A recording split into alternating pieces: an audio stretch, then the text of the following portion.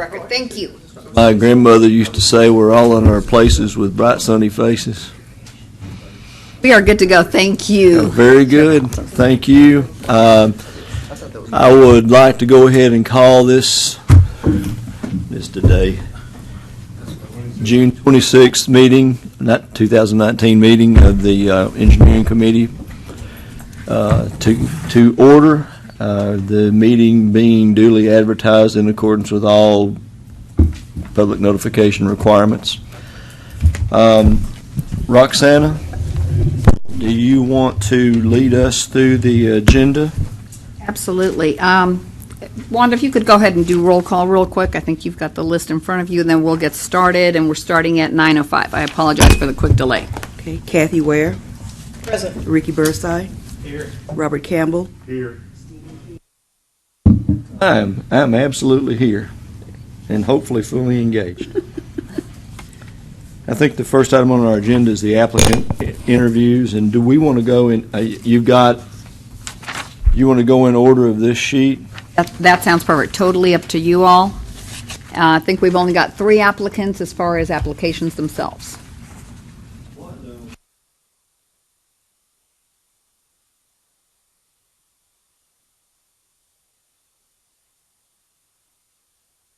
Notice that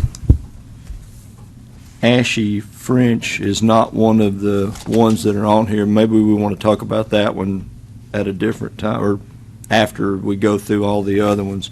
Since the first one on the list is Mr.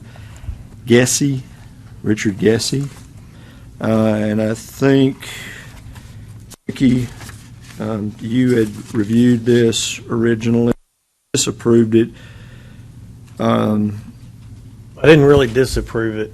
I think. With comment. Yeah, I think I said that I had no qualms about this person's qualifications and experience. I just didn't know the legally if we could approve the application, since our law just says an NCES exam. If we could approve it, I'm fine. I would approve. If legally it's not acceptable, then I don't approve. I think there are maybe 2 issues here. One is, the NCEES exam was not offered at this university until 2 years after he took the exam. Or I'm sorry, not offered in this state. But and I saw Ashley's comments that statutorily we didn't have the ability to approve it. However, Wanda, also saw your comments where we may have actually done that may have actually approved it in the past. So there is a precedent for that. Yes, there is. Okay. Given that there is a precedent for that, was the precedent similar to this situation? Yes, before all states had the NCS exam, we did approve those applications because that's the only exam that was offered at that time. You did graduate from an accredited university, as all the other guidelines have been met. If that's the case and there is a precedent for us having approved that in the past, unless legal has a different notion there, I would ask your review. Yeah, I have not reviewed any of the applications for today. Yesterday was my first day back at work, or Monday was, being out 26 days. So I haven't reviewed anything, but what Ashley's memo said, if her memo indicates that she doesn't believe that the board has statutory authority to approve, I'd have to stand by her memo. Okay, but we have done that in the past. Right, and I don't think the past practices really makes a whole lot of difference in what we legally think we can do now. Does the board have the obligation to follow the council's recommendation, or can the board have the latitude to rely back on previous history where that precedent has been set? Is it more than one time, Wanda? Yes. Okay. We give legal recommendations. It's up to the board to determine whether or not you would like to accept those recommendations or not. I can't advise you as to whether or not you should or should not take my recommendation, or if you're obligated to. I would suggest that you would, but it's up to the board. And perfectly well understood that at the time he would have taken his exam, would our law probably have just said, I know we changed it, we've changed it a couple times for different durations and 4 years. I mean, we've put some different qualifiers in there, and I just wonder if it, because you're right, we didn't have a state exam. I mean, we had a state exam at one point. I mean, it was our exam that we wrote that people took. And so we've approved a bunch of people because we had the state law was a little different at the time. And I understand what it is now, but. He does have an NCAAS record. Yeah. And I reckon this is something we probably ought to look at from how we write the statute maybe.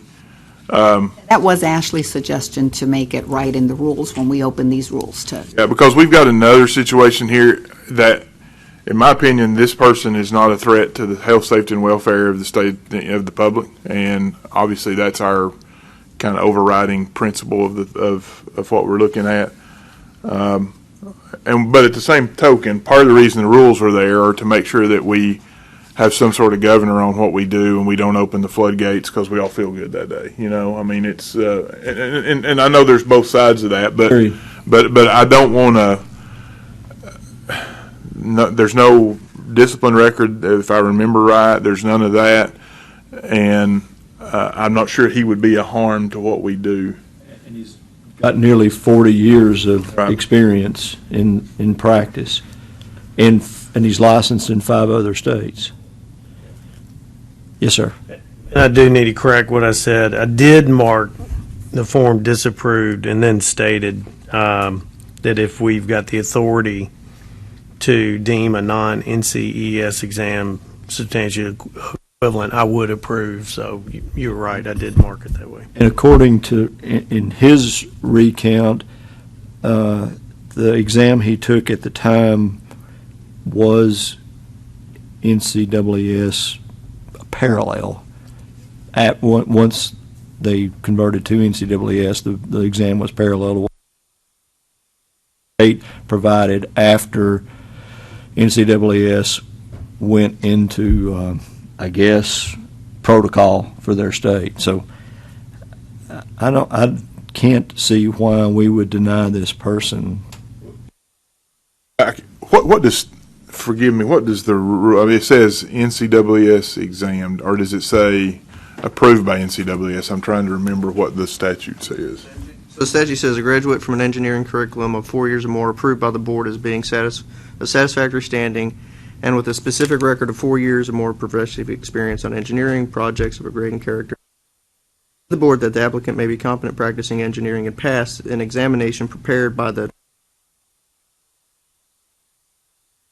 fundamentals of engineering shall be admitted to an examination prepared by the National Council of Examiners. I wonder if we could ask NCAAS, would this be substantially equivalent to an exam that they prepared? Because Illinois is screwed up because it's got a structural engineering exam that a lot of people took to become structural engineers that we have used as that exam to qualify people in the state of Tennessee. And they're just one of those outliers that are out there. I just wonder if NCAAS will say, we deem this all equivalent to what we would have had as an exam, and I know that doesn't 100% meet prepared by NCAAS the way the statute reads, but I think that certainly gives us some credibility. And There's in one of his verification of licensure examination, in the notes, it says, beginning April 1984, the state of Illinois administered the NCAAS Fundamentals of Engineering and Principles and Practice of Engineering Examinations. Prior engineering examinations were state constructed, which were substantially equivalent to the NCAAS engineering examinations. Where is that, Alan? I don't know exactly what page it's on. Something from NCES, though. It's from NCAAS. So NCAAS has also acknowledged that prior to Maryland passing the statute requiring NCAAS exams, the exam that they were given was substantially equivalent.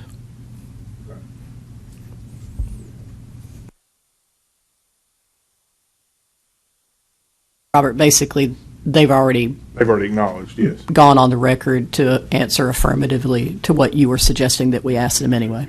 Okay. Tony, hang on a second, Ricky, just one second. Given that NCAAS has acknowledged that the previous exam was substantially equivalent to the NCAAS exam, would that modify counsel's opinion? Well, I think my opinion would go back that the statute specifically says it has to pass an examination prepared by the NCAAS. It has to be prepared by the NCAAS. I don't, that's the language in the statute. It doesn't say prepared by or recognized by. I think that would be specific to it, but it is prepared by. Ricky, I'm sorry. I think it's just good to note that this applicant's also licensed in Illinois, Texas, Colorado, Alabama, and Louisiana. And I think that it's not necessarily directly pertinent to our question, but I think as far as the big picture, like Robert said, just protecting health, safety, welfare of the public, this person is qualified in several states. I wholly agree. Any other thoughts or comments, Kathy? Yeah, I guess my concern is us going against advice of counsel on this. I mean, you know, we in the past we've always striven to get to the point where applicants are, you know, what can we do to get these applicants approved? And I think that's the gist of our conversation right now. How can we overcome any obstacles to this applicant getting approved in the absence of negative information? We have no negative information, so given the fact that he's done this and done that, he or she, we always want to try to get them across the finish line, and now we have counsel telling us that we are, you know, violating their recommendation. I'm concerned about that. I'm not certain that it's a violation of their recommendation. I think they're interpreting the statute very, very literally, that it has to be prepared by NCAAS. Well, in that state, during that period of time, they didn't have access to that, but even NCAAS has recognized that it was substantially equivalent. So I don't disagree with anything you're saying. Totally agree.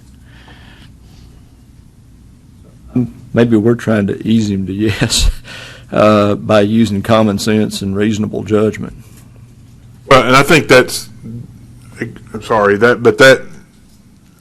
I'll make a motion here in just a second, and I'm not trying to, I think we need to take the statute a little bit on that, because I certainly appreciate what legal's saying, and that's why we've got them in here, to make sure that we're not going down a rabbit hole that's too far. But in absence, when the gentleman took the test, there was no NCAAS. There was no NCAAS, right. He's got an exemplary record.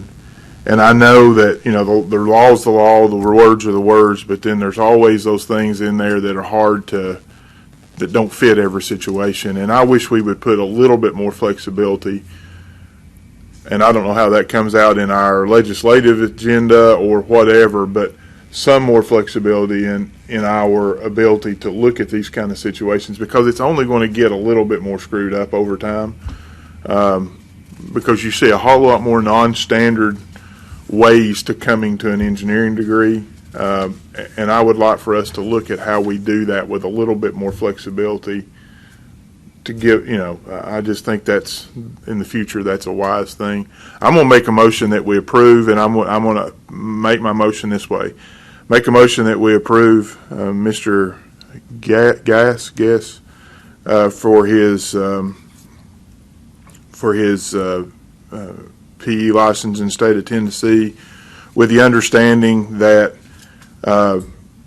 he doesn't meet, and I want all this in there too, I think, that he does not meet our rule, or law, excuse me, specifically, but that we believe, based on his past record and licensure in other states and the unique situation of the NCAAS test at the time that he doesn't present a danger to the citizens of the state of Tennessee in regard to health, safety, and welfare.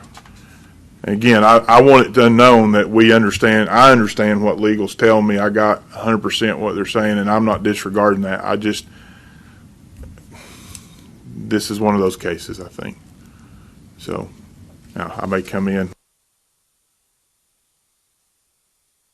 We have a motion. Do I hear a second?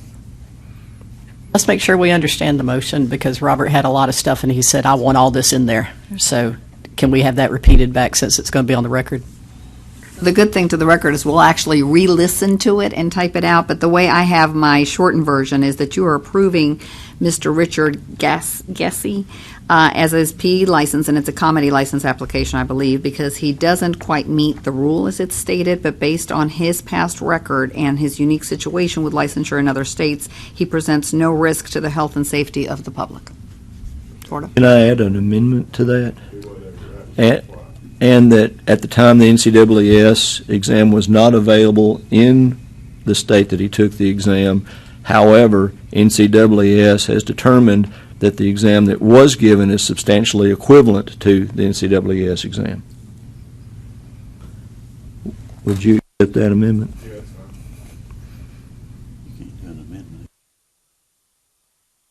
that's fine. I didn't vote on it. I just made it.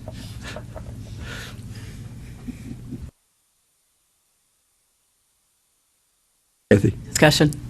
Well, do we have a second yet? Did we? Would you have a second? I will second. Okay, good. Now, discussion.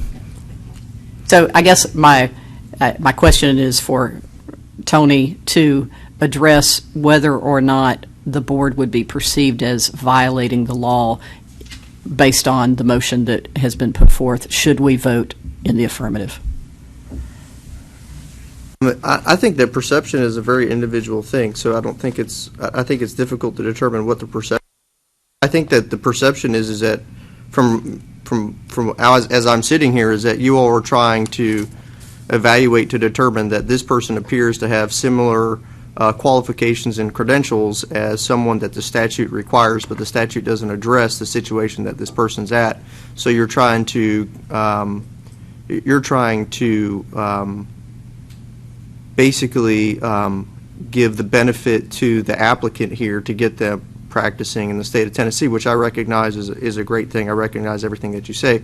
However, my legal opinion is based on, as I read the law, I generally take a conservative literal approach to the law where there is room for interpretation to assist the board in getting to a position where you want to be. I strive to do that. However, this statute states that is prepared by, and it doesn't place any. I've even been looking through the rules. It doesn't place anything on some language for an equivalency.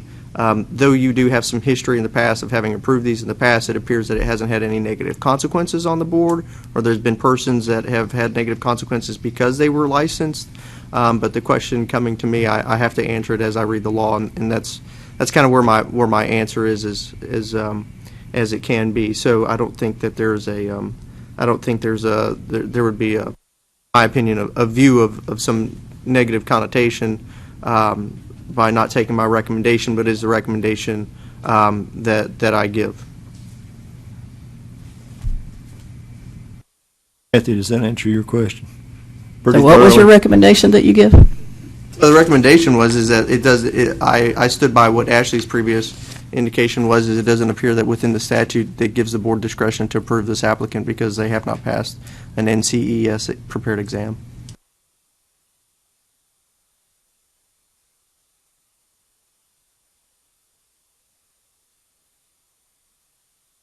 I remember in some other situations where if you read our law relating to initial registration versus comedy registration, sometimes there's some differences, and I can't put my finger quickly on that section, so I wondered if we should consider, or have you already done that, Ricky? I'm looking at Okay, it. which section is it? Look at 62-2-304 comedy.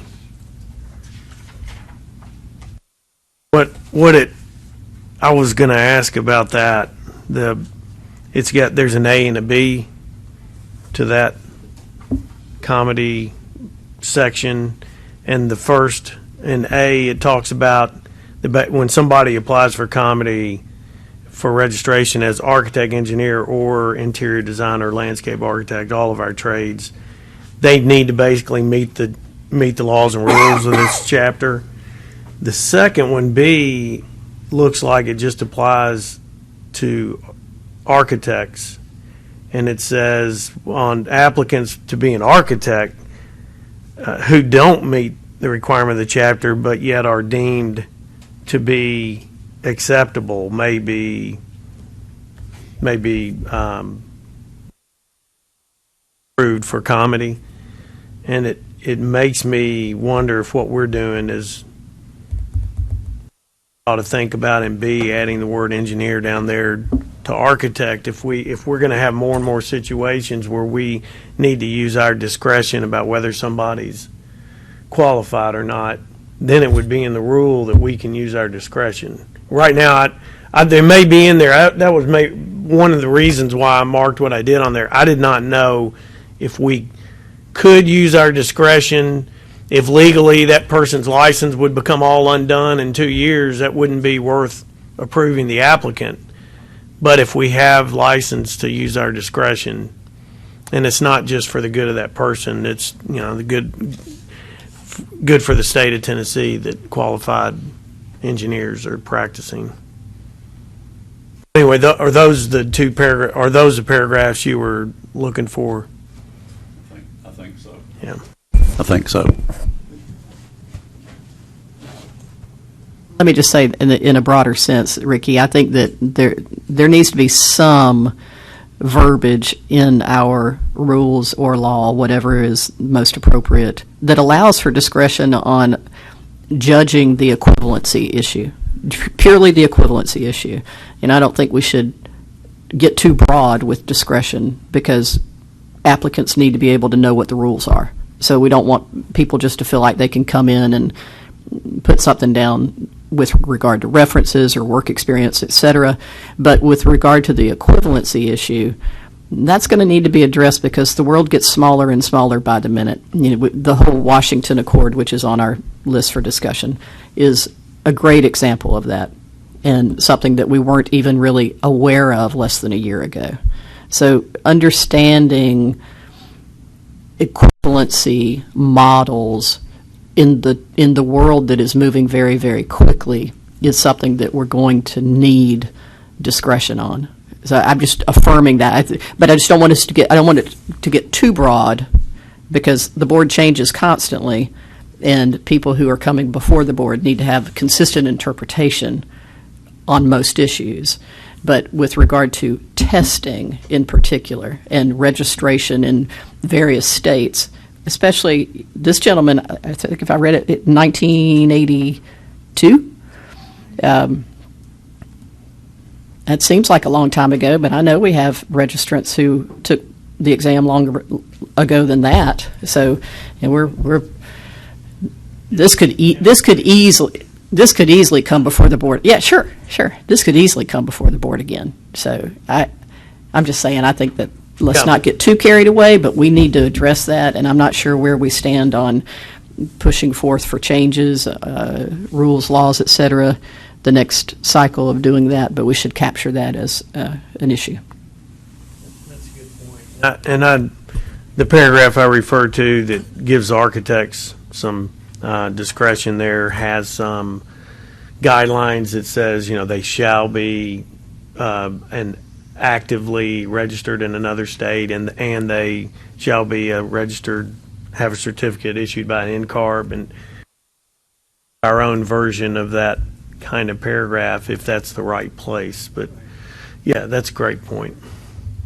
I think that'd be great. I just want to avoid any appearance to anyone who might not know the workings and discussions of the board on all these issues to think that we're in any way, shape, or form that we're being arbitrary on these things, that we're trying to skirt rules where it's convenient and expedient and hold people to toe the line when it's not. That is not the case, and I want to make sure that we are not perceived in that light. Right, because the other the other side of that is when we use the laws and rules to deny people's application, then it's going to be in question, well, why did you do that? Why did you choose to made enforce it- on this and not on that? Right. That's exactly So right. it's, yeah.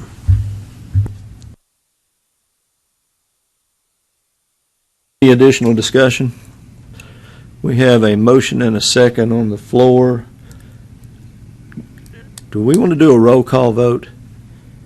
Let's do that because I anticipate we may need that. So, Wanda, would you please ask for a roll call vote? Kathy Ware, No.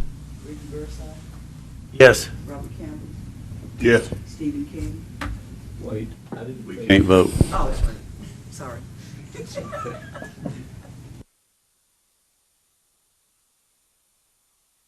Majority is yes.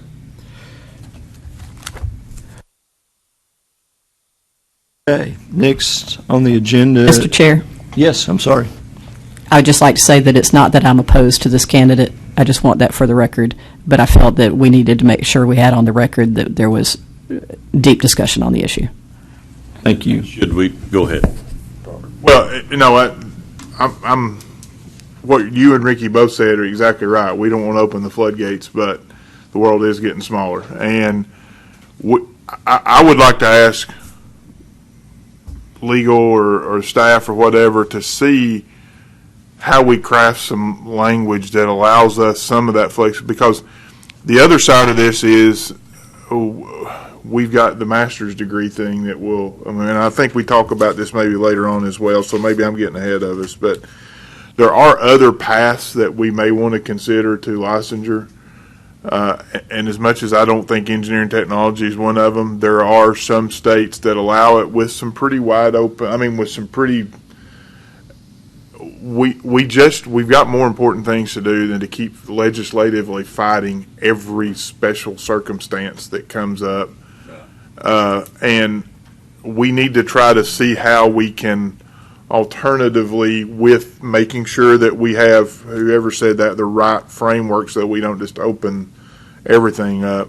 We need to look at that pretty severely. And again, we may be getting that in the master's thing a little bit more, so I may be ahead, but I just want to emphasize that again. The world is getting smaller, and we're getting a bunch more options, and some are really good. I mean, some I can't look at and go, I can't think of any reason why I should deny this person, you know? And then some are not so good. Right, and that's why the discretion issue is something that we need, but not too liberally. And maybe there is something that we need to ask to be done on more of a legislative emergency basis in the very, very near term to establish, so that we sat here, committee meeting last time was way long, and we didn't get to all the issues. And it was because we had 9 candidates.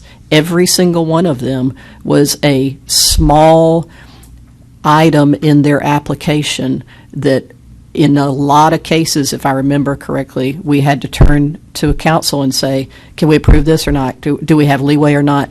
And like I said, we're wasting a lot of time and money on things that we think from our professional judgment and sitting on the board trying to do what's best for the citizenry should be a slam dunk.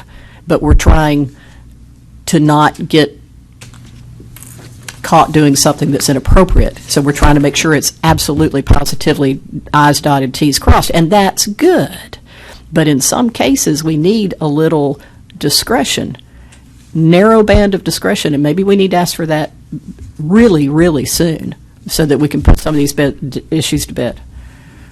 If I could, as some feedback to the board, what I have flagged on my calendar is hopefully by the October meeting, which is our 3-day meeting, actually having, if the board agrees, maybe a rulemaking committee as part of our agenda and to-do. And by then, we will have our official attorney on the program that's had a chance to sink into it. We will have had the annual meeting with some more suggestions and actually sit down in October and make some real headway on the rules.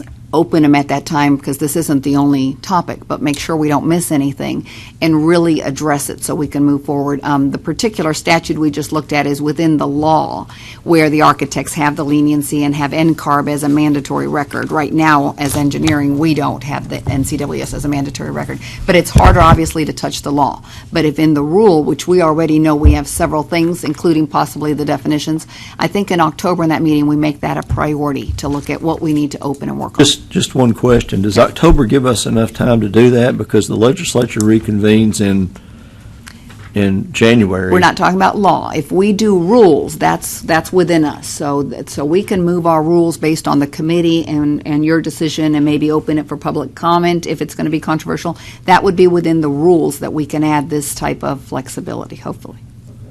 And anything else we're working on.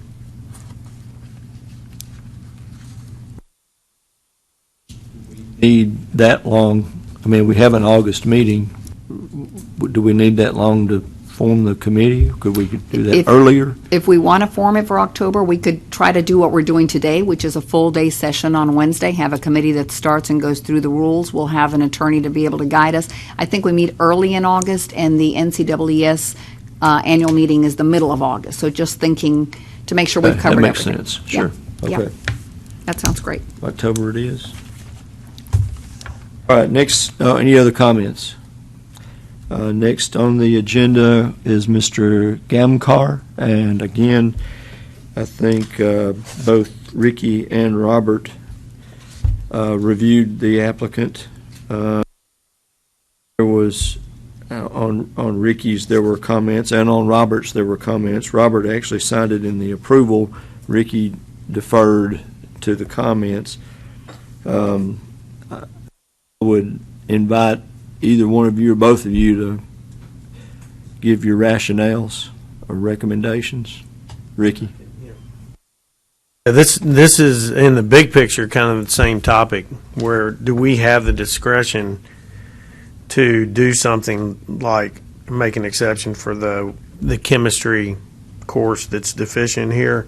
And because this is an applicant with really good experience and all the other qualifications, and do we deny somebody for one chemistry course that we all know we don't remember a whole lot of chemistry, or at least I don't.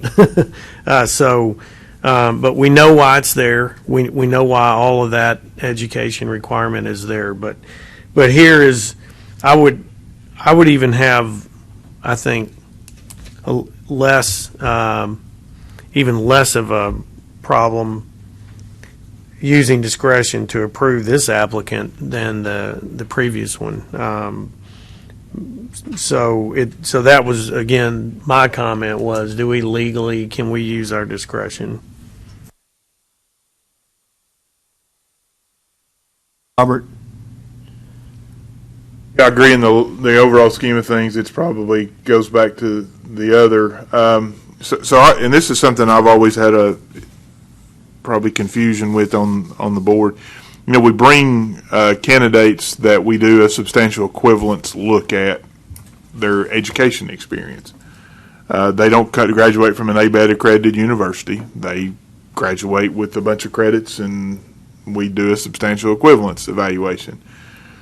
And in that substantial equivalence evaluation, there is a look at, did you meet this, and this? There's the two standards, and I'll mess up the words. One is, did you get enough credits in this area, or in general, did you get enough credits? And that's the wrong terms. But to me, this person, based on their experience, has had enough exposure to chemistry. They were they did electrical design for water treatment plants and different things, and you're going to get some chemistry just based on the alkalinity of the water or whatever the heck it is. And this person's an electrical engineer, and that's really what I put it down to is, how much chemistry does a person that's been practicing electrical engineering for 30 years need? And my guess is zero, or fairly close to zero. And so I deemed it to be Robert substantial equivalence, I suppose, because I just saw that he had a lot of other engineering classes, and surely in 30 years of experience, I think it was nearly 30, was going to pick up enough basic chemistry, that would have been all what are you going to learn in school in one chemistry class that he's not already learned in 30 years? That's my. Kathy? So I guess I have a question. I didn't review this, right? So my question is, the degree equivalency that we're looking for is as compared to an ABET accredited engineering degree. However, this gentleman has so much experience that should he have had only attained an engineering technology degree and passed the FE, he would be automatically approved? No? What's that rule? There is a rule about the engineering technology. Has a degree he's got a master's in electrical engineering in 2009, right? Yes. He's got a bachelor's From 97. in electrical and computer engineering in 97. But has the rule sunset, the one that recently, that if you have a certain amount of experience in an engineering technology degree?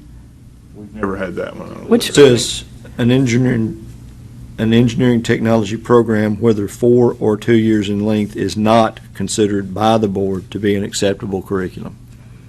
I think in the past for applicants, we've had no latitude. Masters only? The We've master's had- one? Yeah, we've had no latitude to approve technology degrees. So if they had the I think master's. we send them to Dr. Smith, don't we? To evaluate, because some are closer than others, so they can supplement their education with some courses potentially. Right, and that has happened. But if they have a master's, what do they have to have? 20 years experience. So this guy that's correct. could qualify under master's plus, no? He'd be 10 years short. Okay. I'm sorry, I don't have that. 2009 was his master's degree. After his master's. 20 years. They have to have 20 after their master's.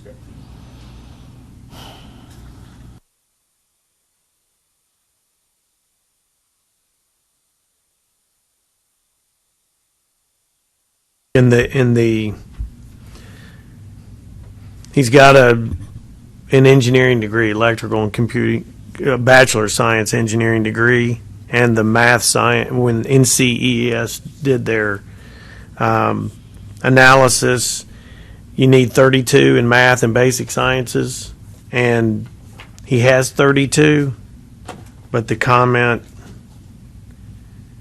is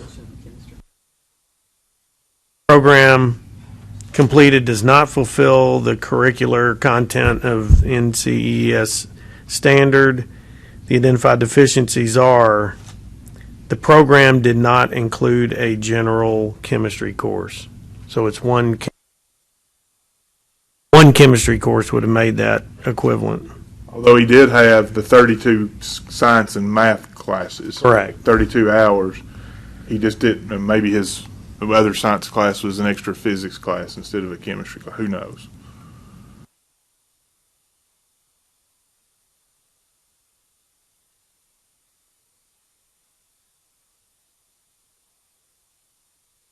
Other comments? Is there a motion? Kathy? One question, so does this fall into the same category as the previous candidate of we don't technically have the ability to waive this, but we would like to? Is this candidate in the same category? Oni? So the rule that I'm looking at for non-accredited engineering programs, when they're not ABET accredited, it allows you to make a determination as what is substantially equivalent. Substantially equivalent does not mean exact. It provides the board with the discretion to say that there is something lacking, but overall it's substantially equivalent. It does not have to be the same. I don't have. Why did we ask that a minute ago? That's a good. I don't have a line as to where does that line cross or whatnot. That's generally for the board to decide, for you all to determine what is substantially equivalent. So I have no concerns as to your motion or where you're going. So That's good. And it looks like for the courses I took, the courses that this person took instead is electromagnetism, thermophysics, and field and waves. Well, I took chemistry. So I'm with you, brother. Okay, so do we have a motion? Motion to approve. We have a motion to approve. Is there a second? I'll second. All right, any discussion? No discussion. Let's do a roll call vote again, please, Wanda. Okay, Kathy Ware, Yes. Ricky Bursai, Yes. Robert Campbell. Yes. Motion passed.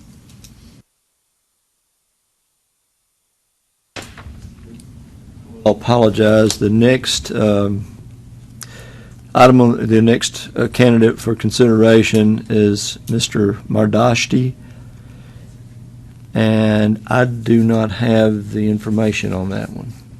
Who reviewed On that? your iPad? Oh, I don't know who.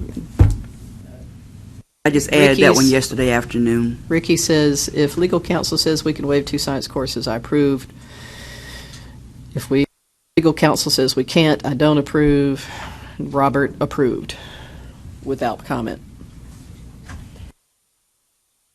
I would assume this is a similar situation than the previous one. I think Robert did comment, Kathy. It's typed in at the bottom, based on his experience of Oh, I'm chemistry. sorry, I can't read that tiny. Hey, look, blow that up. It says, based on his experience, a chemistry or biology class will not make him a better engineer. His experience with reservoirs and dams should suffice.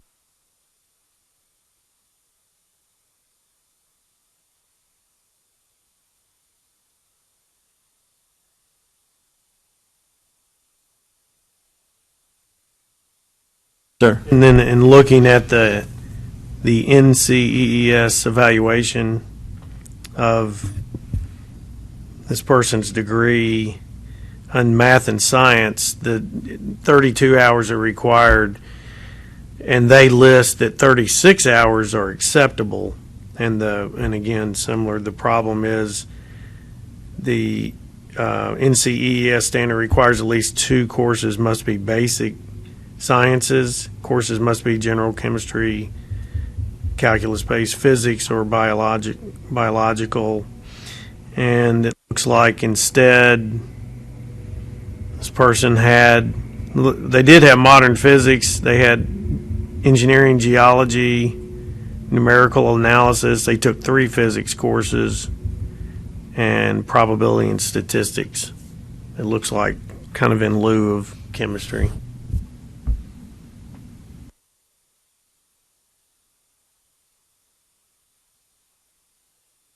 Does have a master's, correct? Yes.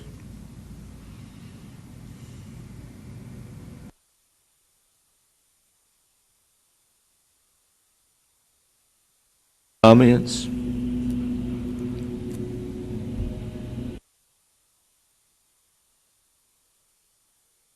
Kathy, I'm sorry. Legal, are we going to, Tony, we're going to make you earn all your money today. I'm sorry. Can you provide legal opinion? No, I think we were in the same situation as the one prior to.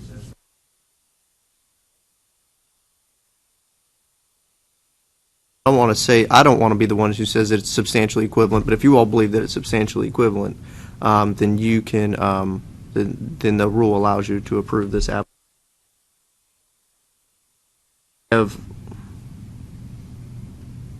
They do have a.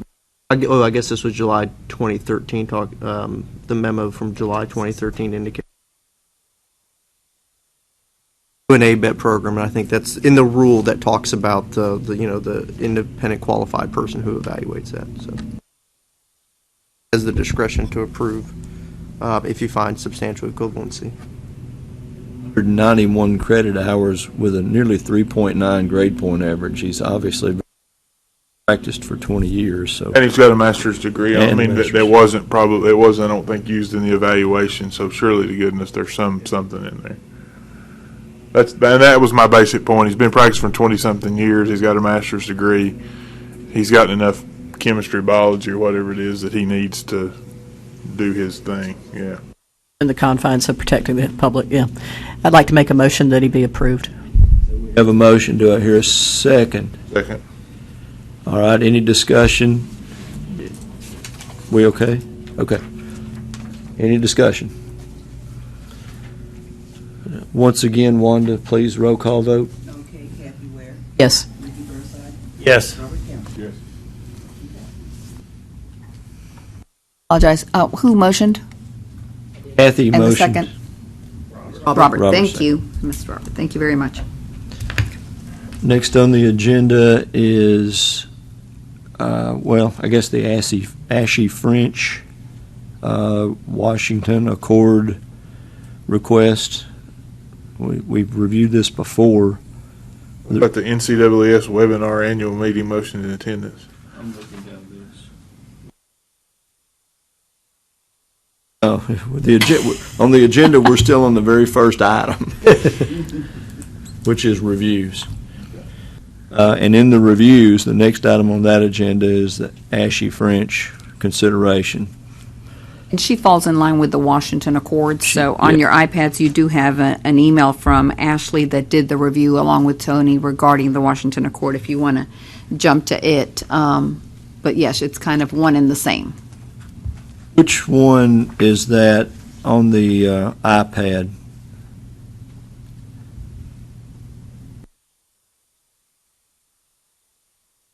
Oh, I see it. Okay.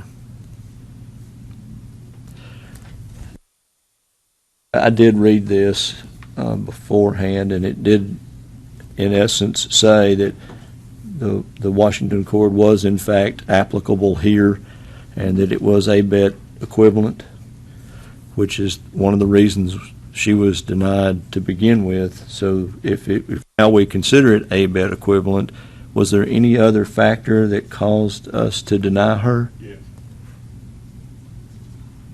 So the other factor is this. ABET accreditation was just one of her issues. And I know before we talked about the gentleman that took a test. But it was a test, the test he could take at the time he could take it in the United States. She took a test in South Africa. She's not taken any test in the United States. NCAAS has not recognized it. A state in the United States has not recognized it. There's been no, in my opinion, she meets the ABET equivalency. The Washington Accord gives that. She meets Education. it for education. For education. Experience, she's got the experience. But the examination part is lacking. And I know it sounds like I'm talking out both sides of my mouth. I'm really not, because, again, it looked like from what NCAAS said in the last one, as well as what the exam the gentleman had in front of him at the time he had, and it was a United States and accepted by NCAAS exam, that she still lacks taking the exam and having to pass it. So that still looks to me to be the block. Oh, I'm sorry. I was just going to say, was that her request for comedy, or was her request to take her, I don't remember the details. Comedy. I can't true. either. That's what I'm I asking. think She it might was have been an comedy, but exam. all along we did Was have it? the concern about the exam. She knew she had not taken those exams. She took one in South Africa and was licensed in South Africa. Okay, yeah. So do you think she was applying to take the exam here? I think she really wanted it all reviewed, because when we looked at it, everything, it didn't fall into the... Oh, I think she hadn't applied it she all wanted yet. to know if she did take the exam and passed, was she going to be allowed? Correct. So she didn't go down that hole. believe that's That's right. exactly the case. Her third It's coming back question to me. was in the latest email, why is the reciprocity not applicable in my case based on the Washington Accord? Which would sort of imply that, I guess, if she did take the exam and pass it, would she be? The Accord is more about the education It's about piece. ABET, yeah. So- It's a three-legged stool, right? So she meets experience, she meets Correct. education. She does not meet examination because she's not taking a test that's remotely recognized by NCAAS either now or has ever been. And so I think she can take the test, and I think one of her questions was, I hope I don't have to take the test. I think it was one of her comments when she was here, but I don't see any way around that one. So, I'm sorry, go ahead, Ricky. I was going to say, is this committee would this committee then recommend that, or back to her, that if she takes and passes the NCAAS exam, that her request for comedy application would be accepted or approved? Kathy? So one of the questions that I have, and I think I know the answer, but let's get all this on the record for future reference, is the Washington Accord recognizes as the NCAAS, I don't even see her name now, Daniela, I'm sorry, Daniela with ABET says that ABET determines whether a system is substantially equivalent to ABET, and then ABET recognizes programs that fall within that system to be substantially equivalent. So my first question was, did the institution that she attended, do we have some affirmation that they were part of the system that ABET has found to be substantially equivalent? And if so, then is there a list of all of those institutions that fall within the ABET equivalent system of, you've got that? Okay. So I just want to make sure that she went to one of those, that's been confirmed, and that become, if I think we should have some type of motion so we don't have to keep addressing these things over and over again, and maybe the motion is, if the candidate applying for either registration or comedy attended an institution that is part of the system that ABET recognizes as equivalent under the Washington Accord, we don't have to sit here and debate the education requirement. I kind of like to have that all in there before we vote on her, and then we can say, and I don't think there's a vote, because we don't normally tell people ahead of time that their education's approved, but we can make some type of indication to her in this public environment that it is. Yes, go ahead. I'm sorry. That touches on what I was going to say, is that it's her education is not, ABET did not deem that equivalent, because the evaluation, it was much different. A whole lot less science courses, a whole lot more engineering courses. So it's not ABET equivalent, but what you just read says that's not really the question. The question is, ABET is approving the Washington Accord system, basically, or a program that's been approved by the Washington Accord system to be, and they're encouraging us to consider that equivalent to ABET. So, Ricky, can we now turn to Tony and say, Tony, do we interpret the email from Ashley correctly? Is that what she is telling us? Actually, I'm not sure what you said is completely correct, because according to this document, that the institution that she attended and graduated from was accredited by the Engineering Council of South Africa, which is part of the Washington Accord, and is also accredited by ABET in the United States. Why did she ask us this? Well, I think at the time we did not know that, we didn't know about the Washington Accord, and we did not know that this was ABET accredited. Maybe the university has some ABET accredited programs, but when they evaluated, They've got them listed here, which ones are accredited. when they evaluated her program, it says not equivalent on page, let's see what that is, page 5 of 12 of her file. That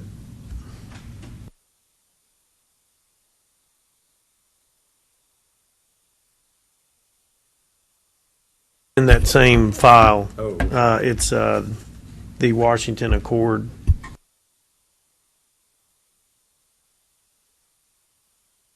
Washington Accord. Yeah, you just keep going Look at past that's that. it. Look back.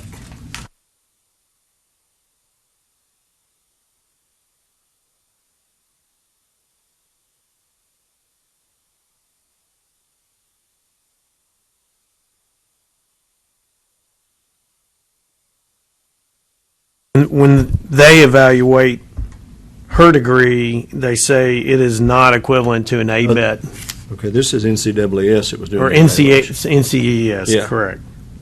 But again, in this particular case, it's not S acknowledges it, it's whether ABET acknowledges it for it to get that accreditation. Okay.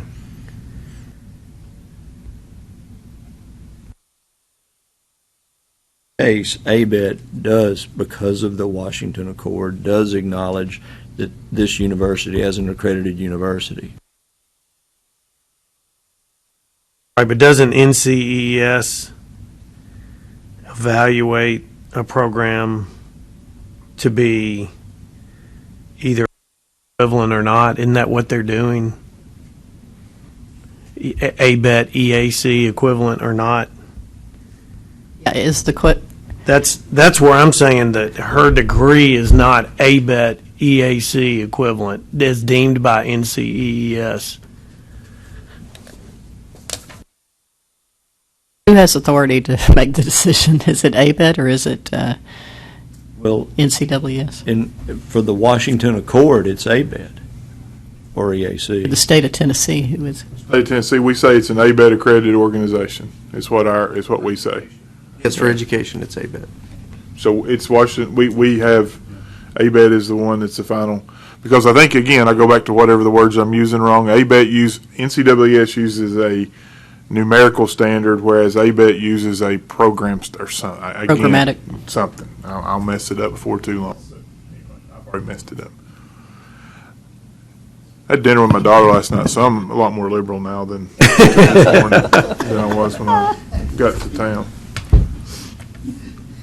But she does, the Engineering Council of South Africa, you said that correctly, Alton, is one, if you go down and look at the list of things that, and Engineering Council of South Africa is almost like our NCAAS. They're a body that pulls everything together, and they are one of the organizations.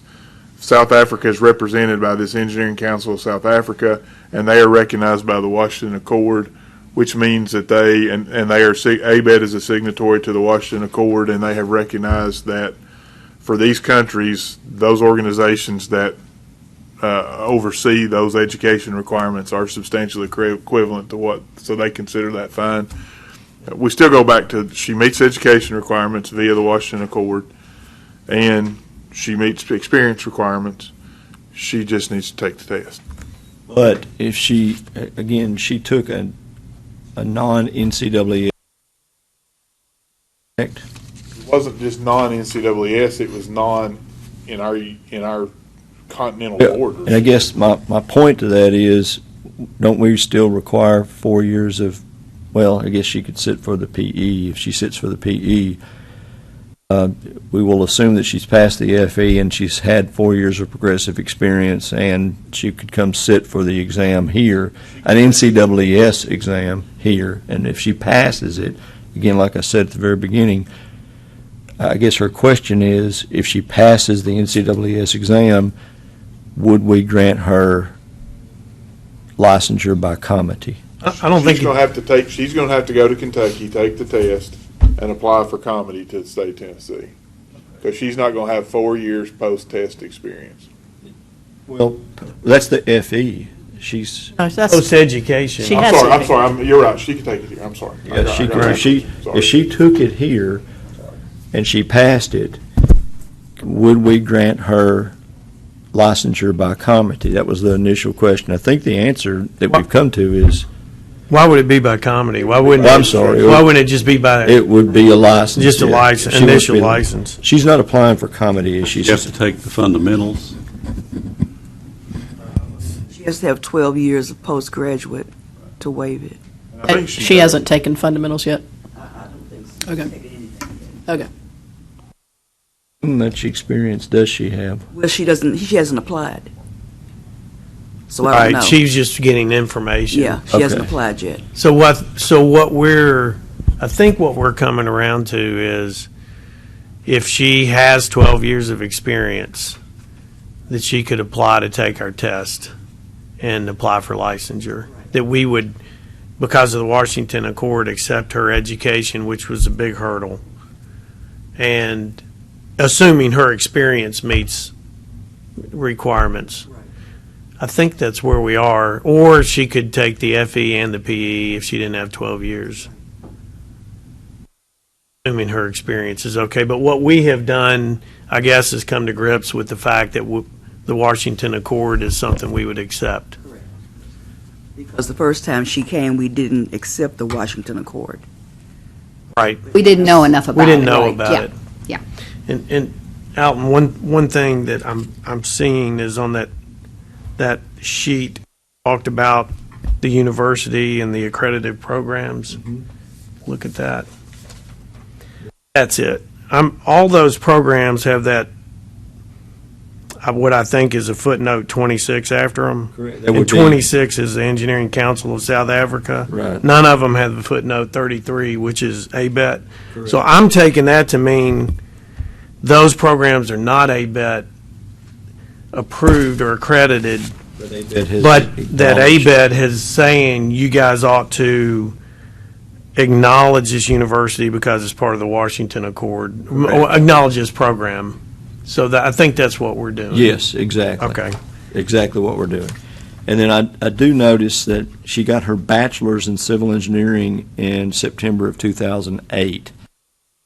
Wouldn't quite have, she's a year and a few months away from having her 12 years. Right, so she'd have to take the FE exam first and pass it. Or wait a year. Or wait a year. Yeah, I would rather wait a year. Okay. So I suppose that I'll try to start this, and I would be glad for any assistance or guidance here. That since her degree was from a university that is acknowledged as part of the Washington Accord, that it would be considered substantially equivalent. And since she not taken and passed the FE, then in accordance with our rules, she'd have to have 12 years of experience to be allowed to sit for the PE. If she sat for and took an exam prepared for and administered by NCAAS and passed, then she could be granted a license in Tennessee.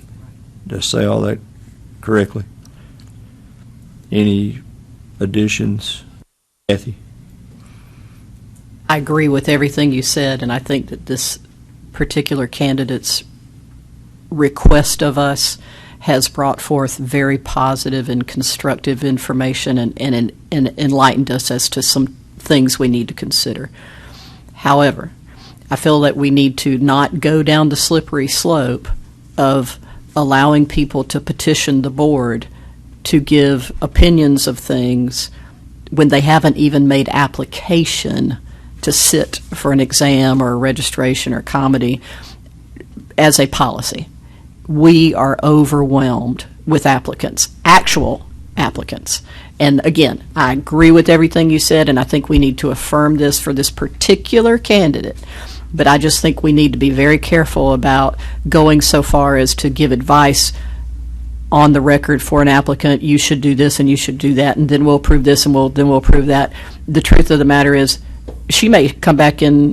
What happens if she comes back in 3 years, makes application, but in the meantime has been unemployed, and then she points to a motion of the board that says, "Well, y'all said if I waited a year."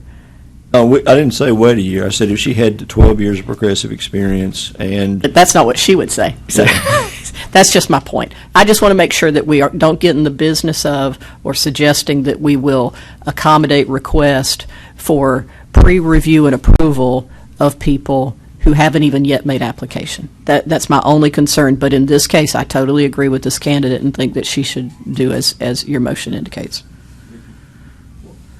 Would it be appropriate to, kind of going back to what Kathy said, if we make a motion and vote on today, whether we actually, I don't think do we need a motion if we're just giving an...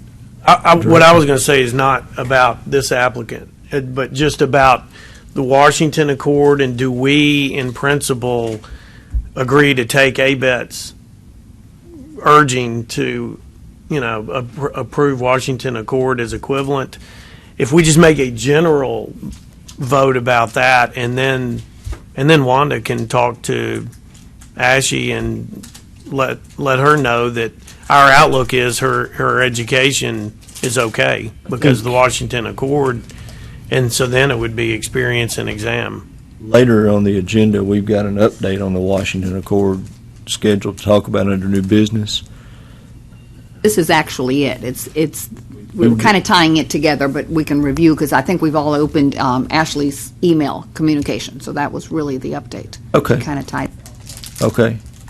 So, again, going back to, you had asked, do we want to do a motion, or have a motion to acknowledge the Washington Accord?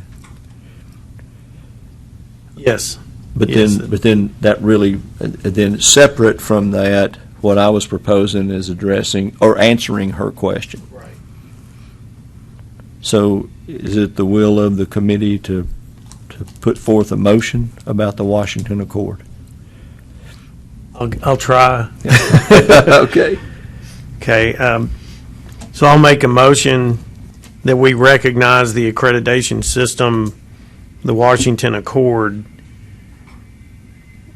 to be substantially equivalent, or when deemed substantially equivalent, or will be deemed substantially equivalent to ABET if programs are certified by the Washington Accord.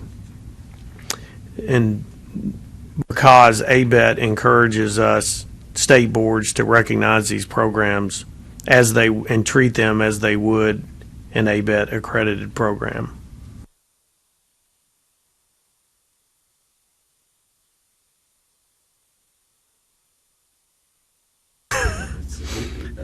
I think Roxanne and Wanda can clean it Clean up. that up. I did think it was important to include that last part about ABET is encouraging state programs. Okay. We have a motion. Is there a second? It sort of one more time, so. Okay. Yeah, can we reread the motion? Okay. Can we get Roxana to? Yeah, with somebody different. I have a motion from Ricky to recognize accreditation system of Washington Accord as an equivalent to ABET because they are encouraging state boards to treat them as they would other ABET programs. Close to. That first they to ABET. ABET is encouraging. I want to make sure that we. Oh, yeah. I agree. ABET is encouraging, not the Washington Accord is Yeah, encouraging. I agree. ABET is encouraging.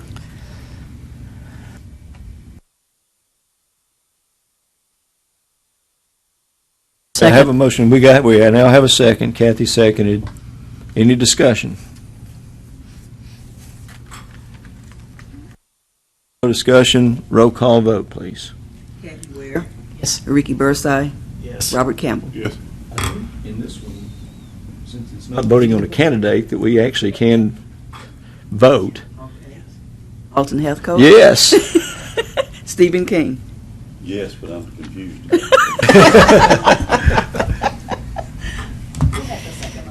Kathy.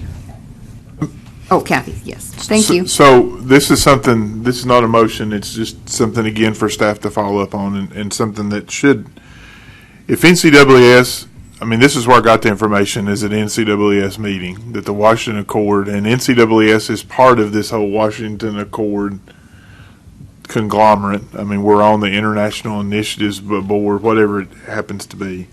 And again, we've got representatives here. Why does NCAAS not have that when they evaluate these? Of course, she's not been evaluated. Maybe that's the thing. But I don't know that I've ever seen it on a foreign degree evaluation where they say this degree meets the Washington Accord and should be considered ABET substantially. You ever seen that? I've never seen that.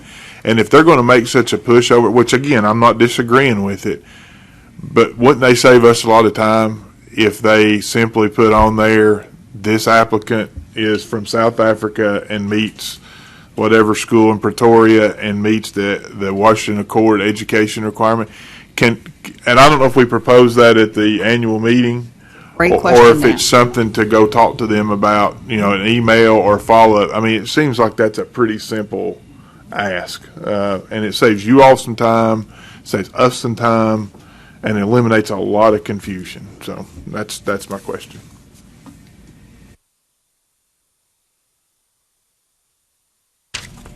The decision, the motion, I think we've got down, and this will stay for moving forward with any of these others. Now, in particular, then dealing with giving Ms. French an answer, we can communicate with her by email or letter and let her know she's welcome, obviously, to watch the video, and that way she can understand the full perspective. And then she's got the education clearly. The experience, we went a little bit back and forth, so I want to make sure in my mind that we're clear. She could be a year short on the experience in order to waive the FE exam and go straight to the practical exam for engineering. And we don't know because she hasn't Correct. made It an hasn't. application. So Completely agree. Assuming that her experience was continuous from the date that she graduated from college. Which we don't know. Which we don't know. Which is why I think it's important to actually watch the conversation. But she could, at her discretion, decide to take the 2 exams, correct? If she wanted to now. Okay, that's where I wanted to. Without taking the FE exam, you can refer her to 62-2-401, Part 2, long-established practice.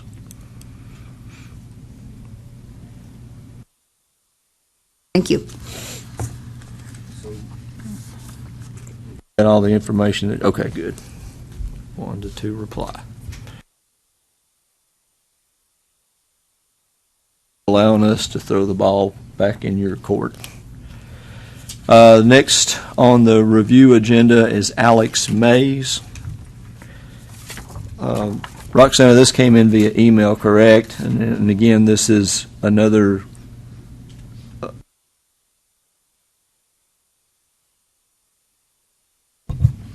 apparently he is short 8 hours. Well,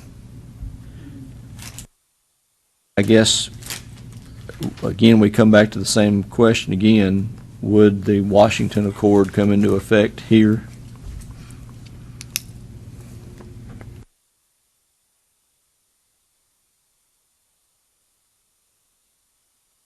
Graduated from the university in the United Kingdom. Walton University. Mr. Chair, may I? Yes, yes, yes. I guess Ma'am. this kind of plays to my previous commentary about I really think it's not in the board's best interest to start answering questions by individual applicants about if I submit this, will it be allowable? I realize we have his information and I realize that we can make some judgment calls, but the previous discussion ended with a motion relative to the Washington Accord. And then staff will suggest to the candidate to review the commentary and discussion of the board via the publicly available information. And I just want to say this plays right into what I was suggesting, which is we just don't have the time and resources to answer every question of every candidate as to will you allow this, will you allow that? Out of curiosity, how many questions do we get like this on a monthly basis? A whole lot, because people normally just go ahead and apply. These 2 candidates weren't really eligible to apply for the exam yet.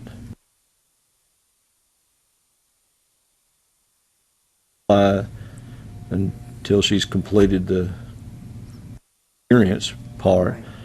And then this individual started work in February of 2016, so he's still some time away, less than a year, but he's some time away from being eligible. So the same situation. They're just asking, I suppose, and the same thing, well, this is a little bit different because did he take and pass the FE? I don't know the answer to that. I believe he needs to take it because he was going through Cindy at the time. And of course, to be certified, he has to meet the education qualification. But I think the motion that we have today and the decision on the Washington Accord definitely clears some of this. As you know, we're seeing more international applicants come here, more unique situations. You all pointed it out. It's just a smaller world, and we're starting to see more of these.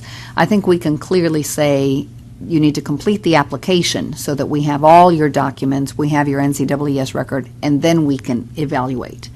Moving forward. Where I think Ms. French fell in a unique situation is the information about the Washington Accord had just come out through Ricky attending a meeting. It was like that perfect storm, and she had moved here with 2 masters and just a lot of education and really hit it at the right point where we needed to evaluate it. But I think based on today's decision and conversations we can point them to, we can get a full application and then make better judgment. If they're still in question, we'll have 1 or 2 engineering members say, we need to discuss this at full meeting, and we address it that way.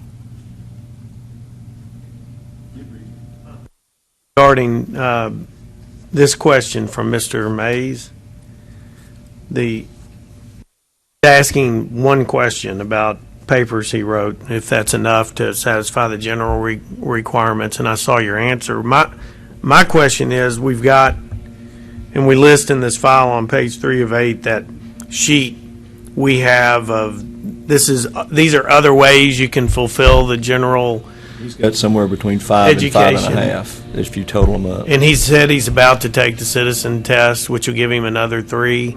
So has he really looked at this list to understand how many, if he'll be able to make up, I think all he'll have to do? Still be a course short, because if we accepted 2 papers, that's just 2 Right. credit hours. Right. Citizenship is just 3.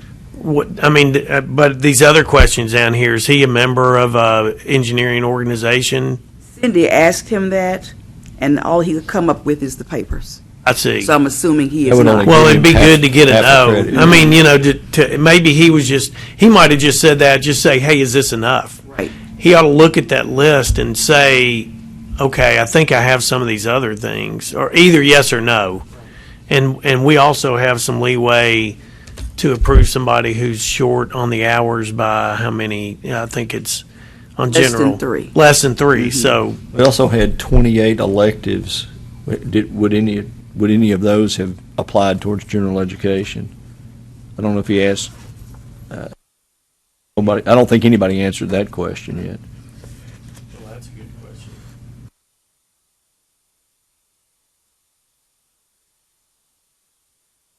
So his specific question was,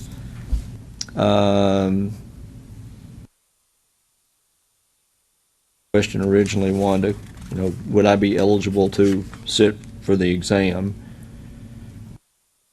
Really wants to know if you would accept his papers. And I like the answer you gave him, that, with our guidelines, you get 2 hours. Let's look at the rest of these guidelines that we use and see if you get there. Okay. I mean, that's just the way it hits me. Me too, and I would also ask him to evaluate if he could determine whether or not any of those 28 elective hours could be credited towards general education.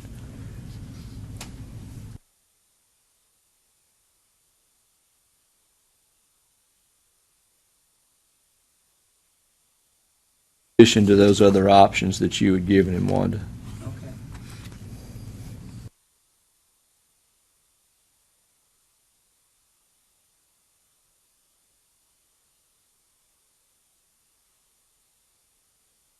Any other comments on Mr. Mays, Dr. Mays, I'm sorry. And again, I think Kathy brought up a good point. I think in absence of, an email's fine to start a discussion about this, that, or the other, but absent something a little bit more concrete, it's hard for us as a board just to say, oh yeah, we'll give you credit for this paper or that paper. I mean, that's unless we see the paper or see the whole range of things to put that together, because part of our charge is to, I think, look at the entirety of the application and determine if they meet requirements or not. And doing it based on emails with titles and stuff can get problematic. Are attached. But he only gets 2 credit hours for that. He gets 3 if he takes half credit if he's a member of a professional society. There's, again, those electives, some of those may count towards general education, but the burden ought to be on him, not us, to make that determination. Any other thoughts or comments? Let's move on. The next thing on the review agenda is Mark Yergis. Another email asking a question for licensure in Tennessee. This is unique. He's got an engineering technology degree from Penn State. He says in his letter or his email, I understand that I'll need an undergrad degree in civil engineering to license in Tennessee. I've started that process. I'll need 12 additional classes to meet the requirements for the CE degree. I've started the summer semester and plan to finish these. His question is, will completing the ABET undergrad in CE make me eligible for C? And the answer is, I think, no, because of 0120-01-.1 Part 2 and 62-2-401A1 graduation before sitting for the exam. Did anybody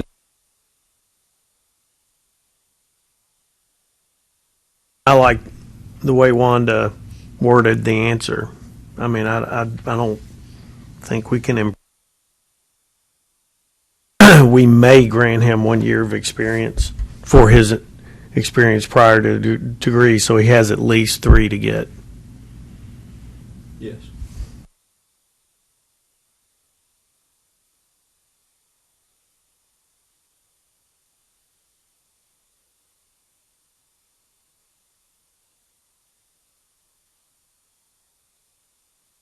Maybe you do this too on these answers to applicants, and this may be another way to put this.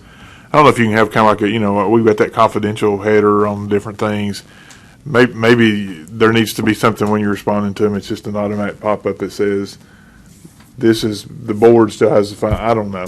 That may be overkill. But again, I don't want to put you in a bad situation where you're trying to be helpful and give somebody here's what our statute says, and they interpret that and come back and say, oh, well, this must be the way the board feels about it. And even if we have, we need to say until we see everything, we can't. You know what I mean? Yeah. I mean, that's, I don't want them to come back and say, well, this is what Wanda told me, this is what Wanda told me, this is what Wanda, because I want you to be able to tell them, here's the section in the law to look for, or here's the place that you need to go to get your answer, or, in general, they are not even in general, but these are the things, just like you said. But then I don't want to come back and say, well, you said you had to have 3 years experience, and there's no because we all fire off emails all the time that we say what we want to say, but somebody interprets some part of it different. I mean, I know that may be something stupid, and I may be overkilling it, but. And our original, our start-off response on emails almost always, correct me if I'm wrong, are citing the statute. I mean, we just have to copy and paste the statute. We can't decide for them. We can't interpret it for them, and legal counsel has very properly so really guided us to, if this isn't helpful, you may want to consult with an attorney to help you evaluate, but here's what you're going to need to do. So we start there. These are the third and fourth follow-up emails where they just want more. So I think we've got a clear path. And we're about to go to another one. Not from an individual, but from a university. We're there on Mr. Mark Yergis, right? Yes, we have a solution to that, or a response to that. Thank you. Part of that particular agenda was the questionnaire from the University of Maryland. Correct. That's number 9 on your iPads. I think we listed it at the bottom one, but it, yes, falls in line with this.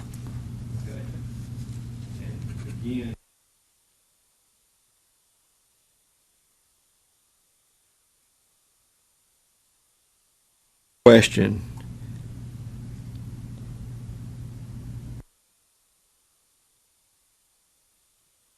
Of this information, the information they provided, please verify whether or not the course requirements provided, this is by the University of Maryland,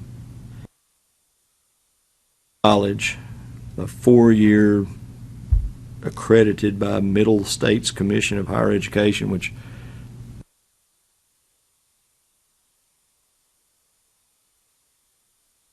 offering an undergraduate degree and a master's degree in the science of environmental management, whether or not that would satisfy our state's educational requirements for an individual to sit for a professional engineer licensing exam.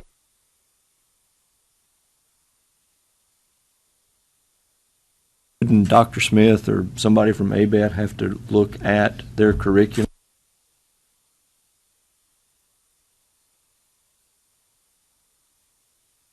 They're wanting just a clear, always approval. I don't think we can do that. Shouldn't we refer them or defer Want them to go through, to yeah. ABET? ABET would be the first choice because that's what our statute directly points to. I was going to say, they've sent us this letter with check boxes to check.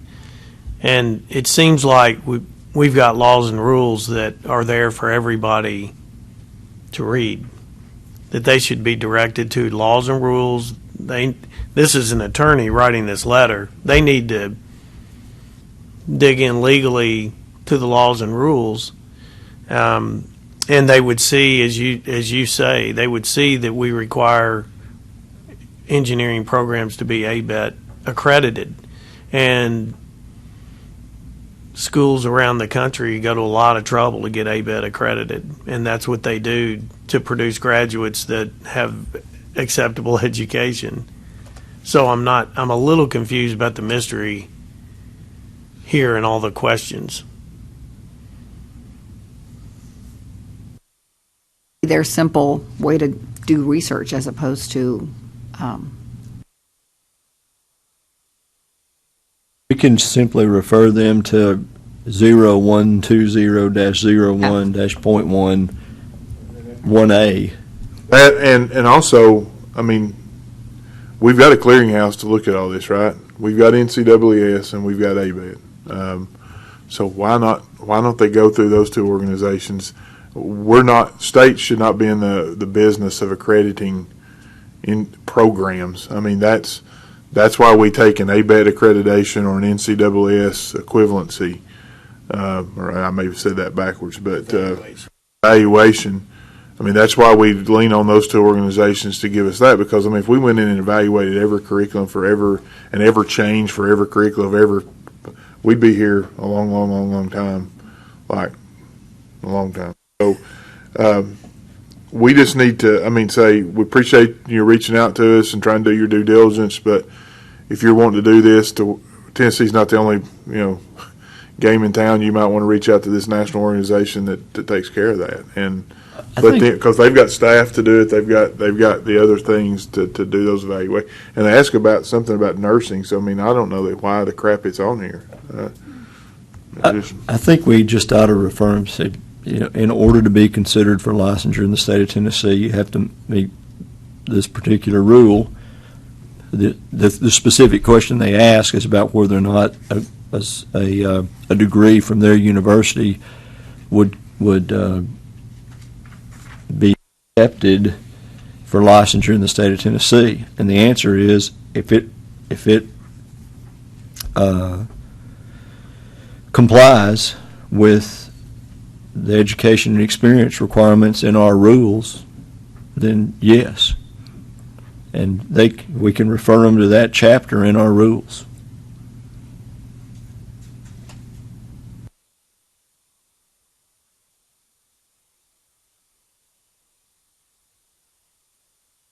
So y'all know, this particular institution is not the same as the University of Maryland. It says that University College. It says University of Maryland University College. Two completely separate systems. Right.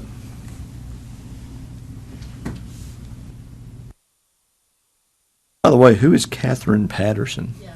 no idea. No idea. That scared me, Roxana. I know. So we've got the follow-up on that. I think that's all of our applicant reviews, correct? Yes. All right. And part of our agenda. All right, shall we continue on? Does anybody need a break? Okay. Under new business, NCAAS webinar, annual meeting motions and attendance.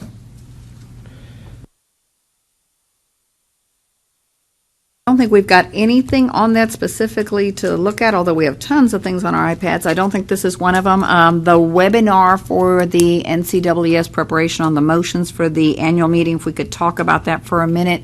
I think several of us attended that. I did. It was very helpful. It's recorded if you wish to see it. They cover all the motions, so I thought that was also a great thing. I did make notes that I will be taking with me to the annual meeting on the motions that I thought were controversial. The engineering technology thing was discussed, a couple of other things that flagged.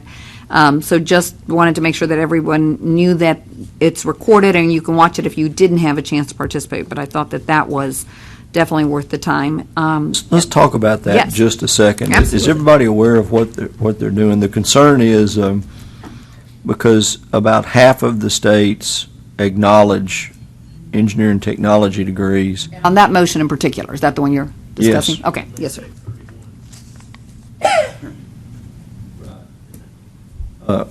Well, 31 states. okay, yeah. And their NCAAS's concern is that this is going to lead to confusion and that state legislators could potentially move to grant exceptions to our laws and rules, which has the effect of eroding the profession and potentially putting the public's health, safety, and welfare at risk. And they're trying to get to some consensus, I suppose, about whether or not we should approve and acknowledge engineering technology as an accredited degree towards the path to licensure. And our rules and laws don't allow it. Although in 31 states in the United States they do. Go ahead, Ricky. And they talked about this quite a bit in Boise. That was one of the things you came away with was, okay, this is a big topic all of a sudden. And as a thought about it, and what they were saying though, is that they're not saying accept every engineering technology degree and just changing the language to say engineering or engineering technology degree. They're saying, like Steve said, there are some engineering technology degree. They're saying if the engineering technology degree is deemed equivalent to, or perhaps there are courses that make up the difference they take after getting an engineering technology degree, that's what they're talking about. I think that's what I interpreted. It's not just carte blanche every engineering technology degree. And that's part of their issue is ETAC, Engineering Technology Accreditation Committee, is substantially lower than ABET or EAC. But again, here's what I wrote down based on what they said. Trying to improve mobility of licensure in order to prove uniformity to legislators and to promote protection to the health, safety, and welfare by not having legislators pass legislation to benefit certain factions that would erode engineering. So if already, and there, again, if there's already 31 states that have done it, I'd like to know what the criteria, what the qualifications for those 31 states are. And they said, one of the things they said is if you pass that and you have in their case, 6 years of progressive experience under the direct supervision of a licensed professional, then you could sit for the exam.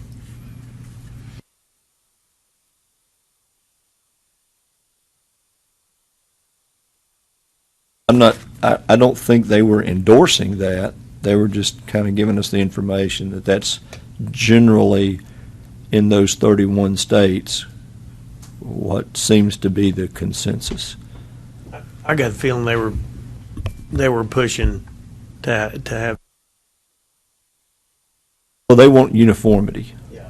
Right, that, exactly. I agree with Ricky. I think there was tepid encouragement of, we don't want to tell you what to do, but it would be better if everybody got on this boat and started swimming in the same direction. And I think that we would be best served if we at least plotted a path to registration for candidates who have received that degree, as opposed to waiting for someone to shove it down our throats. Like legislators. I didn't want to say that. We've had it proposed twice that I remember legislatively in the state of Tennessee. So I think we have to ask ourselves as a board, and I don't know enough about technology degree. I know they are very deficient in several things. What do we see as a way that makes it acceptable?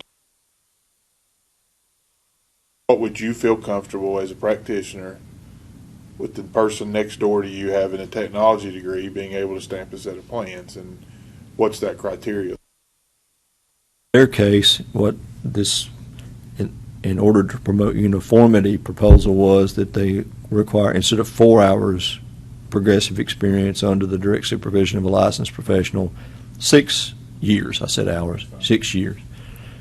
And do you think, I mean, I'm asking you as a professional, as a practitioner, does that make you feel warm and fuzzy? It doesn't me. It doesn't me.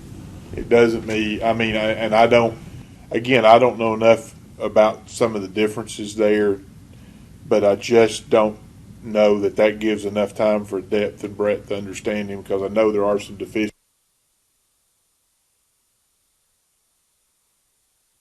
So we need to figure out where our warm and fuzzy is. I could care less about uniformity, because that's not our charter. Our charter is, and I know that's not your intention either, Alton, but our charter is protect the health, safety, and welfare of the state of Tennessee. And is there a place, like you said, that we feel comfortable with somebody stamping a set of plans, that they would have the requisite experience, education, deficient, whatever that is, signatures and blood or whatever, that we feel comfortable with them stamping a set of plans. That's the debate we have to have internally. Because the NCAAS is going to go down the path of least resistance. They, on some level, they would like to have everybody registered so that that hose is as wide as possible with almost no governor on it. And they don't say that, but then they come out with these things that make you believe. I think we need to ask, when we're at these meetings, find out more about, since this was the first meeting I've been to that they really pushed this thing, to find out more about what do you mean a technology degree that's substantially equivalent to an engineering degree, or the coursework. For instance, just as an example, I use taking 3 calculus courses in differential equations as kind of a hallmark of math that an engineering major takes that engineering technology doesn't. Are they making up that difference? Are we talking about a technology degree that requires that? And then, I start to get warm and fuzzy if it's got the same courses. Or are we talking about a traditional technology degree that maybe has, I don't know, 1 calculus course, and they take the rest of the math courses post-degree, or I don't know. I don't know. I think we might need to learn more about what are they talking about when they say an equivalent, and a technology degree that's substantially equivalent. There was when I was in Puerto Rico, there was a gentleman that got up and spoke against technology degrees, and he basically, and his reasoning was calculus-based physics and some of those things that we know, but on its surface, that to the average person, and sometimes including me, calculus-based stuff makes some sense as a delimiter, but it's not necessarily what's the magic bullet about that, or what's the special thing about that in certain fields of engineering. But then he went on to say that they didn't have, there weren't engineering design courses. There was no engineering design application. I may be saying all this wrong, but he had very good 5 or 6 points, and it was my understanding that most of the people didn't agree with having an engineering technology degree. Now you all have come to this other thing, and they say, oh yeah, we're 31 states, which surprises me because at one time it was New York and like 2 or 3 others, so I don't know where all this is all of a sudden blossomed out of. And I would just, if we're going to do it, I could say this kind of on the master's level, the master's degree thing, we need to have some sort of chart that lets us say, okay, you're weak here, but you've got more than enough here, or you're got this. You can get an engineering technology degree and a master's in mathematics. Maybe that makes up the difference. I don't know. I'm just saying there may be some things that we can look at from that standpoint, but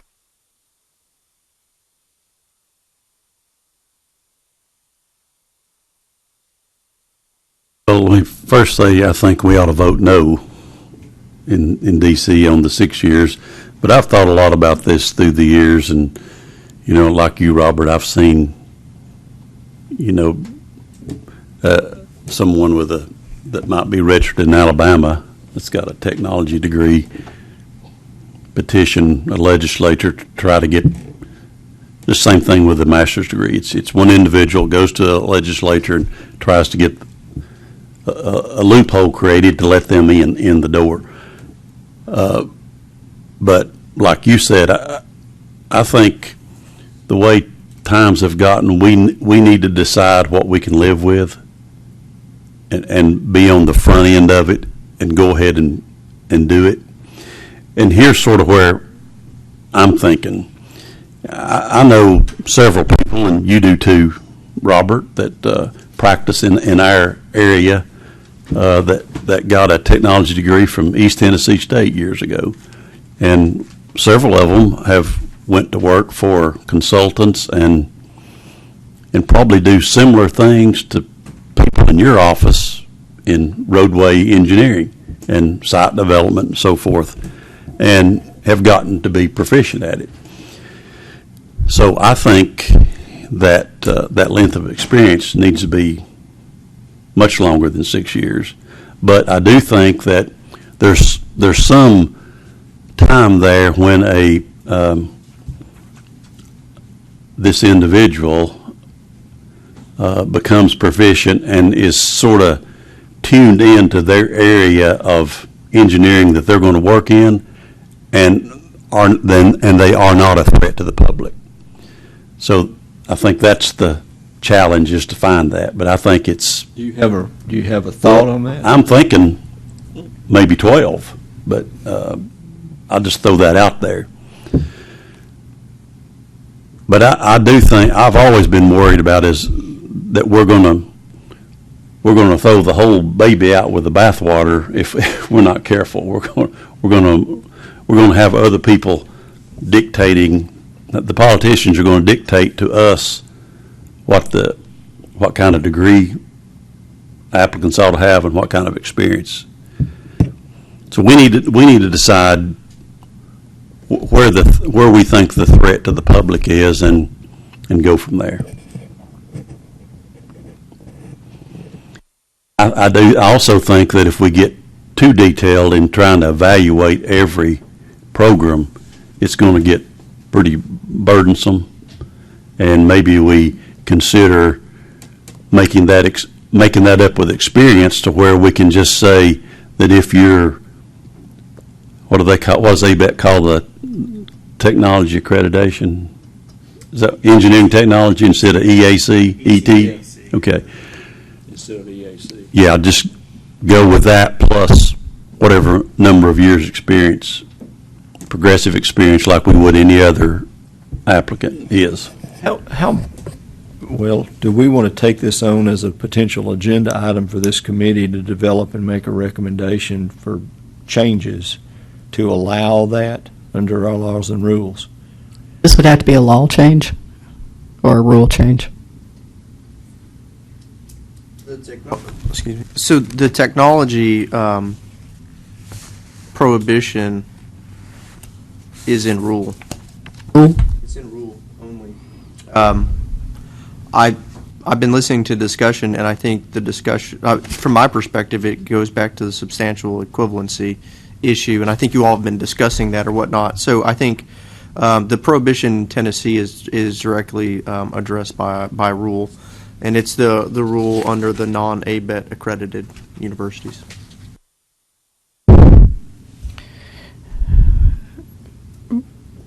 Yeah, Alton. Kathy, I'm sorry. I just wanted to say that I was thinking along the lines of the 12 years too, for a lot of the reasons that you said, but also, and correct me if I'm wrong, so we allow the 12 years if you're ABET accredited education, but you've never passed the FE, right?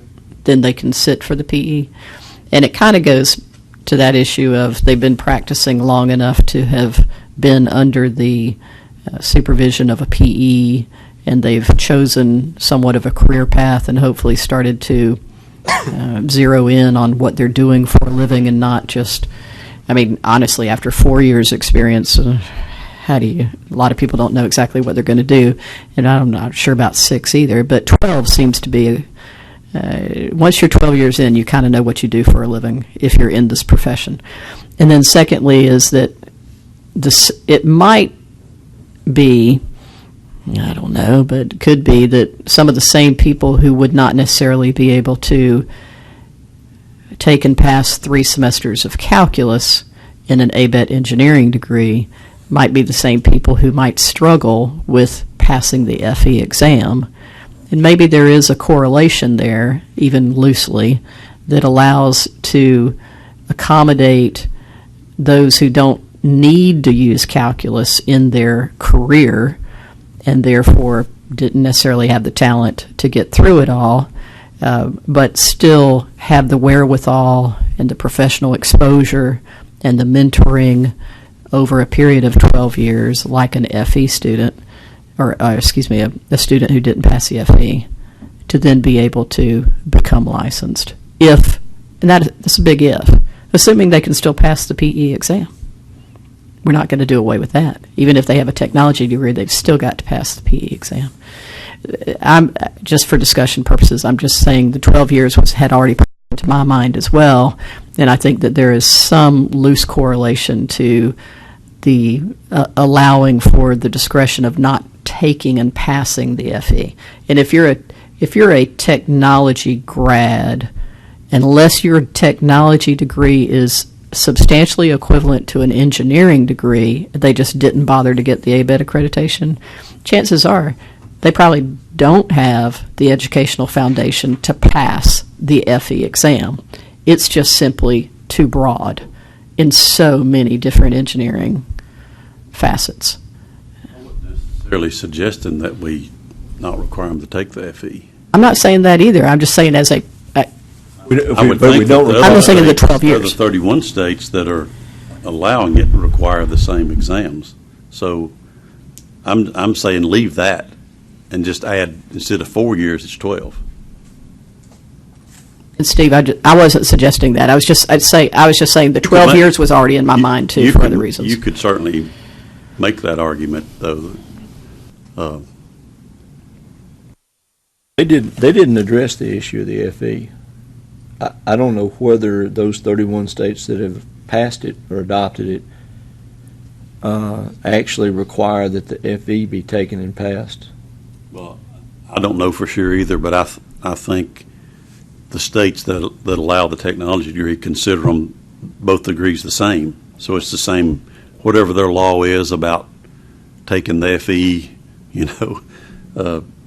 upon when you're allow it, I think it would be the same.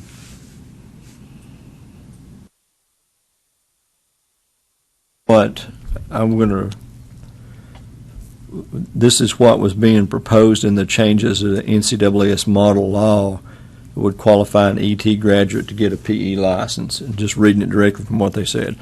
Graduating with a bachelor's degree from an engineering technology program of 4 years or more accredited by the ETAC of ABET and meeting the requirements of the NCAAS engineering education standard which is the education record, would be required to be reviewed and approved by NCAAS. And then 2, additional coursework is acceptable if needed to meet the NCAAS engineering education standard for ETAC ABET degrees. 3, evidence of a specific record of 6 years of progressive experience after a qualifying degree is conferred. So they don't mention the requirement of taking and passing the FE.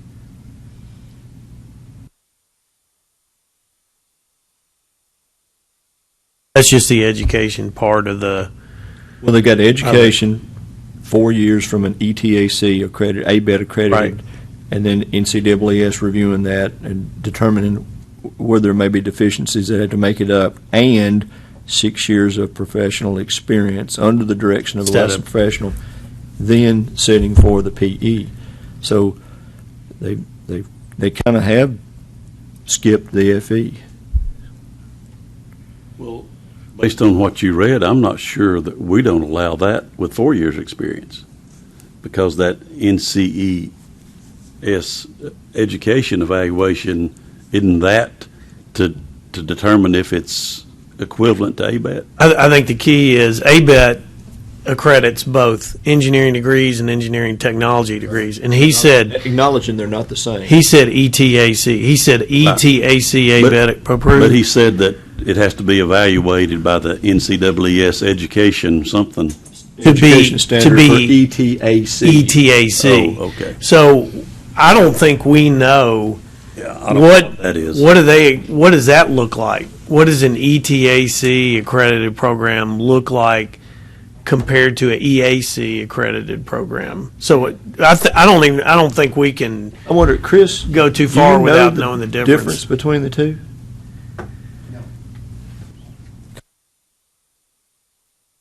Absolutely. Really, So I'm going to make a recommendation on just, I think we're in a data collecting mode here. And one of the things I think that is a fundamental difference between the technology degree and the engineering degree is engineering degrees typically teach you to evaluate systems and look at different alternatives and cost and how one part of your solution impacts the other part of a solution. And in general, the technology degree says go design solution A, and you don't integrate yourself with what happens over here, what happens over here, and that's part of the problem with the technology degree is it tends to be limited to here, where I think an engineering education gets you a little bit. ABET is one of the key linchpins of this, and since they do certify or credit both organizations, I'd love to hear from them in something simple, what they perceive as the differences between an engineering technology education and a. Got some stuff on their website. I was kind of scrolling through that based on what Wanda brought me, and there are some differences, and you know what keeps them from evaluating them. I mean, what's the difference? What doesn't make them the same? Right. What doesn't make them the same? And then also, I think we have groups like American Society of Civil Engineers, which, again, they're referenced in some of the ABET accreditation material as helping develop standards. And I don't know if ASC's got like a national body or something that also looks at these things on criteria basis and says, well, here's what we see as the difference. Because we're doing this kind of in a little bit of a vacuum, and there's people out there that have done more research than we have and already have stuff on record. ABET, ASC, maybe NSPE does, and maybe the goal now is to go collect information from those organizations on what they see as the difference between the two and what may make those things be able to marry up. Because I guarantee you they've looked at it. Guarantee they've looked at it. They're mentioned in some of the publications here. Steve. Other thing that I'm sure you all are more aware of than me is that this is something sort of like decoupling, that there'll have to be a lot of lead work done with the professional organizations, because I bet they don't appreciate the gravity of the political situation like we do. And most practitioners out there are going to say, if you want in, you need to come in the building the same way I did. So we got to be careful with that too.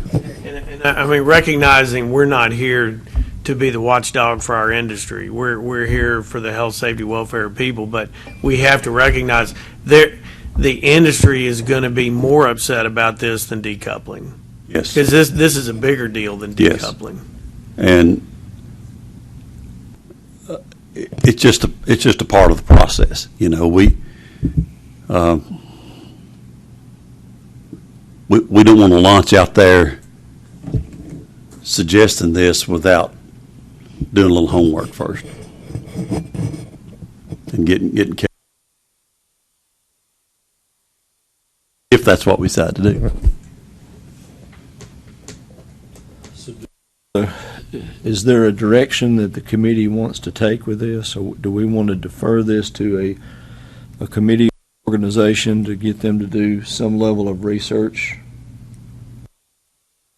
Difference between the two, or what are we doing?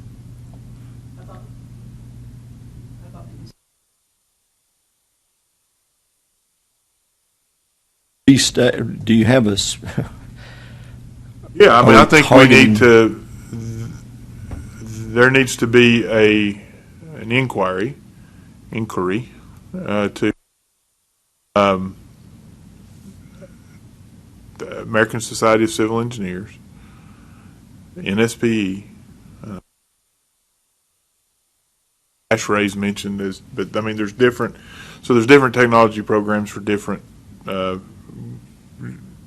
areas of. So ASHRAE would be like, for the mechanical stuff. And ask them, some of these national organizations, what they see as the difference between the technology degree and the engineering degree. Probably have white papers. This may be something that can be just searched over the internet and see if they've got what's that there. And I think that's probably going to be our staff to do that, or reach out and make those contacts, or do some of that, some of the Google work out there, because I know there's stuff out there. I mean, we've got something here, I think we developed, it looks like, but it's hard to see. Yeah, it's hard to see because I did that website and it kind of starts popping. It's an old website, so. But then I went on the ABETs and they started listing different accreditations and why they do this versus that, but I'm sure they've got some sort of paper out there that's got it, different people. So Robert, I'm assuming we're asking staff to do this evaluation, to go to the different organizations or their websites to find out or make contact with those national programs, national headquarters, to determine if they know or if they've got information about the difference between ETAC ABET accreditation versus EAC ABET accreditation. Yes, and then the different professional organizations. That's who they're reaching out to. Yeah, and just say, do you have some white paper? Do you have information to let us see? Because I don't know that I know I know I've heard calculus-based physics for 100 years, but I don't know if that's the only difference. That question, it seems like, to ABET. Where can you give us something that shows a difference between that seems to ETAC me and EAC? That's a starting place, because I mean, in my little world of HVAC engineering, I know a technician can do a lot of types of HVAC design for picking things out of tape out and scheduling equipment. But there are times when you have different applications where you need to have had heat transfer and thermo and get in psychrometrics, and I don't think they have any of that in technology. And if I were looking at that, I would say, okay, well, there are times when you've got different spaces where you have a hot conveyor. How much heat is that giving up? You've got to get into specific heat of material. All this stuff is in heat transfer. I don't think it's in a technology degree, but I don't know that without seeing a comparison between an EAC and ETAC. Why don't we combine them? Let's start our investigation directly with ABET, Chris, before you leave, I'll recognize you if you have anything. And then follow that up with contacts with the national organizations, ASCE, NSPE, et cetera, and determine whether or not they've done any evaluations, or do they have information or opinions or documentation of any type that we can use in our evaluation. Okay? Let me just make sure that I'm on the same page. What then you would like us to do is send that independently to all 5 of you, so that by the time we go to DC, you are comfortable, and we can discuss it again at the August meeting, because we happen to meet right before it, but that way that you're comfortable with the motion. Is that right? Because this is all leading up to us voting one way or the other. Correct. At the meeting. Yes. Gotcha. All right. Let me, any other discussion on that? I'd like to acknowledge Chris, if you want to, do you want to address the committee? We had no mic, so I've asked him to go ahead and have, Okay. get comfortable, Chris. Well, I've got to go. This is Chris Gwaltney, and I've got a meeting, ASCE meeting at 11:30, so I got to run. But I just sent you, Alton and Roxana, the ASCE criteria for registration for both, and on that site is both engineering and for civil engineering and civil engineering technology, so you can look at the difference. It's on their website, and that's what we refer to when we're looking at program changes. Is we go directly to that ASCE criteria and make sure that we're conforming to asking for, and I'm sure technology is going to do the same thing, although I don't know technology. I can also point out, and this has been 12 years since I was on the Indiana board, but we allowed technology. We required any graduate with a technology degree to wait 2 additional years before they took the FE exam, and that prolonged their PE to 6 years before they could set for the PE exam. Just a point of reference. I don't even know if that's the same laws or rules that they've got on the table now, but yeah. Information. Yeah. Thank you. Thanks, Yeah, Chris. and- Thank you. Appreciate Thank that. you. And you're meeting this afternoon, right, to do the definition stuff? Yes. So I may be back. At 2. Okay. That'll be even more fun. Oh, yeah. Okay, let's see. Moving down the agenda. If there's no additional discussion on that. If I could interrupt you for a second, Elton, I Sure. apologize. So for the meeting for NCEES, is everyone registered to go, or all 5 of you? No? I have not, that's one of the things that I had on my agenda was to I think determine. we've got a notification yet saying that we usually get an email saying we're a delegate or something. I got a notification that said you need to register by July 5th. So the funded members would have been. We have put in a justification to pay for Alton and Steve. So you can register and need to by July 5th. They will need to take my place. That's why I'm asking this. So you're definitely not going, Robert? No, I've got to move a daughter from Nashville, get ready to move her to Boston, and then take a son to Atlanta. So are Alton and myself, One of you will be funded. One of you will be able to be funded, since we one have. of us will be state funded, one of us will be in. Correct. Okay. And we approve for both of you to be state funded in the event that by this time we did have the 3 engineers being funded. So in this case, we'll bump one of us. And let's go ahead and move Alton. I'll move you to be state funded. Well, let me, Yes. hang on a second. Yes. All right, so I think, I don't know if Kathy's on a committee. I know Ricky is on a committee, but would neither one of them be funded for the national? They are both being funded. Okay, so Kathy, Ricky, And Robert, who isn't going. So instead of Robert, we can bump you up. It doesn't matter who. okay, That's what I was saying. okay, and then As Steve, opposed- And then Steve, we've already got taken care of, the state's state paying. funded. So the 4 of us would be Right. I going. will switch the name out today. We'll send them the information to And take, Robert. Also are going? I've already made the reservation, yes. I'm Okay. already. And we had hoped for an attorney. If we've got one, it just depend on the timing. If it's too new for them to go in August, they may not be able to, and then they would hopefully go to the next Southern Zone meeting. Okay, okay, so 4, okay, that answers that question. Good Lord. I think I had a informal conference when this was discussed, so I didn't know which one I was funded at. So I need to go ahead and do my own, not wait on the NCAAS, go ahead and register.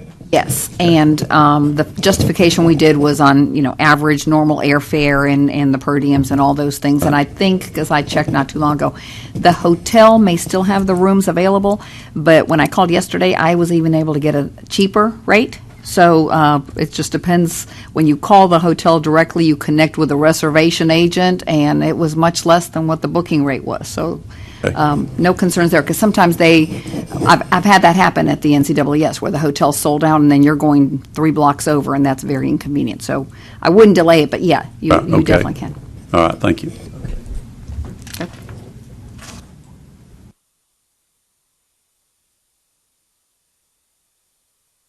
I think we have addressed the engineering technology degree. I think we've addressed the Washington Accord. We've addressed the master's degree equivalency. Haven't talked about is something that we talked about last time, was the use of the engineer's stamp and when it would be required, and on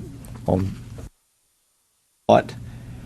I think the discussion centered on professional opinion letters or engineering reports or things of that nature.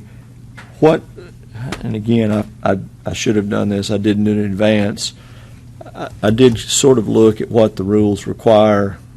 And it sort of implies that anything of a technical nature should be sealed. But what is exactly and again, I've lost my spot where that was. I thought I had the page crimped, but I don't. Do we know where that states that, what's required to be sealed, use of seal? I think this item came from, we wanted to discuss Tony's memo to us on January the 25th, 2019. And it's probably not in there. I just had it from the past.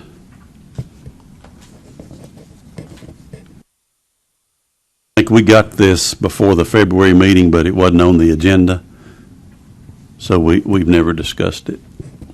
I think part of it was Tony was traveling, and the board felt that you wanted to have the conversation with Tony here, which is why we've kind of delayed it. Is Tony's letter in the? It is on our- not. I can okay. pull a copy of it.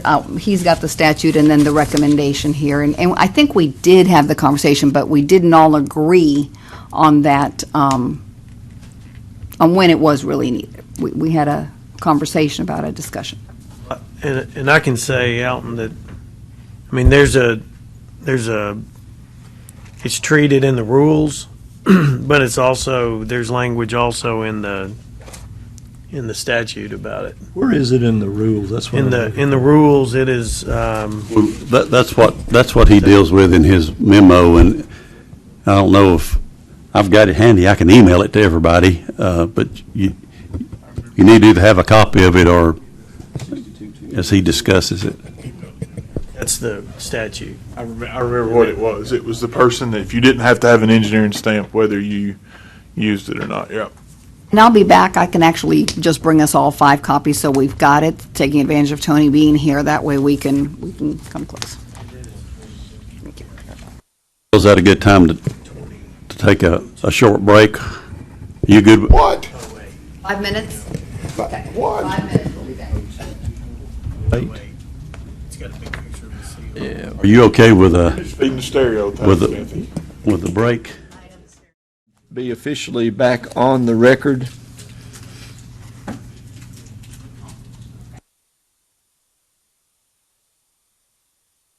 All right, and Roxana, thank you. You have handed all of us an item, I guess, generated by Ashley and Tony about the applicability of exemptions when registered. Do you want to, which is obviously, I think that's in the rules. It is, and I will definitely turn it over to Tony. This we received as a request that the board had made, I believe, at the December meeting, and we've got in writing the interpretation. We did discuss it some at the February meeting, but Tony was not able to be with us, so we kind of dropped it at that discussion. And any other questions that you have, I'll definitely let you ask, but I think we went back and forth and we're kind of split on the decision of when is the stamp or a signature required. So Tony, you want to walk us through when the statutes and the rules I will. require? I will. I'll caveat with when we write these opinions, I think we've seen in the past is that it goes down a narrow path. We try not to take into considerations other factors that could be involved. So the memo the memo tries to answer the question as directly as possible, and that's what we've tried to do. And so if ancillary questions come up, don't be surprised if I say I may have to, I'd like to take time to look at that question in relation to what we've written here, because I could, I would honestly be guessing with my knowledge without having all the statutes and sitting down and actually taking it all. But so the question that was presented, and that's on page 3, just so that we're clear, is whether an engineering registrant is required to seal stamp engineering work performed by that registrant, even if the work is exempted under the two statutes there, 102B and 102.3. And let's be clear as to what those are addressing. And specifically, 102B is talking about unlawful for anybody to prepare plans and specifications for building or structures other than the following. So that's so let's make sure the activity that we're looking at is the preparation of plans. So 102B. Basically creates an exemption for persons actually practicing engineering to be registered by the board when they're doing those activities, which is preparing plans for specifications following. Okay? So you have to be registered unless you do any of the following. And so I think you all are familiar with these, which one talks about the structures classified as business, factory, industrial, hazardous, mercantile, residential, which is all residential, storage occupancies that are less than 3 stories in height, less than 5,000 square feet in total gross area. Also, the exemption is for 1-family and 2-family dwellings and domestic outbuildings, farm buildings not designed or intended for human occupancy. And then it indicates signs, and there's a specific size of sign, but there's an exemption to that exception. There's an exception to that exemption that gives the local building officials the ability to do that. So that's 102B. So in addition to that, there's 103 that provides a general exemption for individuals, and these are the exemptions where persons, and I don't want to make too much of a general assessment of what they are because is under 103, and I indicate 1, 2, 3, and 4 there. It's persons who are engaging in architect's engineering as an employee of a registered architect. I go on. Who are acting and consulting as associates of an architect, engineer, landscape under this chapter, provided that they're not in their non-residence. They're qualified in another state, so that's persons from other states. Architects, engineers, landscapes who are employed by persons, firm, or corporations not engaged in practice of engineering, architecture, or landscape architecture who render services to their employer only and not to the general public, so those are in-house persons. And then number 4 is a very specific exemption for architects, engineers, landscapes who are architects who are employed by municipal electrical systems operatives that are defined in a statute listed render those services and who do not offer those services to the general public. So these are the 2 exemption areas that we look at. 102B talks about very specific things, plans that are being prepared that are addressing structures. 103 is actually the whole of the practice, so long as they are insulated. We'll just say it's insulated in some way where there's determination that there's not a harm to the public to be involved. There's something else that is anchoring the protection to consumers. And so the question is whether or not somebody's required to seal stamp work performed if it's exempted under 102B and 103, meaning that anybody could have created these plans and specifications, and they're not required to stamp or seal because they're not required to be registered within our state. So that is the general question. It's very specific, and when we looked at it, the statute that we went to is 622306, and that is talking about the requirements of seals and stamps. Specifically, when we get down to section 3, which gives a definitional. So under A, 306A, it states that the issuance of a certificate of award shall give evidence that the person named under certificate is entitled to all the rights and privileges of an architect, engineer, landscape architect, while the certificate remains unrevoked or unexpired.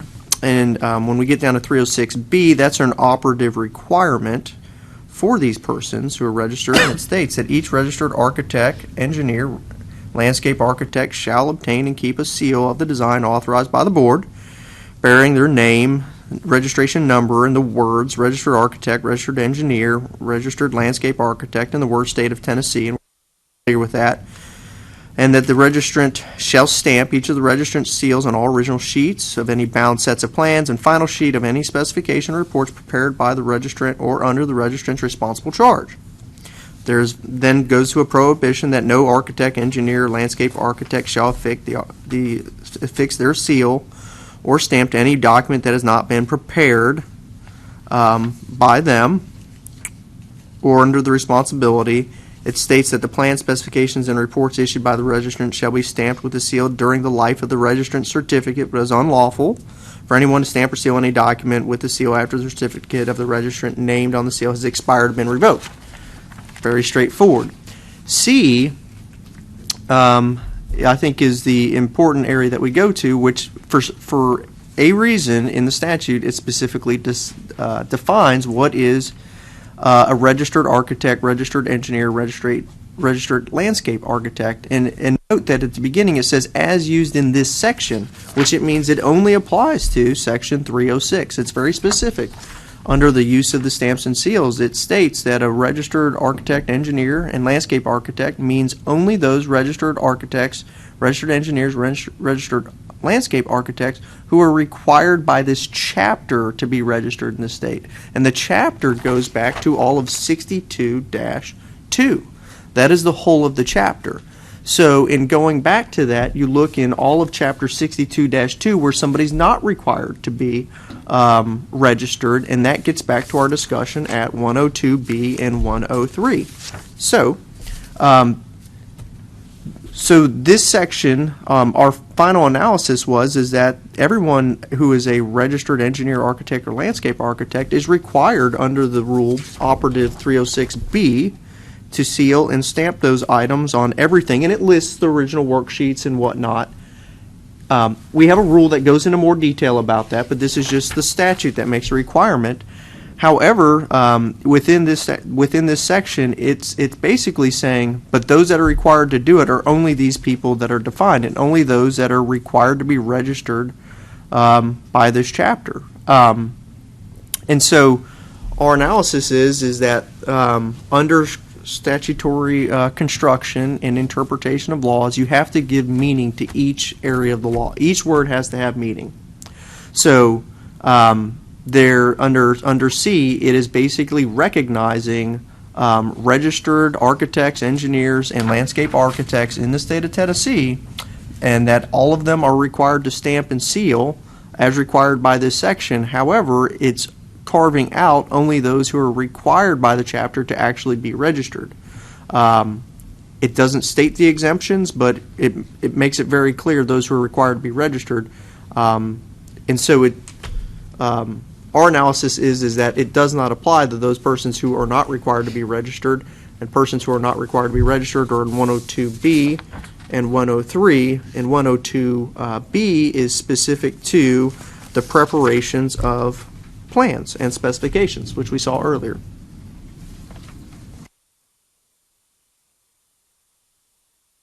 So if I was to recap, I would say, in more layman's terms, is that any person who individually is not required to be a registered architect, engineer, landscape architect, plans and specifications under 102B. If you're not licensed in the state of Tennessee, if you're not required to be licensed in order to create those, then the rule on stamping and sealing does not require those who are actually licensed and registered in Tennessee to stamp or seal those types of preparations when an individual would not be required in the first place to prepare them. So that's in layman's terms, that's probably the best I can say on that. If I remember right, and I may be remembering it wrong, but if I remember right, this person was a licensed engineer in the state of Tennessee, and he worked for an organization that prepared a lot of technical documents that had professional opinions or directions associated with them, even letters with opinions. And while this says plan specifications and reports, there are other things that engineers do, like sending out letters and giving counsel on that require some sort of engineering expertise that oftentimes don't get stamped. And I think his question was, we're sending these things out. Whatever we send out, shouldn't an engineer be required to seal them? And while this thing does, this rule does say plans, specifications, and reports, that's not really all-encompassing or comprehensive. I think his point was, outside of that, if it's an engineering document that has some, where it's important enough that an engineer prepare the document based on his experience and expertise, shouldn't they be required to affix a seal to it? Did I misunderstand that? I thought the question came to us, and it may have come to me, it seems like, because I may have given I don't know, I can't remember what answer, but there was a case like, say, a house, plans for a house that were obviously met the exemption, and a registered engineer did the plans and didn't stamp it, and somebody was asking, should that engineer be in trouble for not stamping that? And I think Tony has clearly said here, I won't say clearly because there's a lot that goes into it, but that engineer is not required to stamp that. That's clearly an exemption. That's what I remember the question coming to us. It was something that was clearly exempted. Yours, the report thing is very murky, and so that's it. Right, and that's first. And then that was Yeah, the came from maybe Oak Ridge. Yeah, just call it the house plan. The house plan clearly, because that was a question. Hey, do I have to stamp this? Even it's exempted, and I think the answer now is no. I think so the answer that I'm providing you is, and I'm glad we wrote it this way because it provides a little general overview, is that it's no, so long as it's plans and specifications for any building or structure. That question appears to be a report. Now, it's easy to see that you're required to stamp under 306B, you're required to stamp any plans, specifications, or reports. That's three things. The exemption for plans, specifications. It does not exempt anyone for reports. I believe they think it's easy to say that, it's clear to say that that is still required to be stamped. Even if it's on an exempt type structure, it's still a report, and there's not an exemption for reports on those structures. I agree. And I thought so at the time because what they were rendering technical opinions and giving technical direction, and normally that should, while a lot of people don't do it, I know, that probably should have a seal affixed to it. I think that was a second question, a second set of circumstances. And is it appropriate for us to interpret this document to answer that question, or should we get a second answer? If I remember correctly, the context was that the gentleman asking for clarification is a registrant, and inside of his Right. company or agency, things were being done that he perceived to require a seal, and they were not being given one. And he was saying, I'm telling my employer, you need to get those things stamped. Do y'all agree? Is that That's the familiar. second one, and That that's was- correct. That's is that the right? one, that's the one that I thought, the other one I didn't think there was much question about, because I thought it was pretty clear if a house was less than 5,000 square feet. There actually was a lot of discussion at the regular meeting, not the engineering committee meeting, but the regular board. But beyond that, the other question I thought was more germane, because it wasn't licensed professional who was giving an opinion, a technical opinion, and it was in a letter format, Right. but they hadn't Sealed it. And then, can I also, just to further muddy the water, there was the third question that was raised recently where a registrant wanted to know if he needed to seal draft documents when they went out. And that came from Wanda, I believe. Do you remember that? No? Because I raised the question of, isn't there precedent, or is this really a question for somebody just to answer on their own? But that is I think, a relevant question if the work product is being distributed for the purpose of sharing the information, even if it is only draft. Does that or does that not require a registrant seal? I don't think so, and it's probably more based on practice in a bunch of states. I think what states are pretty consistent about is saying when you put out plans or specs and they're not final, they need to say preliminary, not for construction or whatever. They've got to be identified Or as review only. Right. They have to make it clear they're preliminary, but I think that's coupled with you only really are required to stamp the final or the set of plans and specs that are going to a code authority or something that's final in some form. I'm just dealing with plans and specs. I've had a lot of, usually it's architects on buildings that want to submit plans in advance to the building official's office to get a preliminary review. But I don't think we should consider that draft, because if it's going out to... I agree. They're submitting that for a comment. code review. You need to see that a professional did those. That's right. And who did it. I think the rule, somewhere there's a rule that says any set of plans submitted to a local building official must be stamped. Yeah. And on that on that set of plans, if you don't intend for it to be for construction, good practice is to say not for construction. I don't know, there's some, but there's a little murkiness about whether it's required to say that or it's good practice. The rule is all working or partially completed plans or any drawings that are not construction documents shall be designated preliminary, not for construction, for review only, draft, or other designation clearly indicating that the drawings are not complete. Another one that kind of changed, but anyway, it doesn't matter right now for what we're talking about. And so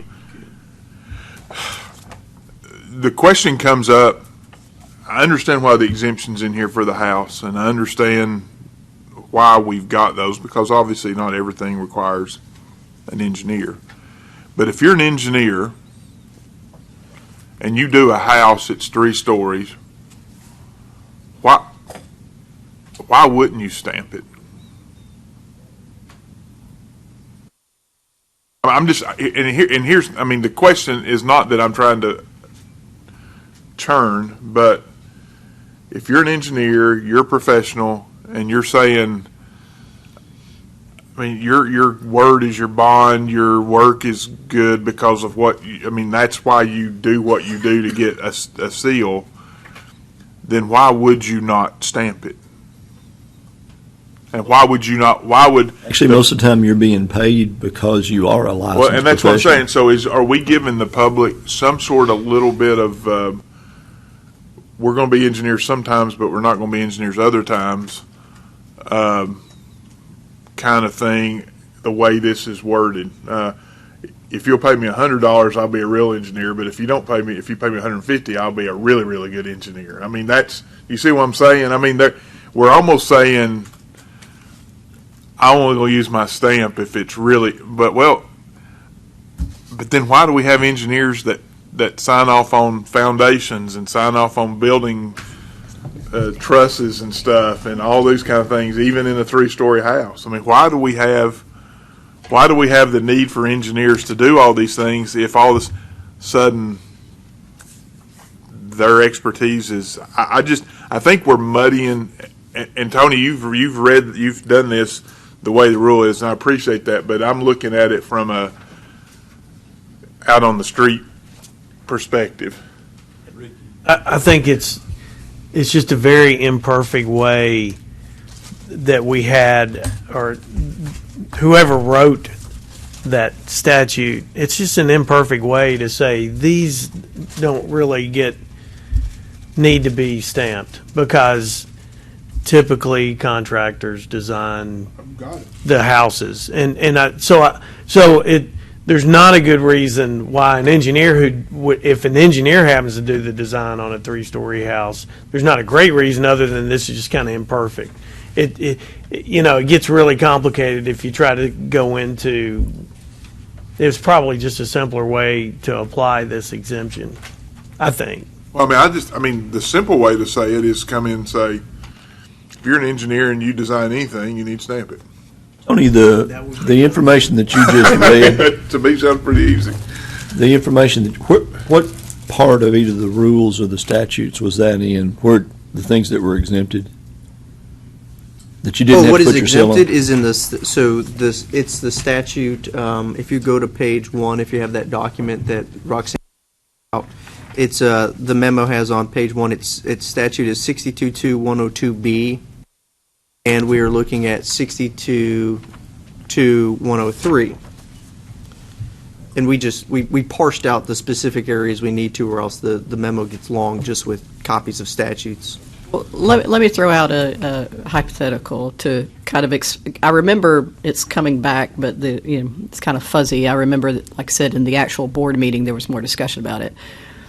For instance, so I have a license, but I do a lot of environmental reporting, which is data and assessment and negotiations with regulators, et cetera, that are not engineers, and the work that I do is not necessarily engineer. It's not even environmental engineering. It couldn't be confused as environmental engineering. It is outside of that realm. And if I issue something to the client, I don't put my license on it. So I remember bringing this up, and so the issue was, so if every time I send a letter that has, here, Mr. Client, I did a phase 1, just an example, here's a phase 1 environmental site assessment for your property so you can get your loan from the bank, which is the same as anybody else out there who can do, it's not a requirement to be licensed as an engineer. You can simply do the work. I don't put my seal on it. Don't have to. Exempt. It's not engineering work product. That was one of them. And then I believe that it was Rick who said when he does house stuff, if it's not required, he doesn't put an architectural seal on it. And he also said, because I'm not doing architecture, I'm doing something that by rule anybody on the street can do. And so I do it with less than the architectural perspective of I am going to meet every. In other words, he himself lowers the standard of his work product and therefore doesn't want to give the impression by sealing it that this is an architectural work product. Now, I hate to speak for him. He's not here, and I may be misrepresenting that, so understand that. But I remember a little bit more about the conversation. So just because you have a PE, is everything supposed to be sealed was that was really the nexus of the question. And I think this is a very narrow answer, and if we want to expand it, but I just want you to, I kind of wanted us to kind of talk through, remember some more That about makes that. sense. And I'm remembering I remember the conversation, I remember the whole thing, but I still go back to the same question. Even when you're doing a phase one environmental, that they could go down to Acme phase one environmental company and get them to do that. You're a professional engineer, you're held to a different standard, and just because the rule doesn't require it, the law, the statute maybe doesn't require it, why wouldn't we? Why would we take our profession and say, well, just because it's not required, I'm not going to do it? And part of the topic there is we're professional engineers. We're supposed to think about stuff and do stuff because we're protecting the health, safety, and welfare of the public in every instance, whether it's not required or required. We're still going through the same. And I find it hard to believe when you do one of those that you don't put your engineering hat on looking at, oh, I'm doing this phase one environmental, but you might want to, there might be a little something over here that warrants a little further because I've seen this issue create a problem for somebody else. Well, I'm not going to say that you lower your method of doing things, but I think that you're starting to wade into that arena also of, so what happens if one of the state agencies puts out an RFP and they bid the environmental services that are not required to have a seal, and I want to pursue that solicitation. I don't have to seal it, but am I required to seal it?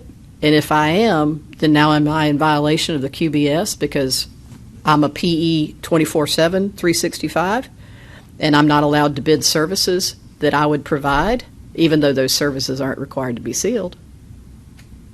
The other question. The other question I have, it'd be interesting to ask our professional liability insurers, do you raise your liability when you put a stamp on something as opposed to doing house plans that are basically contractors do every day, that you might just be giving them a limiting, like you say, how much you're doing for them, or what you're doing is a smaller portion than what you would be doing if you did the whole design? Are you increasing your liability putting a stamp on a set of house plans that don't need to be stamped? That would be interesting to ask them. That would be a reason not to do it. That's what you're looking for. That would be a reason not. Should it be a reason not to do it? Well, here's another thing too to think about is if you're licensed and you're sealing things that don't need to be sealed, for instance, signage, because that's one of the very specific signage. So if you seal a signage plan, are you maybe misleading your client to think that you did a foundation evaluation and ran finite element analysis on the structure and did a lot of what they might think would be engineering, when in reality it wasn't required, and you did the bare minimum, and then you at the last second stamped it, and now they have a false sense of security?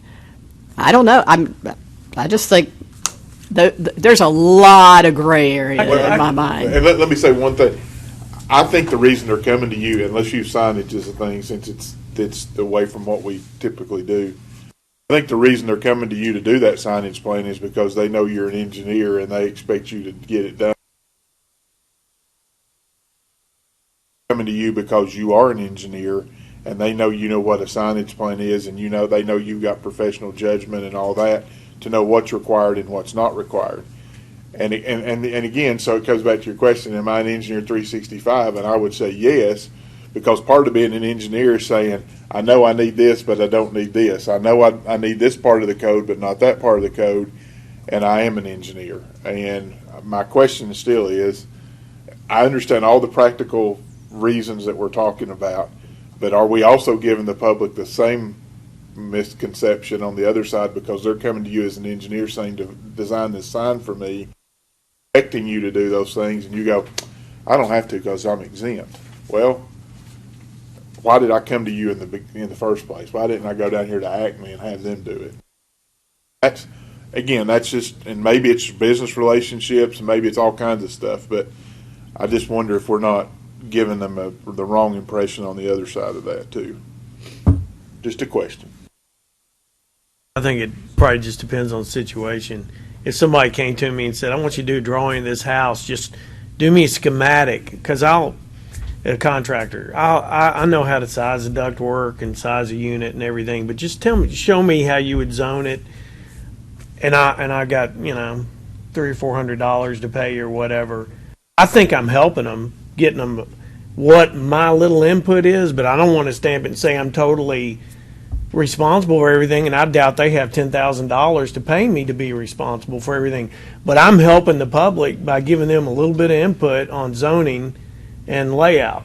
Why are they coming to you? So that's an example. Well, what I'm saying is they know how to size ductwork for residential and do all of that, but there may be just a piece of it that they want a little input from me, and this allows. Got it. I'm just saying. No, I got it. That's just one.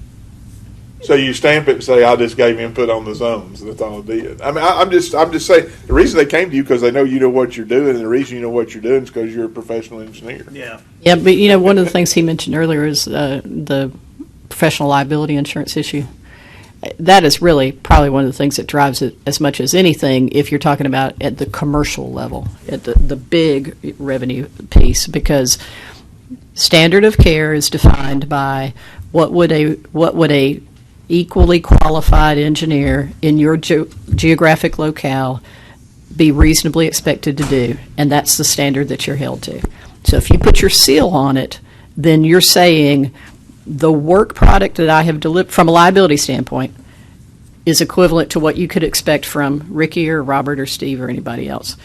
And not putting that seal on it can be construed as not saying I'm going to be held to that standard. I did less for you. I only looked at these, did you do the zones right? Or, what I didn't say, is it exactly the right, is it the most efficient, is it going to last so long? And do the numbers on it. I didn't run the numbers.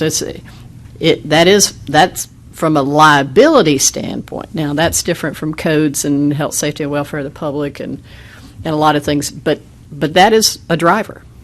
That is a driver as to whether or not people that's exactly what you're talking about, is not being held accountable for this standard of care for the design of the entire house. But I wonder, I still go back, and not to ask the same question, but ask it maybe in a different way. They do that, and you write them a little note and say, hey, here's, in room in the back.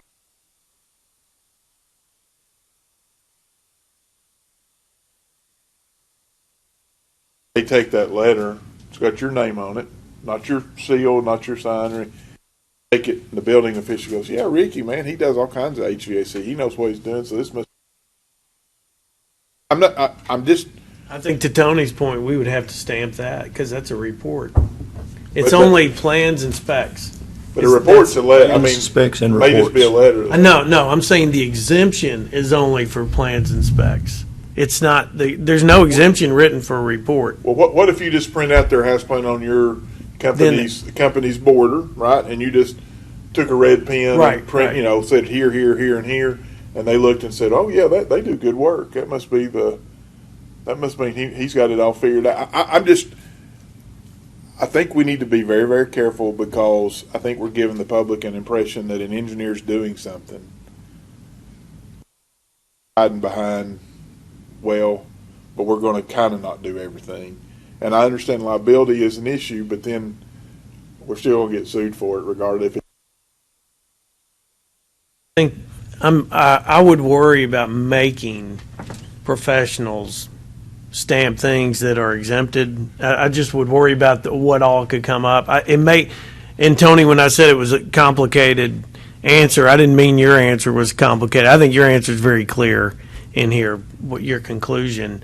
But I think the way it stands is you don't have to stamp it, But I don't think there's anything that says it's wrong if you want to stamp it.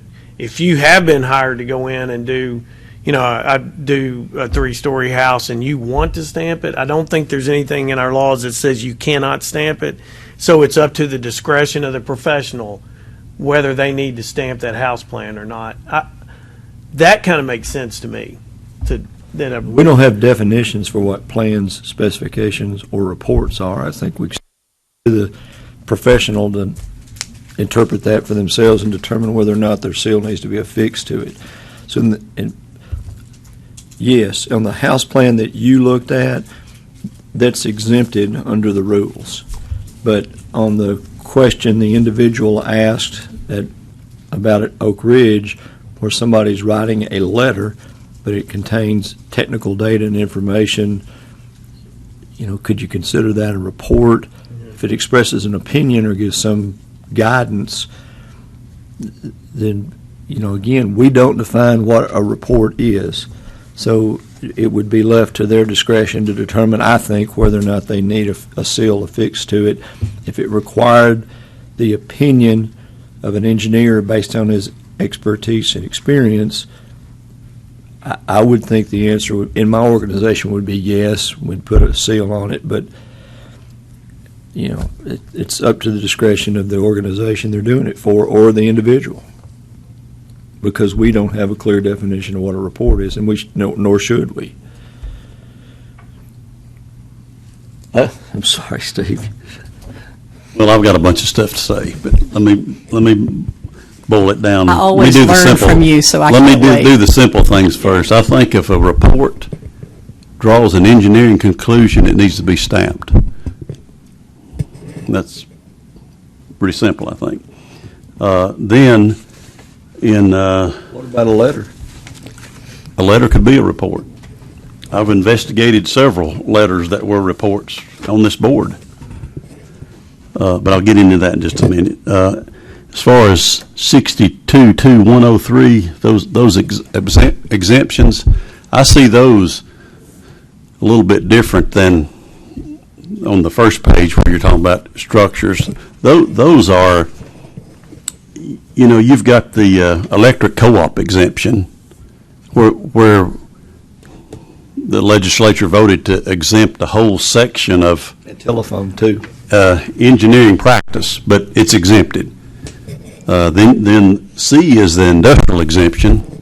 That means that big companies that build things within the walls of their plant don't have to stamp things. Which is unusual because, like a car manufacturer may be building a Right. braking system that Yeah. would affect the public's health, safety. I mean, none of us like that, but that's there. That's what it is. And then there's the out-of-state registrant, and then there's the person who's the employee of a registrant. So, yeah, I get all that. But going over to the first page where we talk about structures, here's my biggest concern. I agree with Robert, though. I think if an engineer does a design for a house, they ought to stamp it. But that's not what we say, and if we want to deal with that later, then we'd have to do something to deal with that. But here's my concern. Let's just say that there's that 3-story house has got a big beam down in the basement somewhere, and somebody could be the building official, could be maybe the contractor got a little nervous and says, that's a little beyond what I normally do. I want to get a structural engineer to design that beam. So what we're saying is that structural engineer is going to use his engineering education to design that beam, but because it's going in an exempted structure, he didn't have to stamp it. Okay, let's take it one step further. Let's say the contractor comes in there and that beam is, he needs to put a chimney flue, and he's got to cut that beam. And I've had a complaint just like this. So does that mean when that beam is cut and that engineer or another engineer gets called in to evaluate that beam, whether or not it can still carry the load or not, does that analysis need to be stamped? And then if somebody files a complaint do we hear the complaint because it's in an exempted structure, and it may or may not be properly, the work may not be properly done, because a lot of times what happens is a contractor calls his buddy who's an engineer, he takes a picture of it, sends it to him, and says, is this okay? He writes a letter and says it's okay. Then lo and behold, down the road, one of us is looking at that complaint. So I guess my question is, complaints that we might receive regarding these exempted structures, what do we do with those?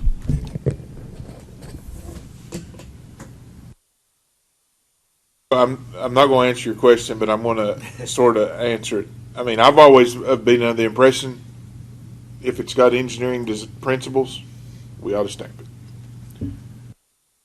That may be the thing that needs to be caveated in the Tennessee Code Annotated, because you're exactly right. I mean, you can, according to this, you can have the most structurally dependent house, but if it's 3 stories, less than 5,000 square feet, you can just go do whatever the crap you want to do. If it's sitting on the edge of a cliff and requires bracing.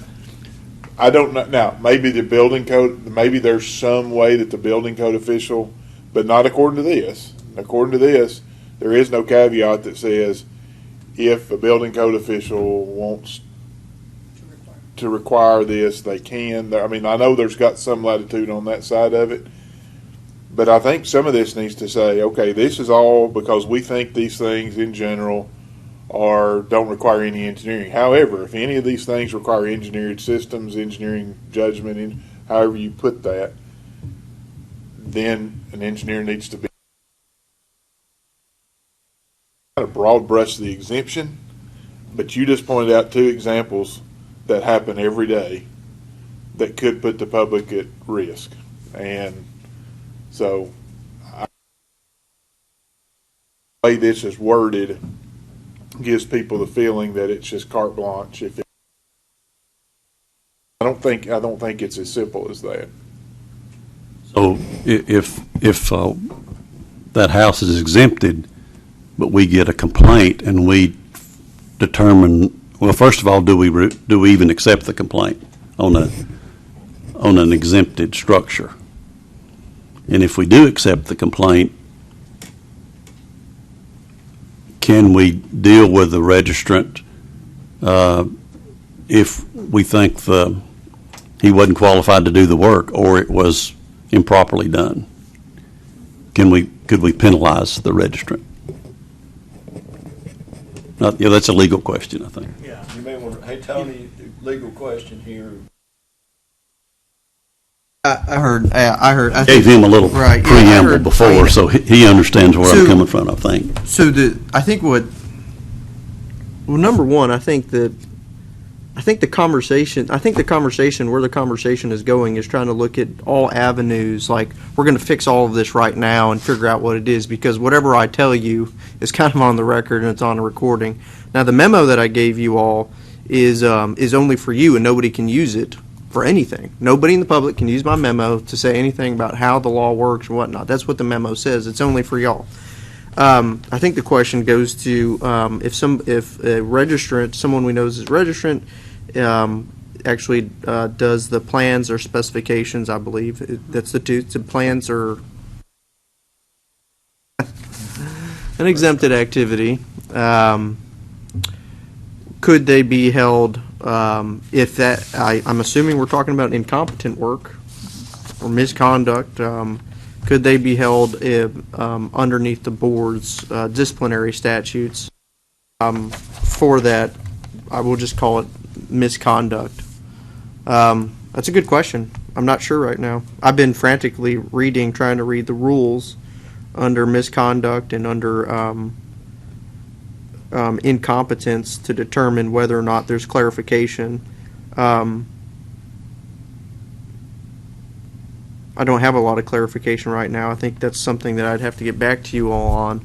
I'm not sure if when the rules of misconduct, incompetence, and discipline ever actually contemplate this type of activity when they draft them. So Your question is not a unique question to professions. I provide legal counsel to several other boards where they have similar issues where certain activities are not required to be licensed. The one that comes up the most is CPAs and doing tax work. You're not required to be a licensed CPA in order to do tax work, to file taxes. However, if you do tax work as a CPA, you're required to do continuing education on it. So there are, I think someone said earlier, there's an imperfect way of putting it all together. And so I could get back to you all on that, but I would not want to shoot from the hip to answer that question right now.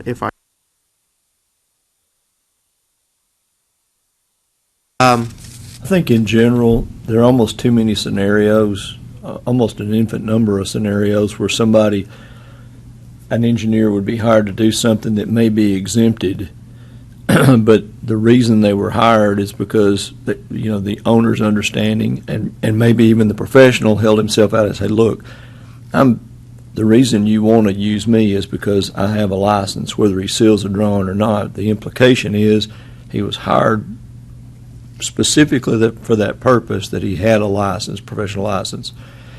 And I agree with Steve. I've seen the same thing, cases where people didn't put their seals on something and probably should have, elected not to, and it may have been exempt. And then you go back to the intent. Was the owner's intent to hire somebody that was a professional because they felt like they needed that level of expertise? I don't think we're going to solve this.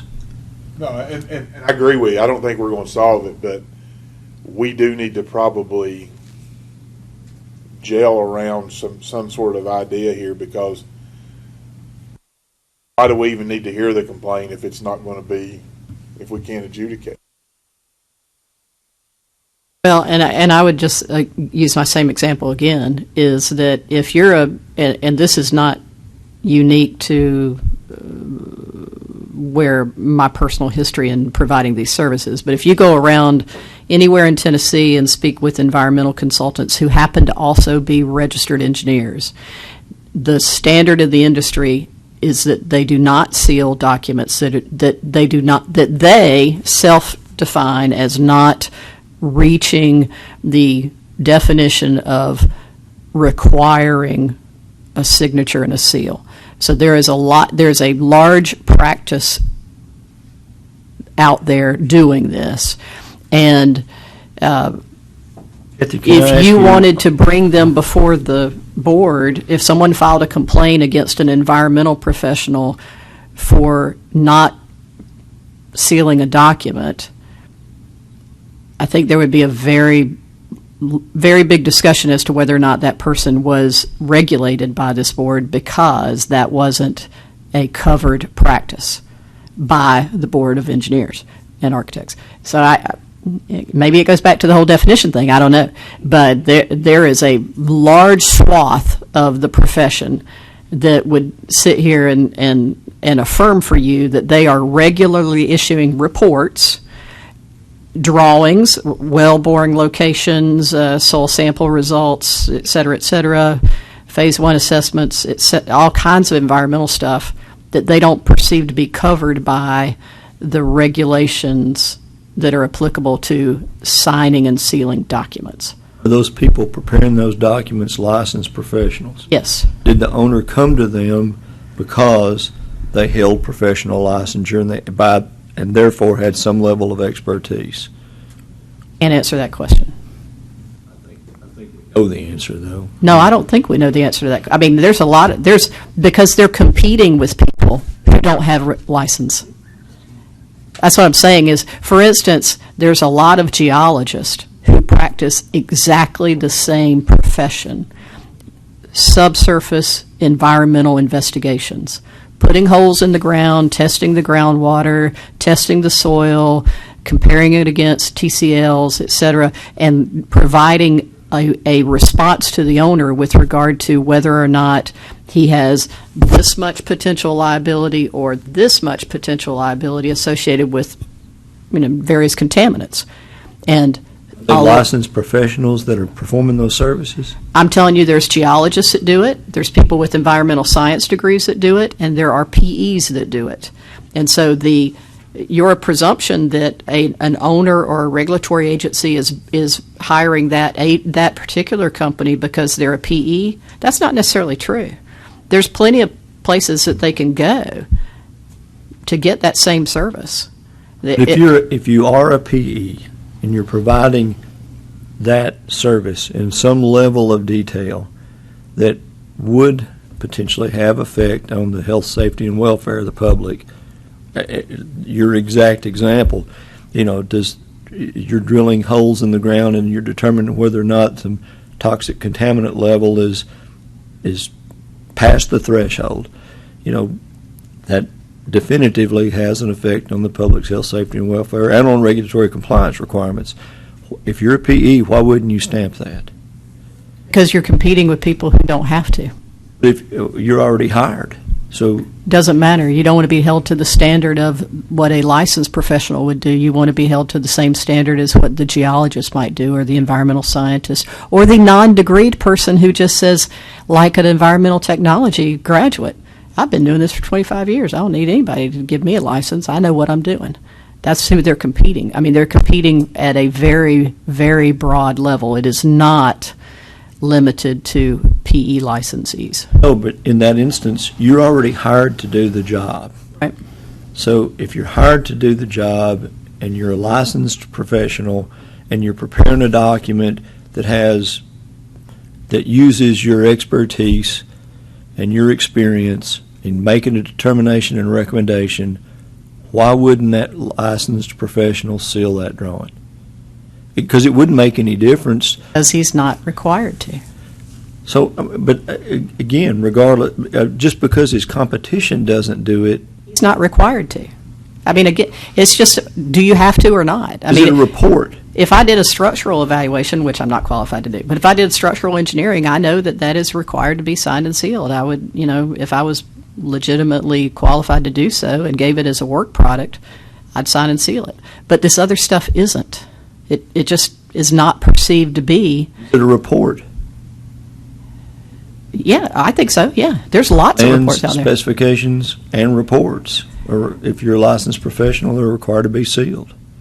Definition of engineering, which we don't have one. I'm just telling you what the I'm out there in that world of those people, and it's not as cut and dried as you might think.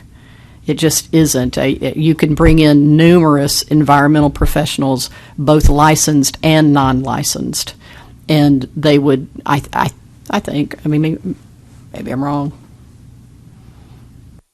I think your debate, if I could ask, Tony gave a really good example. Accountants face the same type of thing, and you don't want to be excluded from this section of business because you didn't need to be.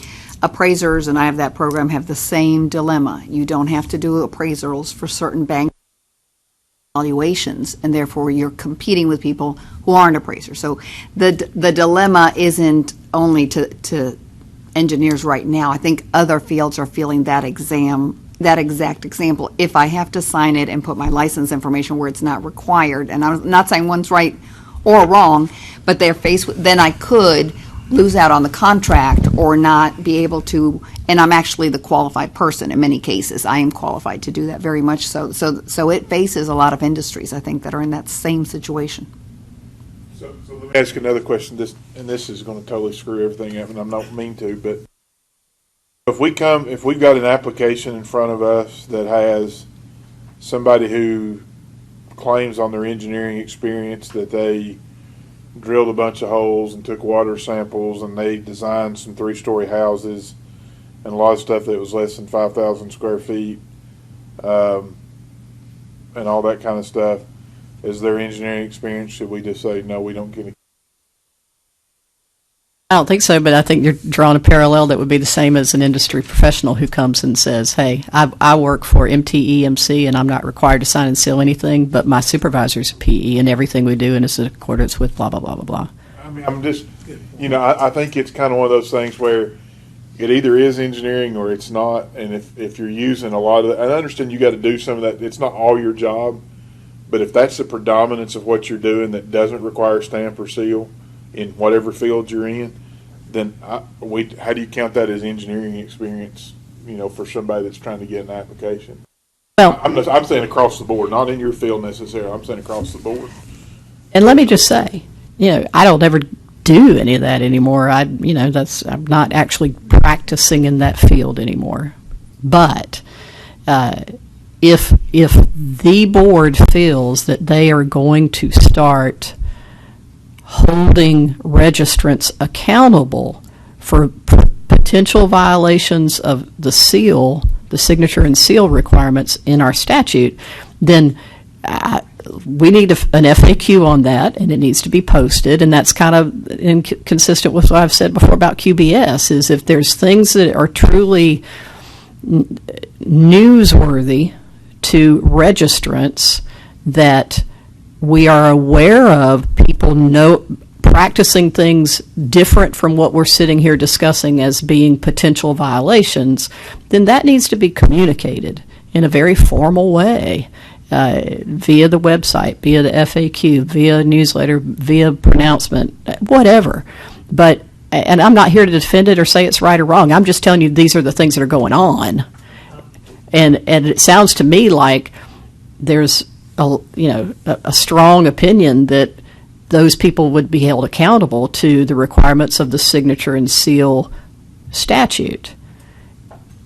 Well, we should tell them that. That's what I'm saying. We should tell them. We shouldn't sit here and debate it and hope that people are watching this 4-hour-long video and picking up on it. So that's fine if we want to decide that that's what people should be doing, but I don't want to surprise somebody. That there's a claimant that comes forth and says, so-and-so gave me an environmental report, and somehow or another we perceive that to be a violation of the sign and seal rule, and hold that person accountable when he says, in 45 years of practice, because that's what people say all the time, I've never had to do that. So I'll shut up now. But I agree with what you said. I'm sorry. Go ahead.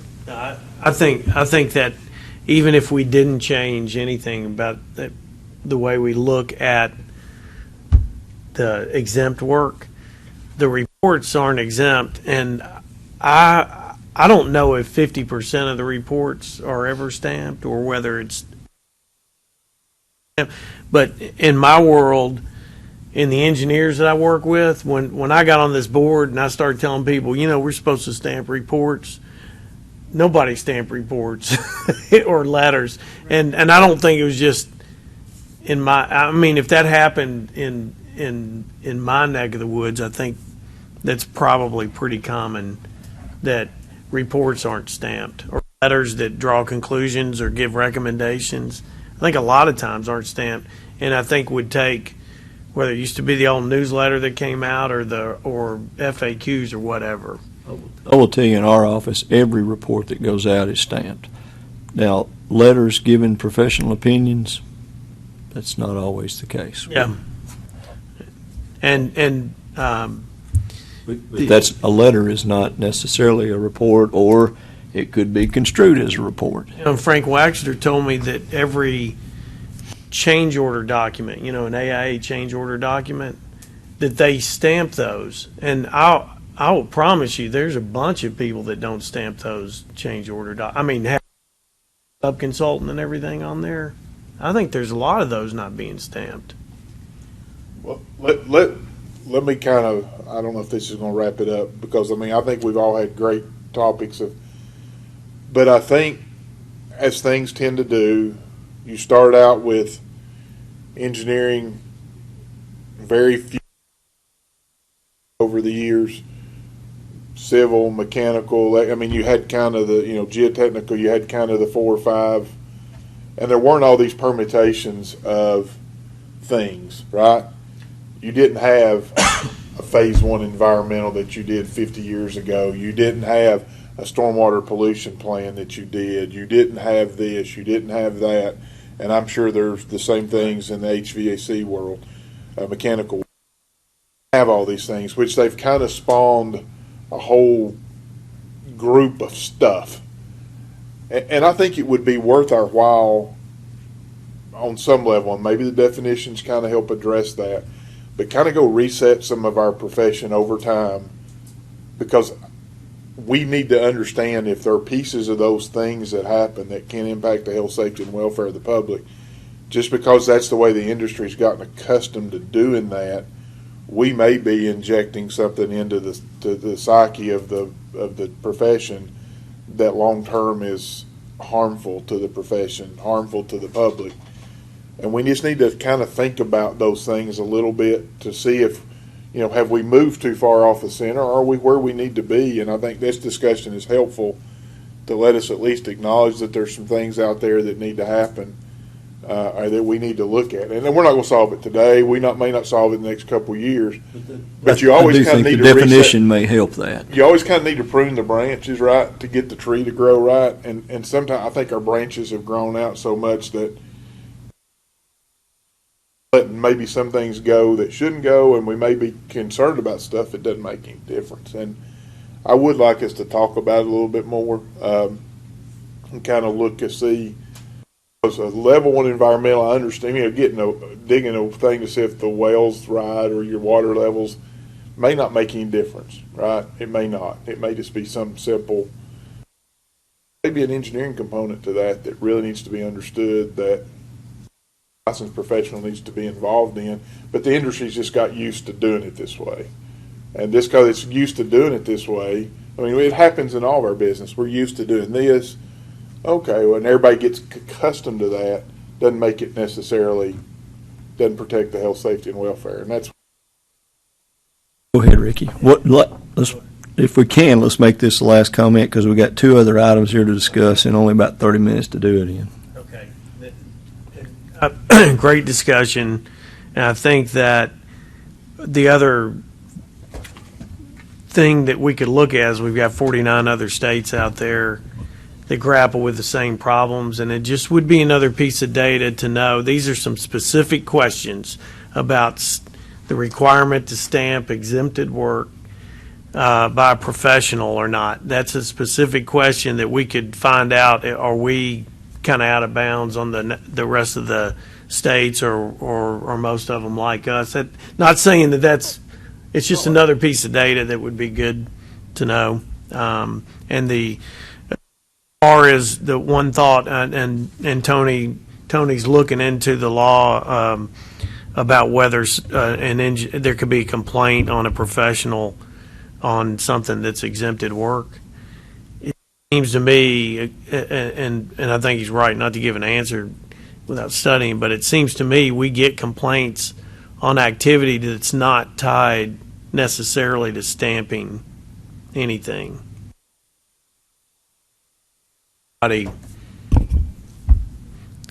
Is negligent, that's not necessarily tied to stamping, or commits a crime, that those complaints have come forward to us that aren't necessarily tied to stamping. So anyway, I would say, yeah, if an engineer told somebody they could cut a beam and the house fell down, I think that'd be fair in play.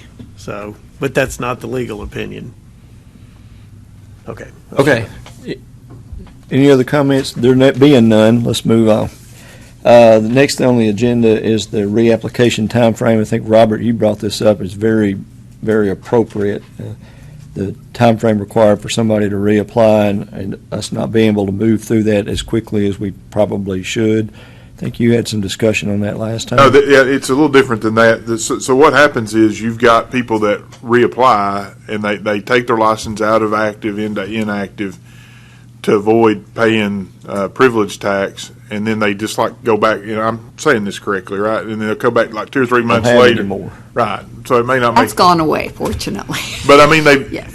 Does there need to be some sort of timeout period when we have people that take their license out? Is it causing us issues that people going in and out of active status to avoid certain things? Maybe, of course, they've got to get continuing education caught back up.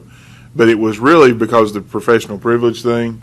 They would go in and out and not have to, not pay all of it or have to pay all of it. And I know we would get an application review, and it would say, I'm inactive since like 6 months ago. And you're like, well, hell's bells, why are you doing? I mean, why am I going back through this again? Because of 6 months ago you were active. I mean, and I understand things come up, but it just, I think somebody made a comment. It seems like that occurs with some frequency, and I didn't know if that was something we need to address. But I'd say let's monitor that. If the professional tax kind of takes away some of that and I know some other states have got stuff where they have like a 2-year or a year. There's some period of time where you can't reapply. Once you let your license go inactive, you can't turn around in 2 months and say, "Oh, I want to be active again." And I think there might be some wisdom in some of that, but let's wait for professional privilege tax, see if that doesn't kind of. But I think somebody said that you had like some serial offenders that kind of kept doing that. Yeah, but they don't reapply because their license isn't invalid. So that reapplying and going inactive and back to active are two different things. Reapplying is like they didn't pay their renewal. They had 6 months to pay it, and if they don't pay it, then they're invalid. So that's different. The ones that go inactive and go back to active, they just send a letter saying, "Make my license active again," and we do it. That's what I thought she was talking about. Right. I got confused then. Okay, I'm sorry. We deal with those all the time, and I think the professional Those are privilege easy. tax will take care of it, because as long as you keep renewing your inactive, you can stay inactive. And last year, I think I counted, I had 8 that went out for 2 weeks and came right back. It was obvious, the professional privilege tax. This year, I think I only had 6, because maybe it's the last time to pay it. I'm going to not do this. But the reapply is exactly what Juan said. They did not keep up with the inactive status, so they lost the privilege to remain inactive. They must reapply. And we don't have anything that says how long they'd have to wait. You're absolutely right. Now, is our reapplication process long or cumbersome? I mean, is there Yeah, something? they don't like it because they have to submit a new application, $195, 5 references, and PDHs. And they think that's too much, and they fuss about that. But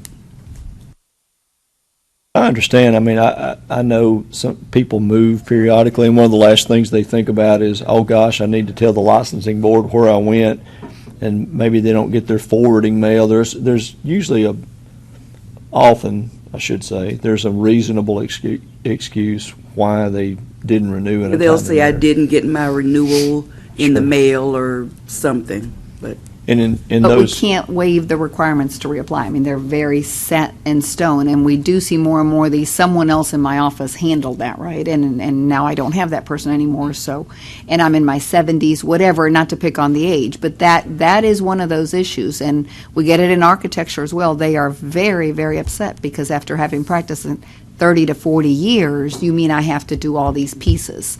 And without a doubt, that can be very difficult if you're up in age and kind of have been doing other things and forgot to renew one time. So the first part of that, Robert's first comment, was really not an issue.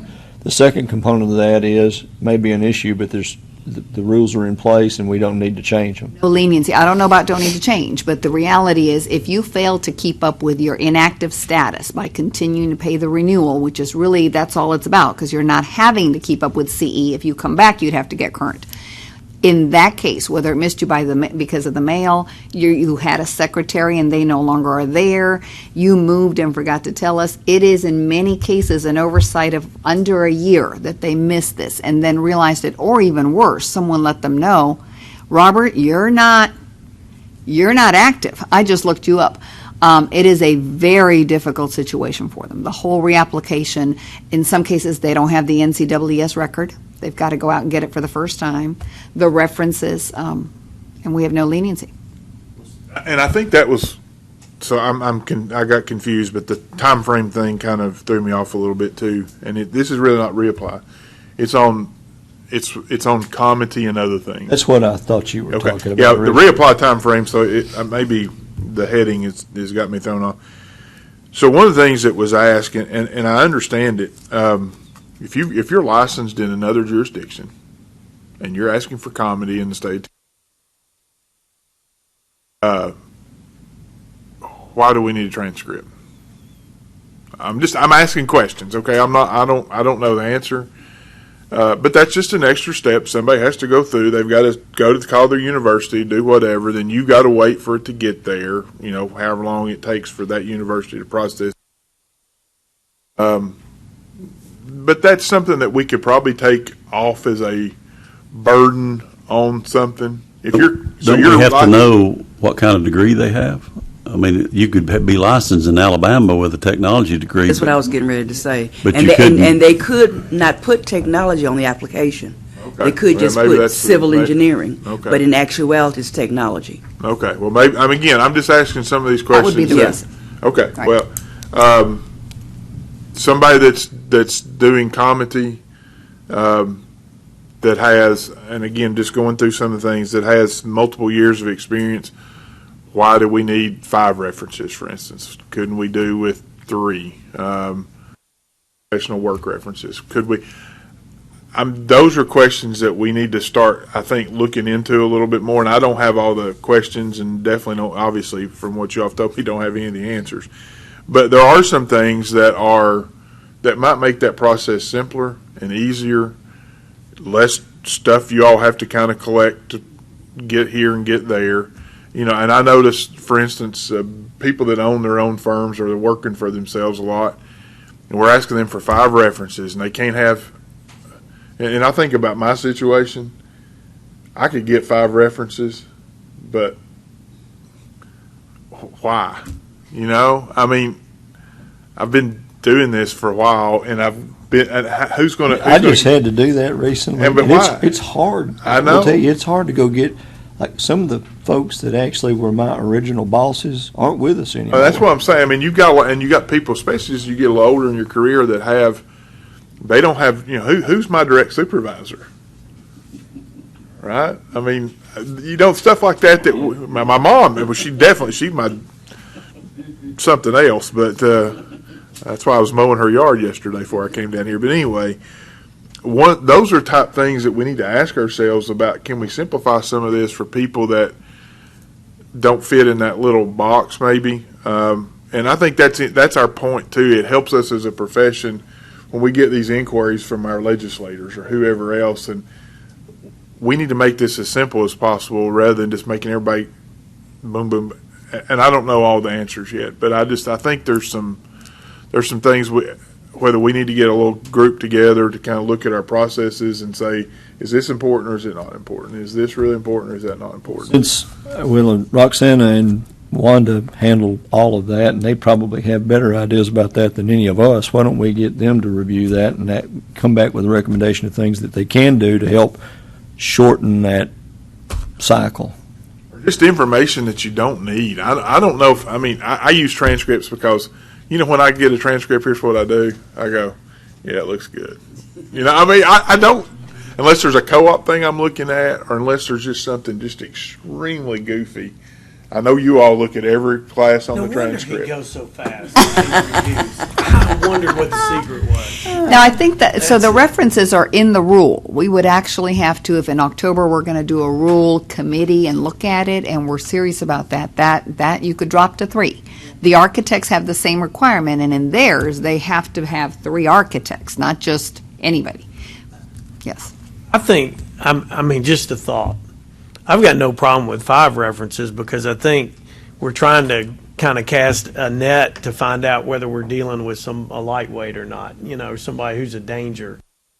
And it doesn't take the applicant any longer to get 5 people to do it. I do references all the time, and they've made it easy.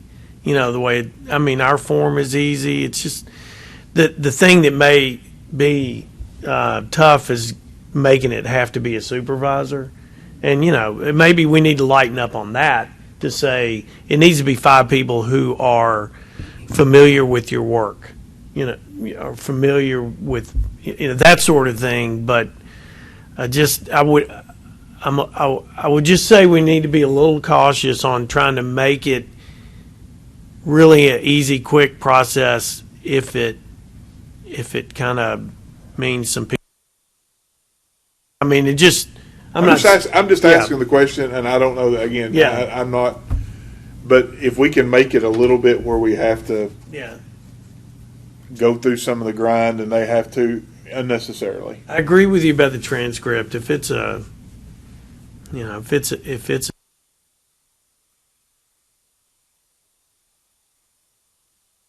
I'm not going to be looking through every class there or something. I don't know if there's any way to figure that out besides the transcript. Well, because we, They scored awful in a certain maybe they passed. That D, they never fix that D. You know what they call the person who graduated from medical school with the lowest grade point average? Doctor. Yeah, so. well, the fact that they don't have to have the NCWS record means, back to what Wanda said, is if we don't ask for the transcripts, we really don't know, Don't know, okay. where they went. That's So that would be the dilemma. But there may be- Y'all look at it, and I looked at Oh, it. yeah. No, and you should. ABET accredited, Yep. VS, and whatever. There may be other They take things, transportation I guess bill out. the point here is that there may be other things that the rules require that really may not be wholly necessary, or that we can reduce a little bit, just in the interest of efficiency and time, without sacrificing the integrity of the process. All right. Next on the agenda is, Robert, this was yours, Amy Miller, the quasi-engineering certificates. So this is brought up, this is a carryover from the Philip Lim experience, but it's also, we have different things that are out there. 18 minutes. 18 minutes. Okay, and let me try to remember one of them that's now out there now. So we've had this discussion, we had it about the CPESC, if you remember, right? Whatever that we kind of went through, but we're starting to see, and I don't have them off the top of my head here, other certifications that people are getting. There is there's several of these that are out there now that you have to go have a certification in this, or you see people that Floodplain manager. floodplain manager is exactly, that's the one that kind of got my going. So you're a certified floodplain manager. I've read their website, and there's nothing in there that says if you are an engineer that you are now, you got to go through the certified floodplain, whatever, certification. So what's the question? The question is, why do that? And are they taking, and are they accepting or not accepting engineers?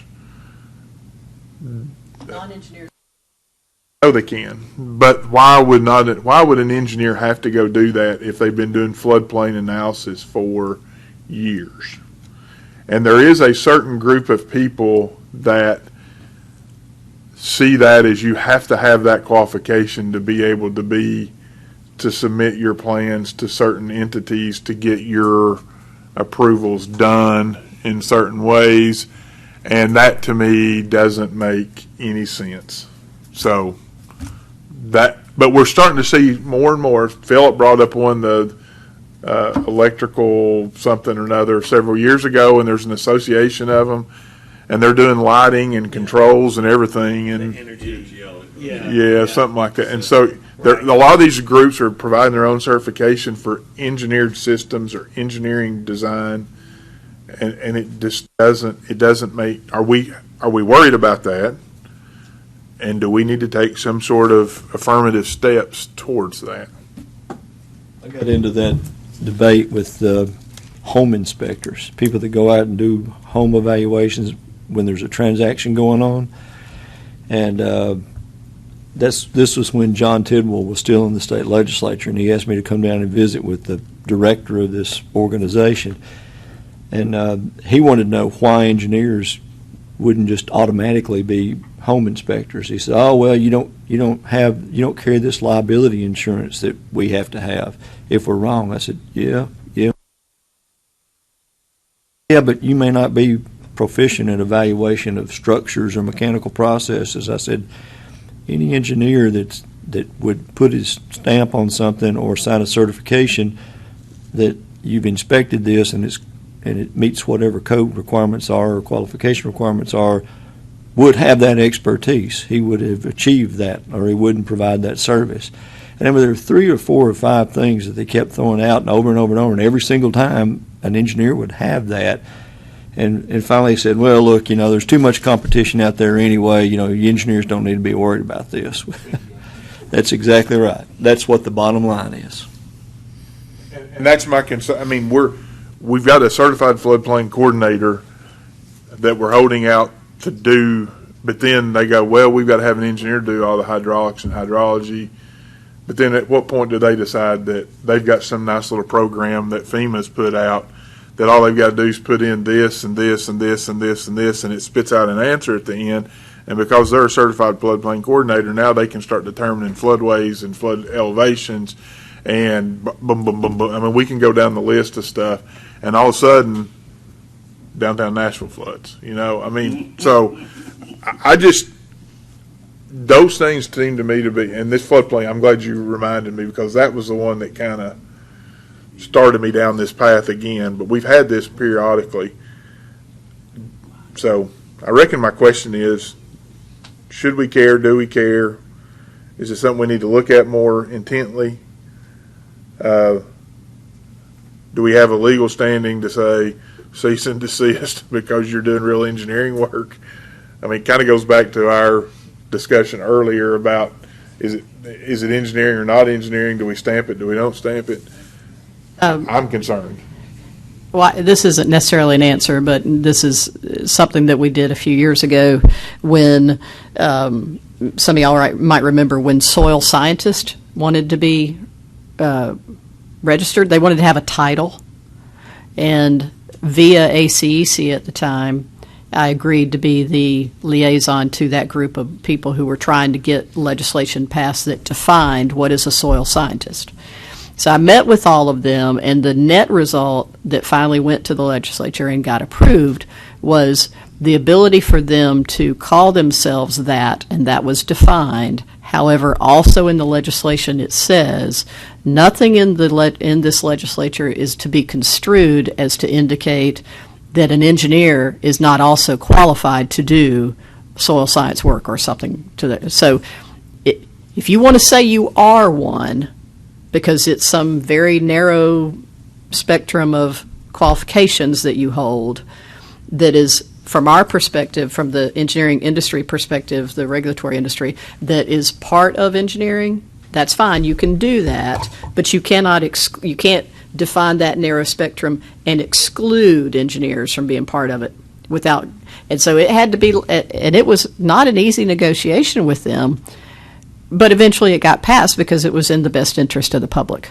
So I don't know about the floodplain manager. What was the reason they were opposed to it? Because engineers could potentially eat into their workload? Oh, it was definitely, from their perspective, creating a barrier to competition. Yeah, exactly. So, they would like to have had that only they can do this. But what was agreed to and what was passed was that they can call themselves out as being uniquely qualified to do that, but any engineer is qualified to do that also, if they say that they are, just like anything. I mean, I would never design structures, but if I suddenly decided I wanted to and proved that I was competent, I could. So that was the same. It was the same. But I think that is somewhat the answer, is that if we're going to allow especially just plain old title legislation that's out there that is being created to define who is narrowly qualified to perform a certain service in the public domain, that we need to watch for that and make sure that doesn't purposefully exclude engineers from being considered to be qualified to do that. And as far as floodplain manager, I don't even know what those people do that's unique. I just am very, that's just the one that always comes to mind. And the CPESC is something that is out there for, the DOT basically created that one. And there's lots and lots of non-engineers that do it, but there's level 1 and level 2. And if you want to go to level 2, there aren't that many non-PEs that go to level 2, I don't think. So I don't know. I mean, I'm glad you brought it up, and I didn't mean eat into your 18 minutes. But that was because and it's funny because we have all these initiatives against about these barriers to competition and about, one of the things that why licensure is getting attacked is because you don't want to set yourself in this little thing, but yet we let all these little certifications be out there. They're trying to carve that off a create the piece. same Yeah. thing, and yet they don't get the scrutiny that a profession does that has legitimacy on a lot of things. And so So are you proposing an initiative there other than to let the professional organizations continue to monitor the legislation and? we need to think this quick thing. State floodplain managers establish national program for certifying floodplain managers, recognizing continuing education and professional development. Now, I didn't know it was a profession, but they've got professional development that enhances the knowledge and performance of local, state, and federal private sector floodplain management professionals. That's on their website in the very beginning here. And again, my guess is professionals, they don't have a Title Act as far as I understand, right? But they've got an organization that's putting that out there on a website. And then they got this whole list of great things: training and education, conference and events, just like engineers do.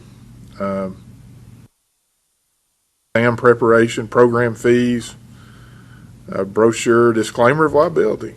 It's a peer review process. Anyway, all those professionals. And you just got that. That's a. I think all of us are in agreement that all of these things sort of just carve away slices of the profession every time they're authorized. Okay, what do we do to prevent it? I'm not worried about carving away part of the profession. That's not what I'm saying. Although Competition's it should be, because some of these people are performing services that really they may not be qualified. That's what I'm concerned about. Yeah. The competition's competition, okay? But it's when that competition, when you have to go have a special credential to do something and you're not really qualified to do it, but you're holding yourself out as a professional in what you're doing, that's concerning. Because we just had this discussion about whether you stamp or don't stamp, and the public or whoever's hiring, oh, you're a professional. You know how to do all this. Well, crap, they might not.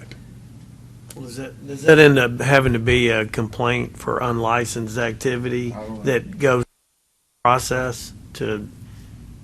That we've.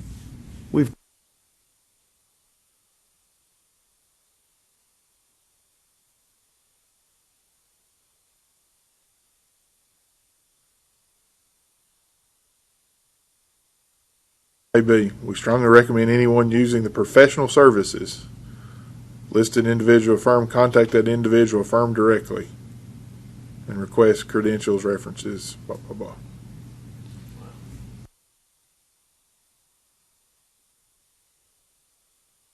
Like architects, it sounds like attorneys. They're professionals.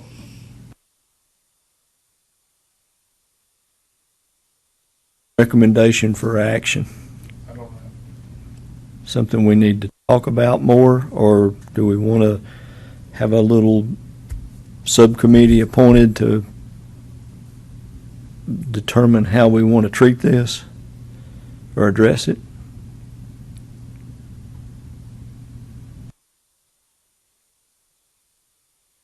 Recommendations.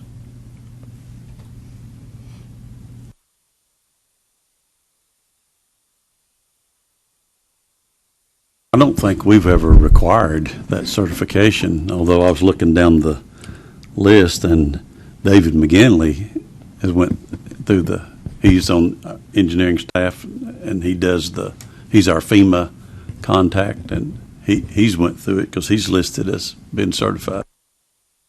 It's interesting. I bet you got a lot of non-engineers that are on there too. Yeah. I don't recognize hardly anybody.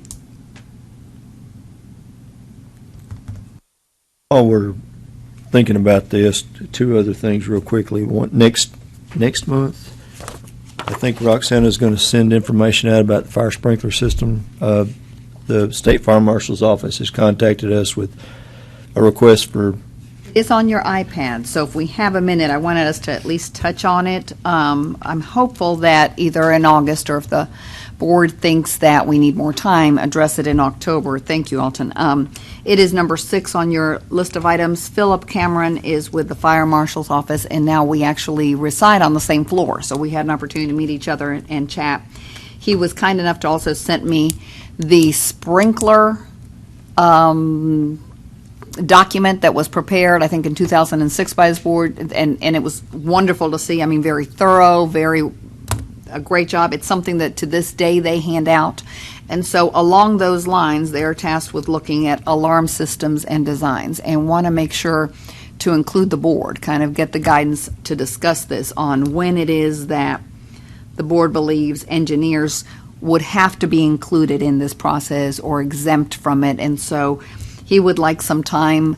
In the meantime, can we just email everybody? Absolutely. The Yes. engineer committee meeting? So I will send all these documents to the Roxanna, full board.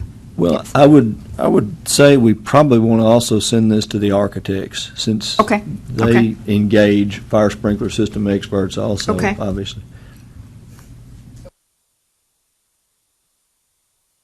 Idea that maybe at August, and if you don't think if you think we need more time, we can do October, and I can check with them. They'd like to appear, and he even thought about individuals, the big firms within the contracting arena, to be present to kind of have the conversation. When is it that a professional engineer or an architect, like I said, is needed to work on alarm systems, upgrades to buildings? Obviously, when it's brand new, there seemed to be no confusion, but when there's an upgrade or a new piece added or a change, at that point, when is it that an engineer would be recommended to be needed?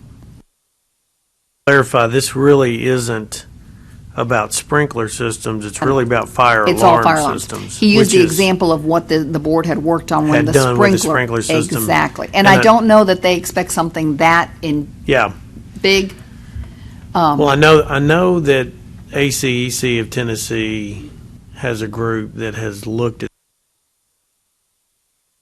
last year or two The alarms? for the Okay. alarm to Okay. come up with on fire alarm systems. So, Okay. and they were using the sprinkler system as a guideline. Okay. Okay.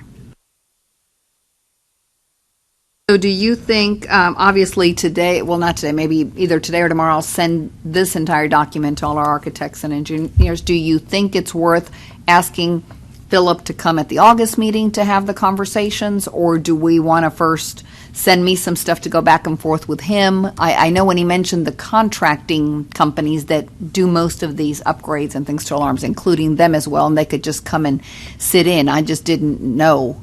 I think it would be a really good idea to have them come and explain their perspective on this and why they think it's an issue and needs to be addressed.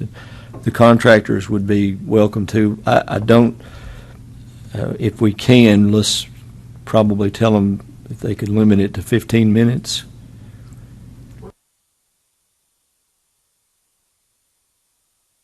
Also,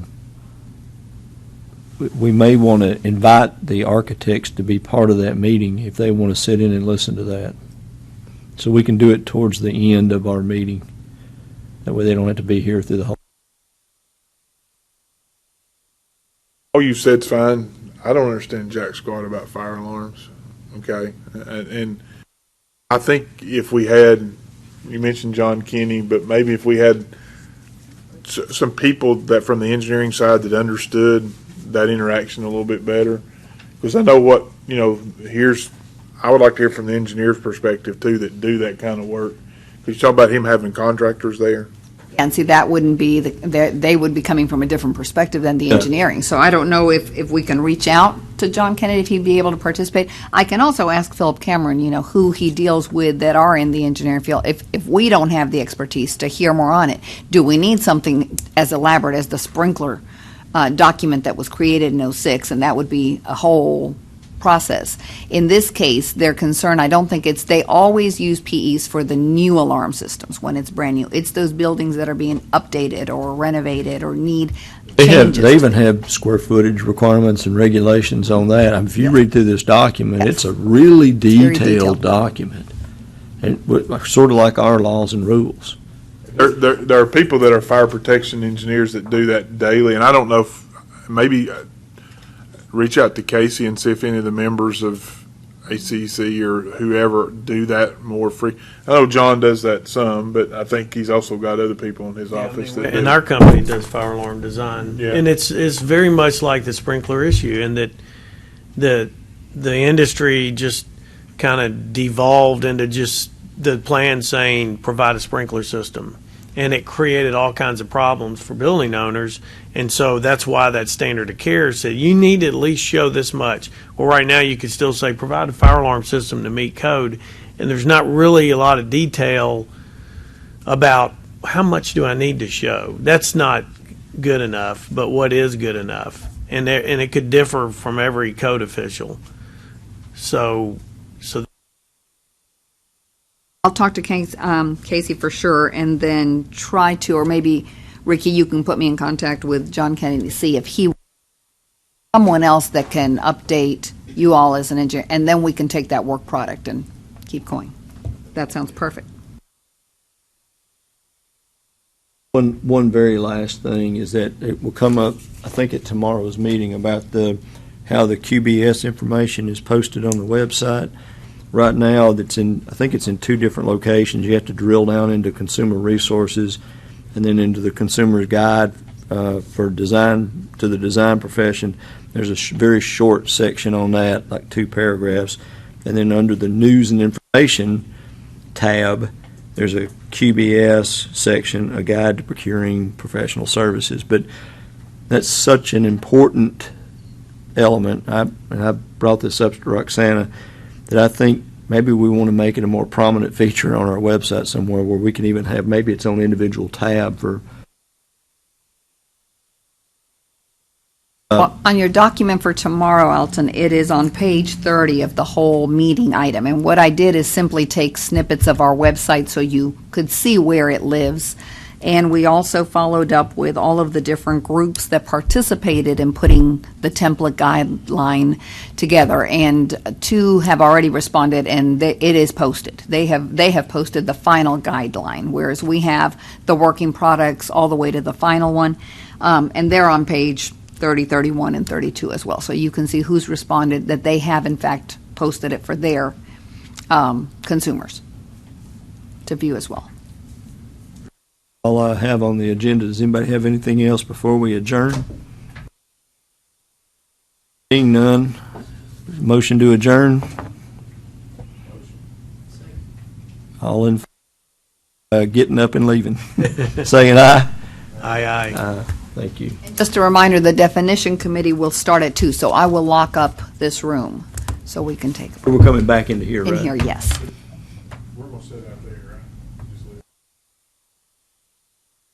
Who we? Non-definitioners.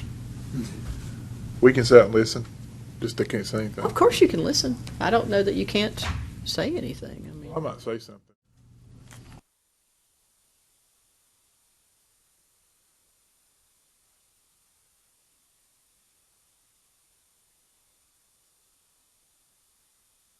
We're all set. This is the definitions committee within the architect and engineer board, and I will turn it over to Ms. Kathy Ware, our chair. thank you. This has a very, very, very long agenda list. For those of you who haven't looked, have you looked? I don't know if you saw that or not. If I can handle all that or not. It's huge. Bullet number 1 and bullet last says working session. So that's all we're going to do is go through a working session to try to make progress on this. But I'd like to preface that by saying that my understanding of, based on previous conversations in the engineering committee this morning, is that because of legislative session starting again in January and the fact that we don't meet but every 2 months, in October we have our 3-day retreat, that the engineering committee is going to see if we can't at least hopefully push forward the definition that the engineers would like to see for our practice. And I would encourage all of us to think in terms of trying to move this forward as quickly as we can. And nothing happens quick when you're talking about rule change and all that kind of stuff and definitions and laws. But having said that, Roxana made the point this morning of the calendar. So I just want to be cognizant of the fact that the clock ticks pretty quickly when we're not together, and then all of a sudden we are together again. So thank you so much for each of you bringing working documents for us to speak to. And if it's okay, I think that's where we might want to start, is with each of the practices going over, for the record, the definition that you're presenting as at least a starting point, and whether or not you actually still represent your discipline or your practice as wanting to have a definition. And I say that because when I reviewed my notes, some were not sure, and some felt like, well, I really need to go back and pull practitioners in my practice and find out for sure whether or not we, A, want to have a definition or not, and then B, is the loose definition that you might have presented last time, do you want to tighten that up, start over, add to, etc. So having said that, and again, thank you for bringing papers, and Roxanne, I don't know how that works in terms of submitting the papers, but I assume you'll make them available. Frank, can I put you on the spot and start with architecture? And is this a formal meeting where we need a roll call and all that other good stuff, or we just talk? Being a committee meeting, I don't think so, but we did with the engineers, and we usually do, so I'm happy to go ahead and do the nomination committee roll call. Our chair, Ms. Kathy Ware. Here. Ms. Susan Ballard for interior design, Mr. Blair Parker for landscape architect. Here. And Mr. Frank Waxter for the architects. And I think it's the definitions committee. The definitions. Not What the did I say? You said nomination committee. Oh, I'm sorry. I'm reading my agenda for tomorrow. The definitions committee. Thank you. Okay. What I've brought with me, the top of the 2 pages says June 19th, and we'll get copies of this to you, or I can give you a copy now if you would like. Have one that I can make copies for everyone, if you prefer. Already have, and I've got one for you. Okay.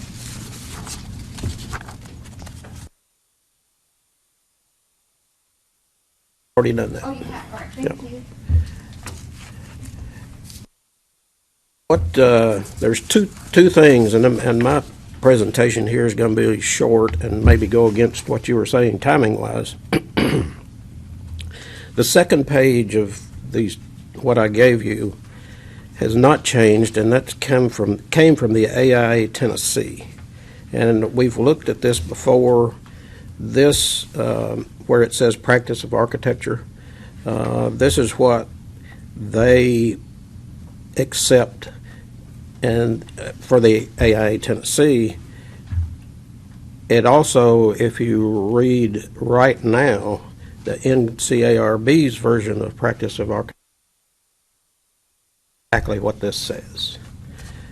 And so I'm just going to say that what is on the front page is brand new. And I put it in red up there, what this represents. It was presented at the annual business meeting in Washington, D.C. last week. And they have been studying the definition of the practice of architecture. They have a committee that's already a year coming up with where we are right here. Their plan is to continue going over this from a legal aspect and from, like you were saying, from the polling all the states to see what their opinion of this is. The idea is to go through this next year and bring it to the 2020 annual business meeting, which will be next June, for approval. And having been to several of these meetings, there's no guarantee there's an approval. But since you've got it in front of you, they've got a definition which says and you can read it or I'll read it. It says the practice of architecture, it says the art and science of designing, in whole or in part, buildings and the space within the site around them in a manner that protects the public health, safety, and welfare. This practice includes providing or offering to provide the services of planning, developing concepts, preparing documents that define form and function, coordinating consultants, and construction administration. And if you'll look at the 5 bullet points below there, where it says this practice includes, in that last sentence, each part that they're saying the practice includes is defined below there. And so, and I happened to notice what Susan was handing out. It seemed like they follow a similar pattern as far as definition goes. They have a definition, and then they have the explanation of what the it's a little bit, it needs some work. It's, as an example, let's say we accepted this. Practice of architecture, it includes construction administration. And look down at the bottom, and I'm for this, by the way, but I think there'll be a lot of kickback on it. And the reason, and I'm going to tell you why, but it says construction administration includes, but is not limited to, evaluation of construction to determine that the work is proceeding in accordance with the contract documents. And the only reason I'm saying there might be kickback is if we define construction administration as being the practice of architecture, then anybody that's performing construction administration without a license is practicing without a license, in my opinion.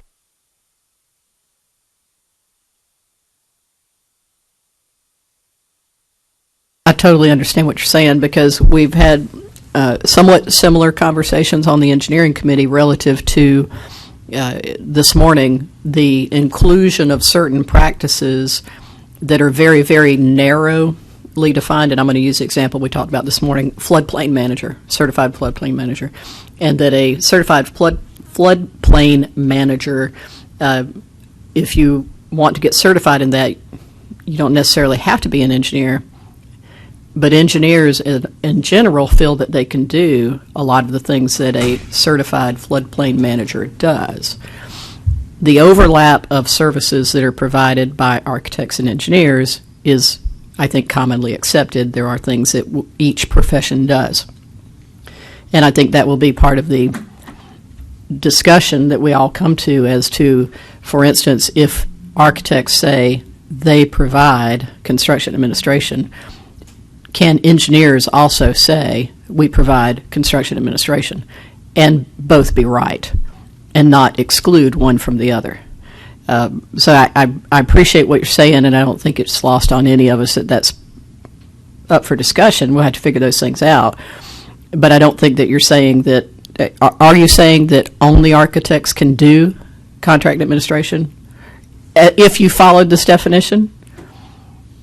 I'm thinking so, but again, I'm not an expert on that. Personally, I think that's a good idea, but there's a whole lot of people who don't agree with me. And so that's the reason I'm saying there'd probably be a kickback on it. I think if you design a building and you don't follow through with the construction administration, then you're losing. In fact, there's a lot of liability involved. I see people getting sued. They didn't do any CA on the work. Something happened, but you still got sued because you designed it, but you had no control over how it got built. So to me, construction administration is part of the services. Well, maybe in order to not get too deeply into that particular discussion of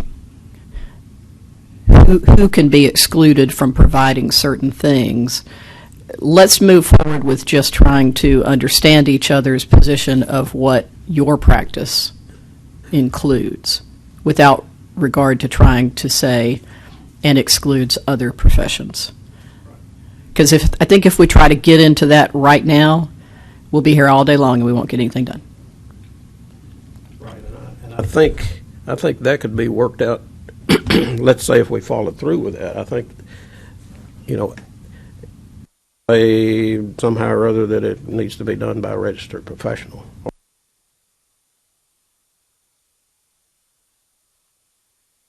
One of the ways that we were trying to accommodate that too, just as an aside, but just so you know that, again, we've thought about it, is to add the phraseology to what might be considered some ancillary services, to add the phraseology to be provided by those who are qualified to provide that service. In other words, if you're an electrical engineer, it doesn't mean you can do structural. But if there is one tiny little structural thing that gets designed by someone who says, I've done this 100 times, I know how to do that, and I can defend it in court, then that's up to them, kind of a thing. So we're struggling with this. I guess we're all struggling with the same things. The other angle that I see there is I could see that being looked at as an attempt to,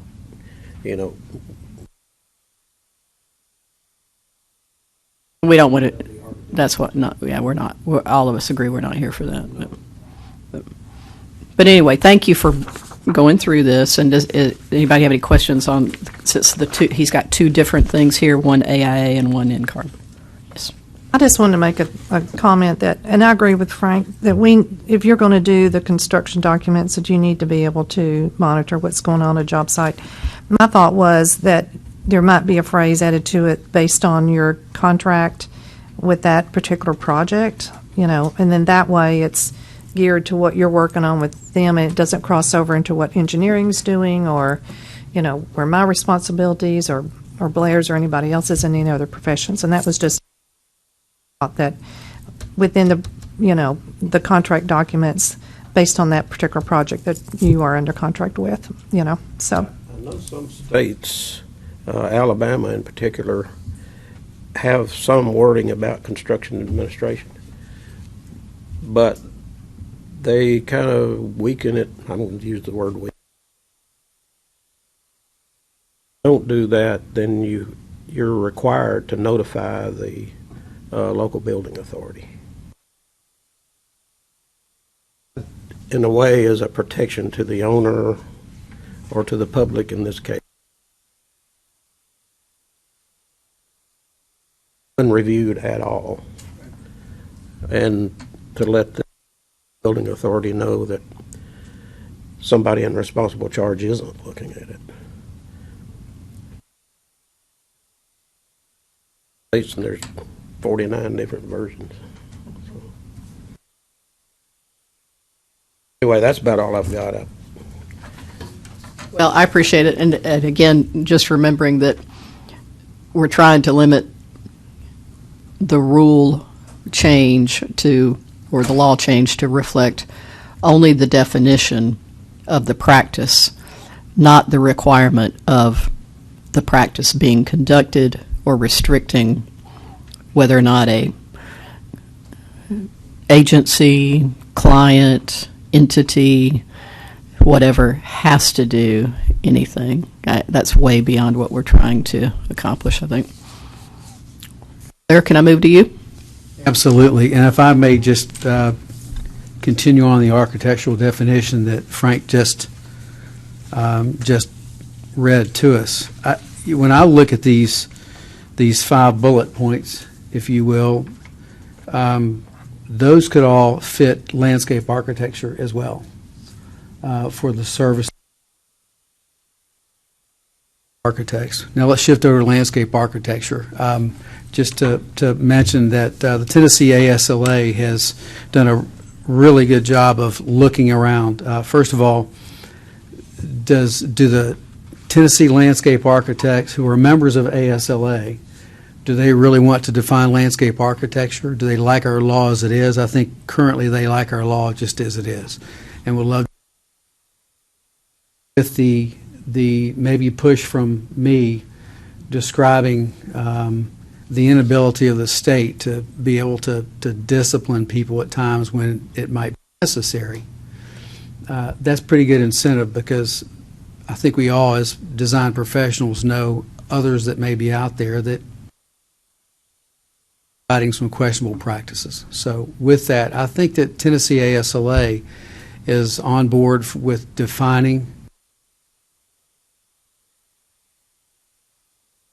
Had a conference call, and it was interesting a lot of the comments that were mentioned, but in that conference call, we asked people to go back to their alma mater and to look for a definition of landscape architecture from where they had gone to school, and then the state in which their alma mater is. Then I also looked at definitions of landscape architecture in the surrounding states of Tennessee. Definitions are all over the board, absolutely over the board. Like in architecture, we have NCARB. In landscape architecture, we have the Council of Landscape Architecture Registration Boards. And model law that is, it seems to continually be being redefined. Definition of landscape architecture per CLARB is very general, in my opinion. And I'll read it. The practice of landscape architecture means the application of mathematical, physical, and social sciences principles in landscape architectural consultation, evaluation, planning, and design. It includes preparing, filing, administering plans, drawings, specifications, other contract documents involving projects that direct, inform, and advise on the functional use and preservation of nature and built environments. That's very, very generic. When I look at the definitions from the states that we have assembled, much more specific than that, to get into specific areas of land of what a landscape.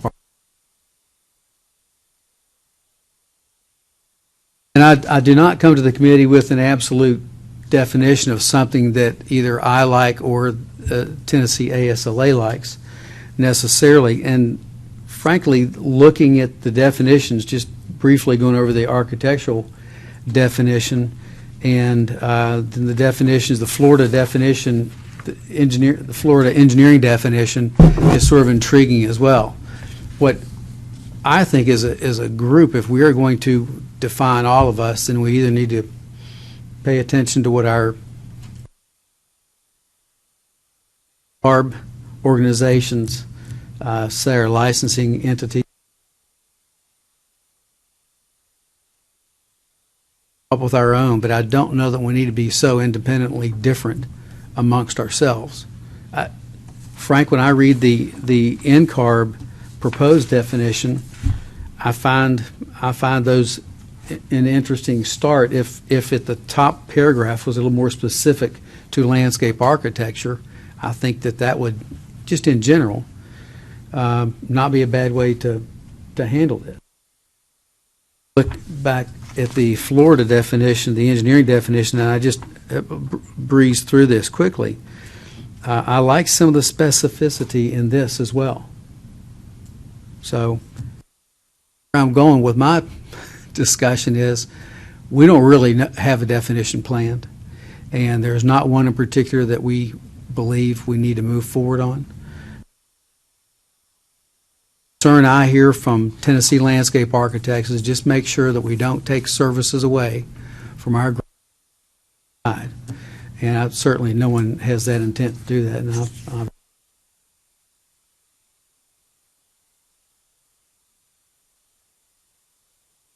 really like time to go through these definitions and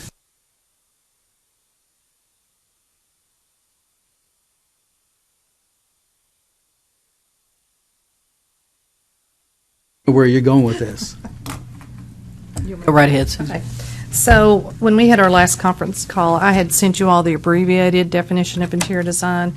This was what was presented at our NCIDQ conference last November. And so what we asked them to do was take the 3 pages, condense it down to 1 paragraph, which made it more palatable for legislative bodies to consider. So that being said, they came up with an abbreviated version of the definition, which our group has agreed to. And it says, interior design encompasses the analysis, planning, design, documentation, and management of interior, non-structural, non-seismic construction and alteration projects in compliance with applicable building, design and construction, fire, life safety, energy codes, standards, regulations, and guidelines, for the purpose of obtaining a building permit as allowed by law. Qualified by means of education, experience, and examination, interior designers have a more responsibility to protect consumers and occupants through the design of code-compliant, accessible, and inclusive interior environments that address well-being while considering the complex physical, mental, and emotional needs of the people. Long version, we've got the definitions of interior design with the glossary, and everything that was in mine on green is black on your all's, but it's calling out the definitions, which you all had from our last conference call. We would like to update ours to reflect this element, since the national has approved it. Like it's a positive thing for our group, so. So just to clarify, I just want to make sure I followed you. There's 3 pages to your document. At the bottom of page 1, the last paragraph that starts with interior design encompasses. Page 1, bottom paragraph. The paragraph that starts interior design encompasses. Is that the paragraph that you're suggesting? Yep. Okay. Now, and then it ends. I will send this again to Roxanne. We can get copies of it. But yes, that's basically what's not in this one is the statement that I added as allowed by law, because each state, has their own regulations, and that was not included in this one during the work study on it. So this one has been updated to include that statement. Can you just kind of point me to the point in the paragraph where you added that in? Yes. Let's see. Let me get after the word building permit.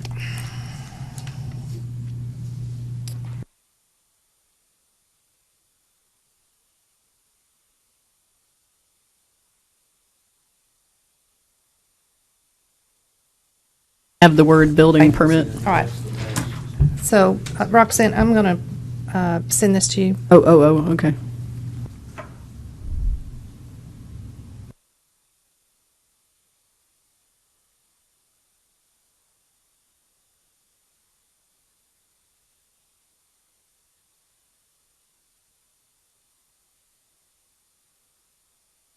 So, Susan, do I understand that it's supposed to read, there's 2 paragraphs, not 1?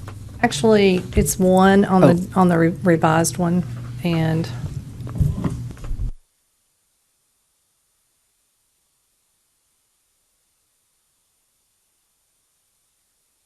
Building permit, comma, as allowed by law?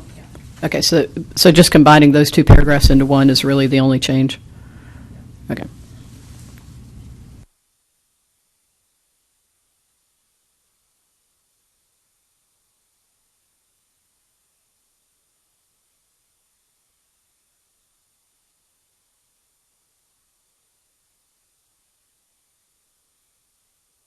Did I understand you to say that as a representative of the interior designers for all of Tennessee, that you feel like you represent, that you polled them and this is what they would support and this is what y'all want to move forward so as? IIDA, which is the Interior Design, International Interior Design Association, nationally has approved it. ASID nationally has approved it. Groups of people that meet, so. I know means it's going to happen, right? But I just want to make sure that I understand that's what you're suggesting. Okay.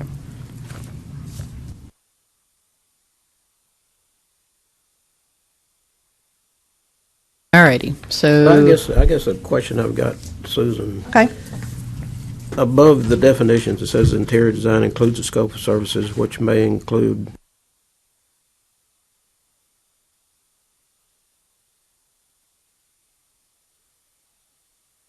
interior designer. So in Tennessee, it doesn't. Would it be nice if it did? You can't use the term registered interior designer unless you have passed the NCIDQ. However, anybody can hang a shingle and do whatever they want to do, and buyer beware, So. I guess what I'm saying, and I agree with you.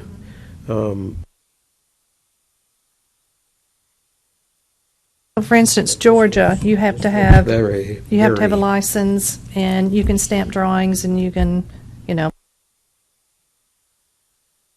So, Florida, same scenario. California has its own set of rules. So, each state has their own thing, but we're trying to get a uniform definition of the profession. They'll change their laws accordingly. So, if they So is this definition used in another state's laws? Nowhere yet? Well, it could have happened since last November, but not likely that fast. So it was just issued in February. So To follow up on what I was saying is, let's take human experience. It says influence of the moment-to-moment physical and sensory elements found within the intimate in details of only an interior designer would write that. But anyway, that's so ephemeral that somebody does that, that doesn't make them an interior designer or not one. Okay, I will say that the people on this committee, there are educators, there are principals, there are a very diverse group of people that came up with this. There is no one from the South in here, which I was kind of disappointed that no one represented the southeastern states, in this definition. But sometimes you can't get people to volunteer for things either. But Karen Martin has a doctorate degree and an extremely intelligent person in terms of writing books and theory and educating, and a lot of this comes from the viewpoint of an educator. Their viewpoint is different from ours. Teaching things, they're going to bring up points, from a different perspective. So, Hearing that, I can see that Yeah. here. yes. It's like somebody's written this to say, this is what we educated our interior design students to be able to do. But a lot of it is not something that would. Well, if you do healthcare design, then some of those principles apply there, and I have done that, as opposed to maybe education or hospitality, which I do a lot of now. So it depends on what field, or if you're in behavioral health design, where you're doing health facilities, that's a whole different, scenario. So I think a lot of it depends on where you're aiming your practice, and would be obviously some of the larger firms have different divisions where they just do that type of.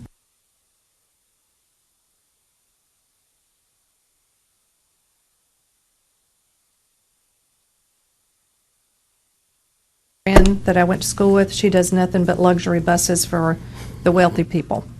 Hey, I want that job. Yeah, well, that would drive me nuts to do something just that rectangular all the time, So anyway, but she has to know their likes, dislikes, all these different detailed things about them as a human being. So anyway.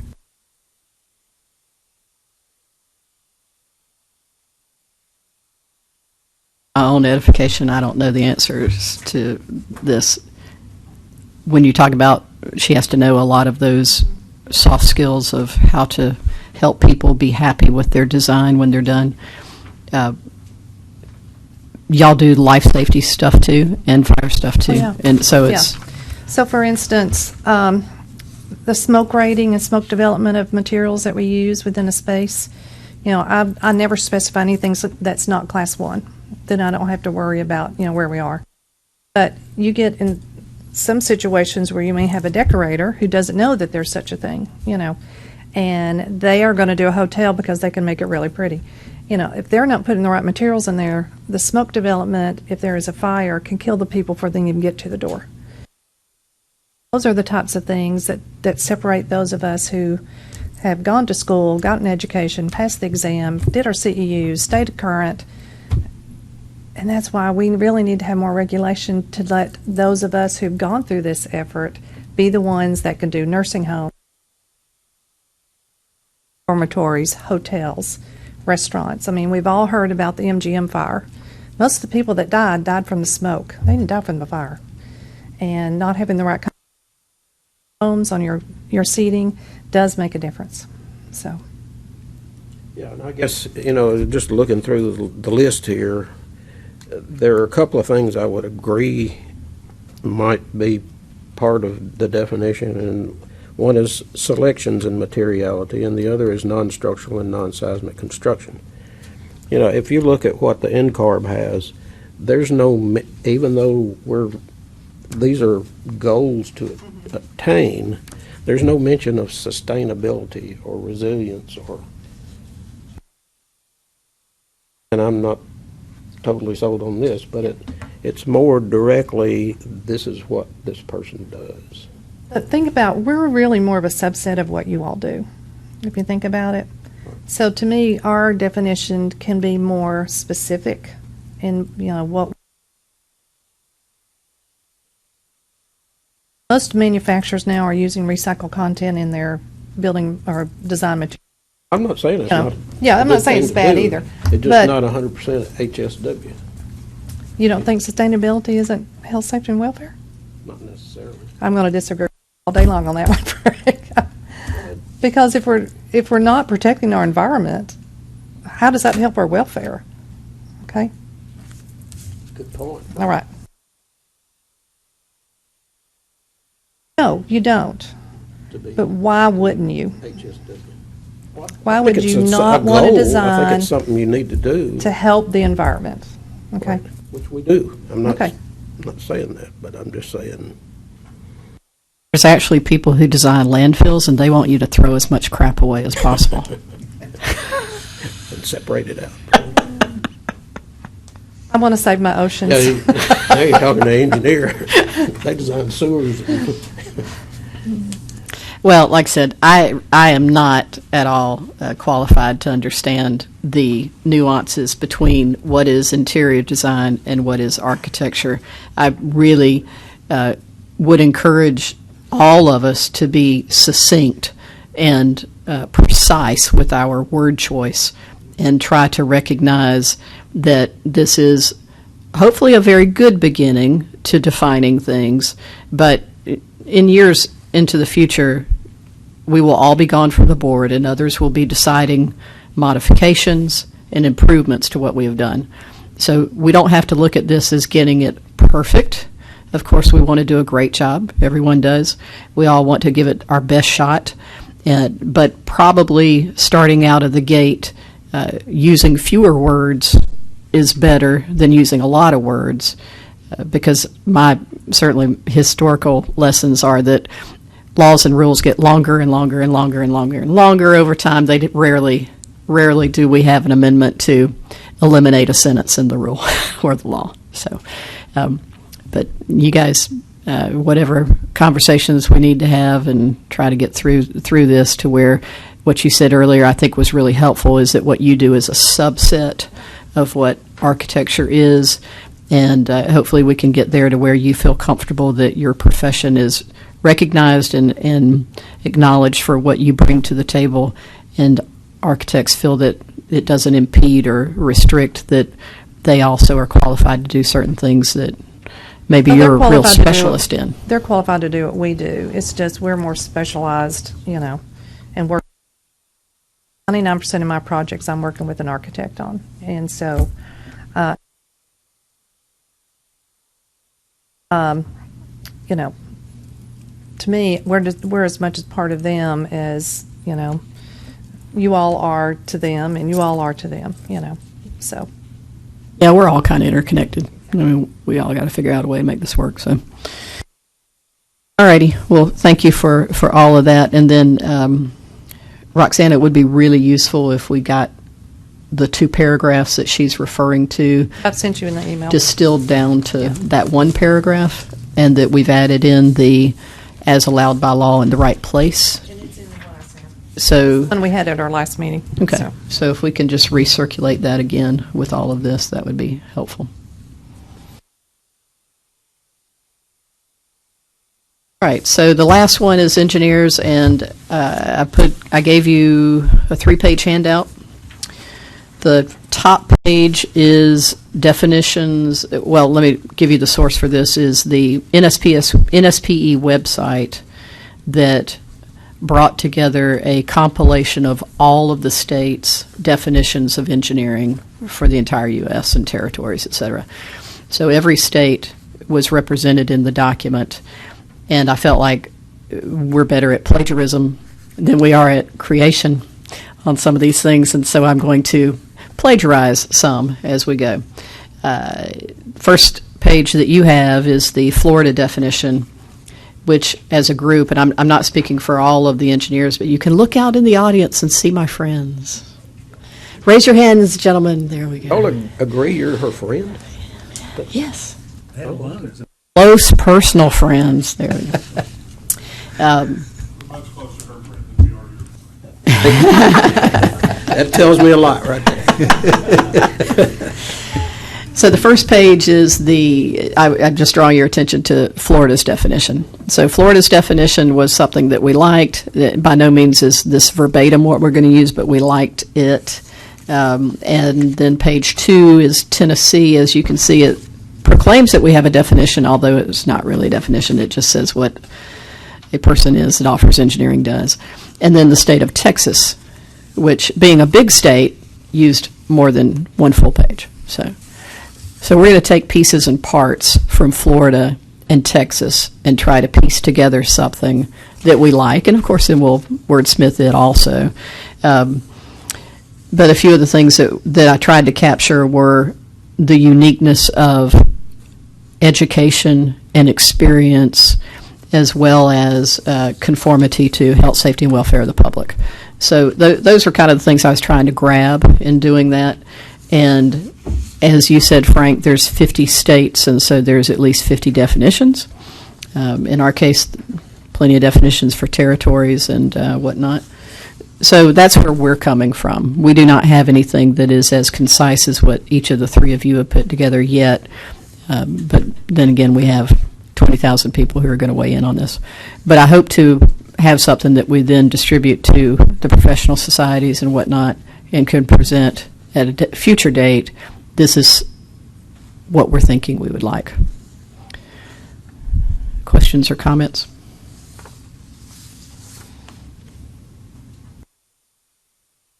I guess you said you liked the Florida definition. We're going to pull from Florida and Texas. Okay. We're not going to It's include like- everything it's like- verbatim. Yeah, what I'm saying is Florida is defining engineering. And then the state of Texas is defining the practice of engineering. That's correct. And I've noticed older versions of definitions are an architect is and an engineer is. It seems like the newer versions of the practice of engineering or the practice of architecture is.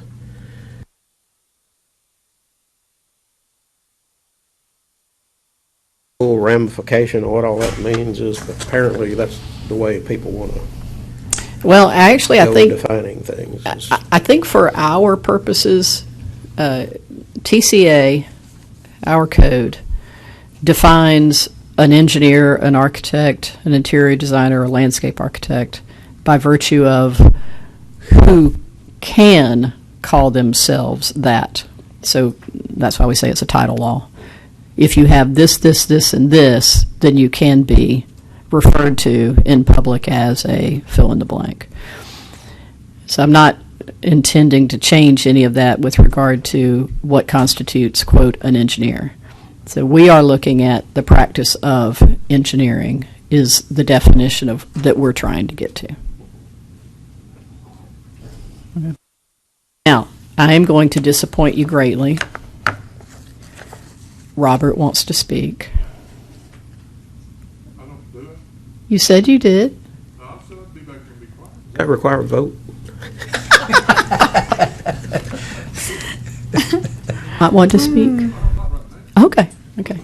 He's going to interrupt us later. Yeah, I'll interrupt you when really did think he wanted to say something about this, but in essence, this is what we have right now. So at this point, honestly, I'd had some conversations with Ashley and about how all this worked, and so in lieu of me trying to speak in attorney terms, I think I will turn it over to Roxana and our new staff attorney and let them explain to us how the process would work if we want to move forward with definitions, et cetera, and then go from there. Again, it's a working session, and hopefully we'll make progress. And Stuart will correct me if I've forgotten something. So I think, since you're together, if you want to, it sounds like we've come to a good term for the interior design piece that we've got from Susan. It sounds like we've got some flexibility on the landscape architect and the final definition, and maybe we work on it and finish it if we're almost there with that. As long as the work group finishes the 4 definitions, if that's all you're looking at, we can keep meeting until we're at that place. Let me jump in Sure. and say, I don't think we're remotely close to that. I mean, I think that each of the definitions has been presented, but I don't think we're even close to having them. So each meeting would Defined. be moving in that direction. So Okay. if today you decide, like I said, if Susan's is almost there and we accept that we've got that language, then one of the 3 maybe is, and we can pick on continuing the other 3 or focusing and finishing 1. We'll have to continue meeting until we get what we think is the best definition for each of the 4, if that's what we're going to add within rules. At that point, I think we present it to the full board and read in case the other board members have any opinions, thoughts. As with the engineering societies, I think the architect, the groups themselves will probably want to see it and have your members in Tennessee licensees poll. So that could take some while. Once you've got a good definition to send out to the organizations and say, at the next meetings, present these. This is what Tennessee is thinking of going. That way you've got that feedback. And so that's... Sends it to the societies. We can send You? it, members of the Not us. society can. We can. I mean, because we have direct relationships with at least with the 3 organizations that are, always at our meetings, and they can distribute it to smaller organizations. Anyone that I think the board feels would have an opinion and want to look at these, because what we don't want to do is start the rules that include definitions, whether it's just 4 or we end up with 8, and then have members of the public, licensees, say, I oppose this, and we stop. So we'll get their feed in way before we get to that stage, and have then true, accurate definitions that don't clash with the laws. I mean, that's something that's jumping out. I guess that's what I'm looking for is can you be more specific in telling us how this is going to work?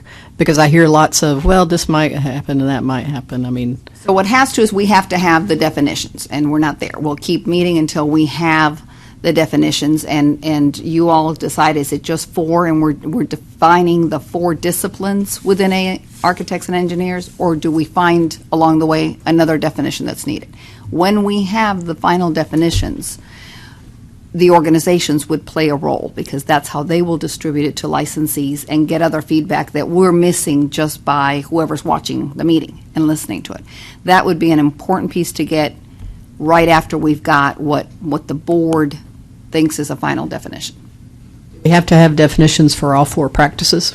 We don't, but it would probably make sense, as opposed to leave one out, to then not have a group later down the road say, why did we miss landscape architect? Because our statute is dealing with all 4.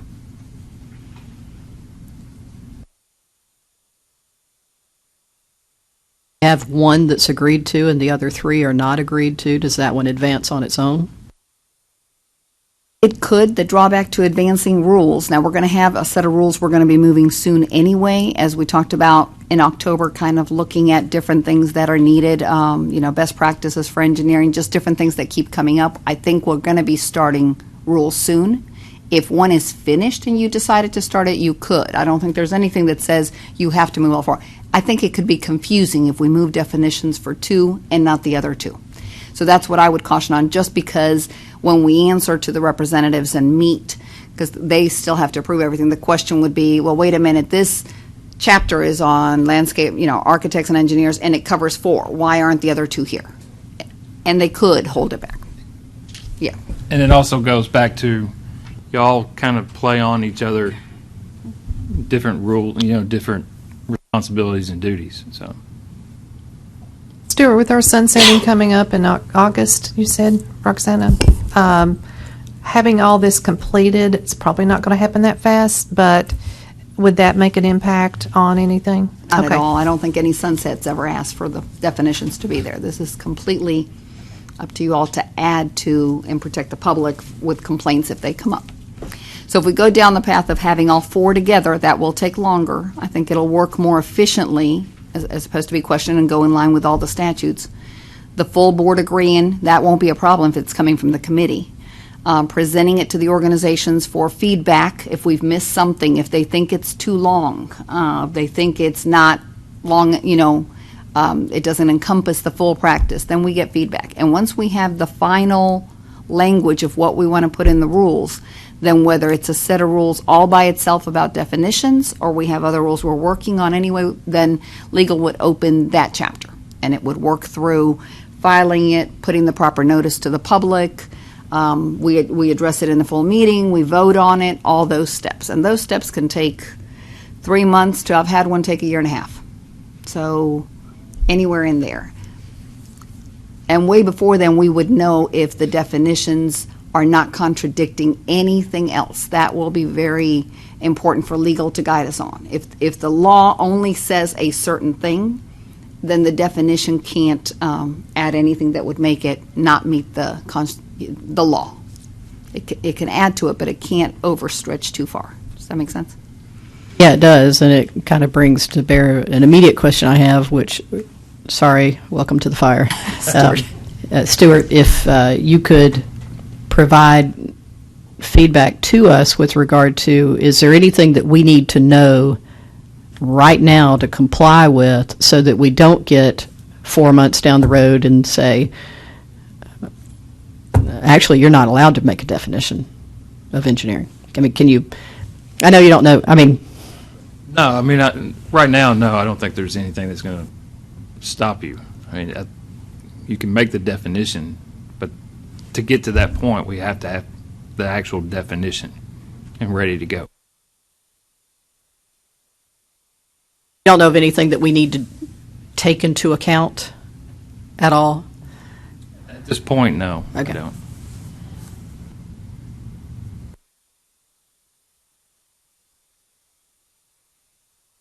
I'll poll the group here. Just looking at what I've seen as far as the architectural definition goes, I'm seeing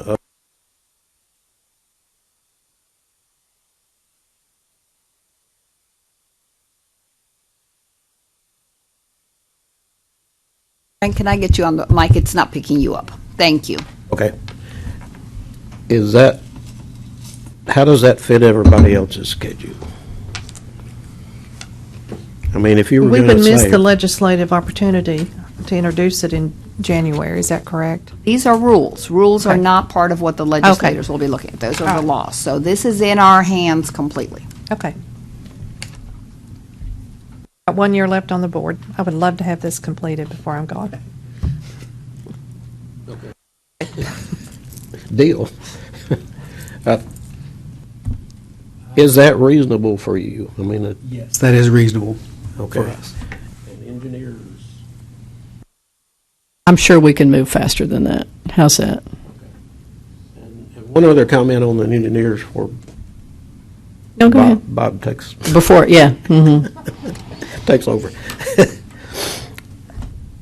I quickly read the Florida version. And how, as engineers, are y'all dealing with the many aspects of it, civil engineering, structural, electrical, mechanical? How do you, I see an attempt here to try to put all those together, but, if you're defining yourself this way, you're kind of saying that if you're an engineer, you can do any of that.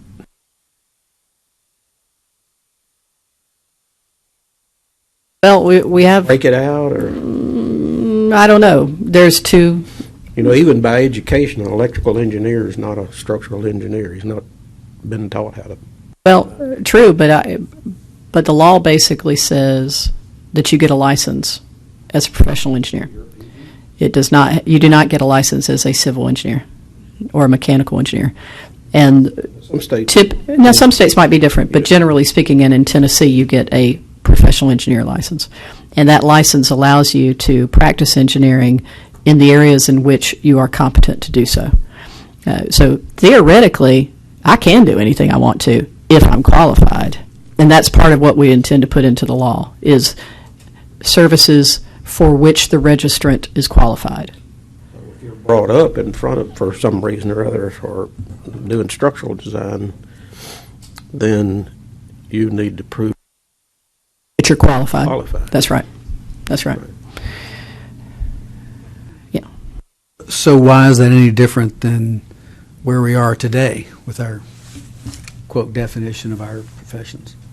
Well, we have definitions of what constitutes the person who can use the license, but we do not have a definition of what the practice of that profession is. That, and it is a nuanced difference, but it is also a difference that is seen in complaints and amongst building officials and codes officials on the engineering. I'm speaking with regard to the engineering side. So, but the practice of the profession is different, we think, than what is currently codified as an engineer is defined as fill in the blank. That is a title law. That is not a practice definition. So, but I will say, Frank, going back, circling back to your answer, is that an engineer is an engineer is an engineer, and if you're qualified to do so, once you have a license, you can practice whatever discipline you choose to practice in. If I am truly qualified as a nuclear engineer, then I can practice nuclear engineering because I do not need a nuclear engineering license. But under the definition that we hope to adopt, you must be qualified. And the complaint would, for someone, as you say, is if you get called up on a complaint, you will have to demonstrate that you were qualified to do that. It may be true, but correct me if I'm wrong, but you take a different exam. You don't even take the same exam if you're a nuclear engineer as you do if you're a civil engineer. No, you don't, but you still get a license as a professional engineer. Still doesn't matter. Well, I mean, I didn't. There was only one civil when I took the exam, so. Civil used to be, I guess it still is, civil sanitary structural exam. There's five civil engineers. You got separate engineers, electrical and mechanical and Whole systems and other things too, and I think they still do. They got rid of what, computer or something? All right, so the chair would like to recognize the guest who has walked to the podium. Mr. Campbell. Thank y'all for making me stand up here and wait for about 45 minutes and forget exactly everything I was going to say. I'm Robert Campbell. I'm with the A&E Board, East Tennessee representative. So I do have 2 or 3 things that you need to consider going through this, and you may have talked about it. You've got the definitions, and definitions are going to be what they are. I would encourage you to figure out what the things you're going to get in an argument with before you have the definitions started. Blair and I are going to get in an argument on what constitutes grading and not grading and drainage and not drainage. So it would be nice to have that argument before you come up with a definition. So you don't want your definition to be here and all of a sudden you have to whittle 2/3 of it back or the other direction, and we end up losing the meat of what our definition is because we're whittling so much of it off to get it to fit into the right slot. Steve has brought this up several times. He's absolutely correct. We need to, we as civil engineers, this doesn't necessarily pertain as much to architects, I don't think, but we may have to bring the surveyors into some of this, because they do some level, they're basically with property, and you do some measurement that could be construed as surveying, and we do quite a bit of it, that back and forth. We also, something that Stuart can provide, I'll wait just a second here.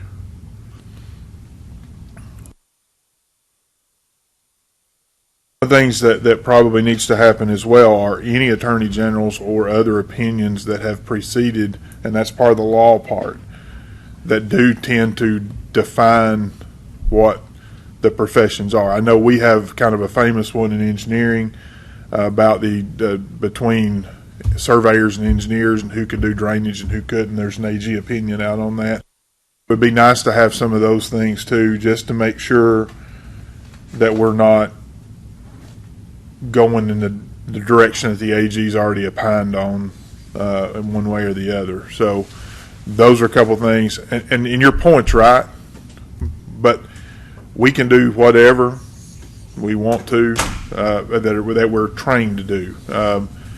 And I think the purpose of all this is to list all the things that are out there and then qualify it by saying, based on your education and experience. But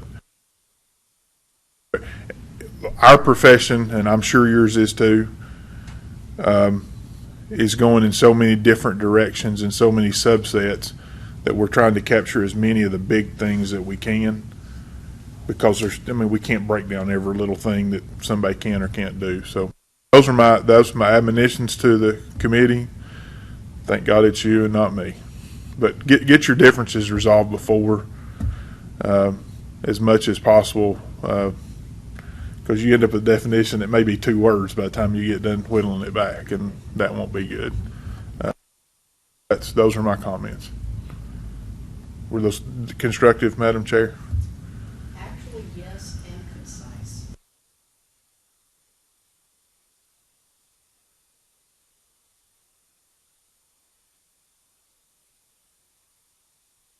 I like y'all's shirt, by the way.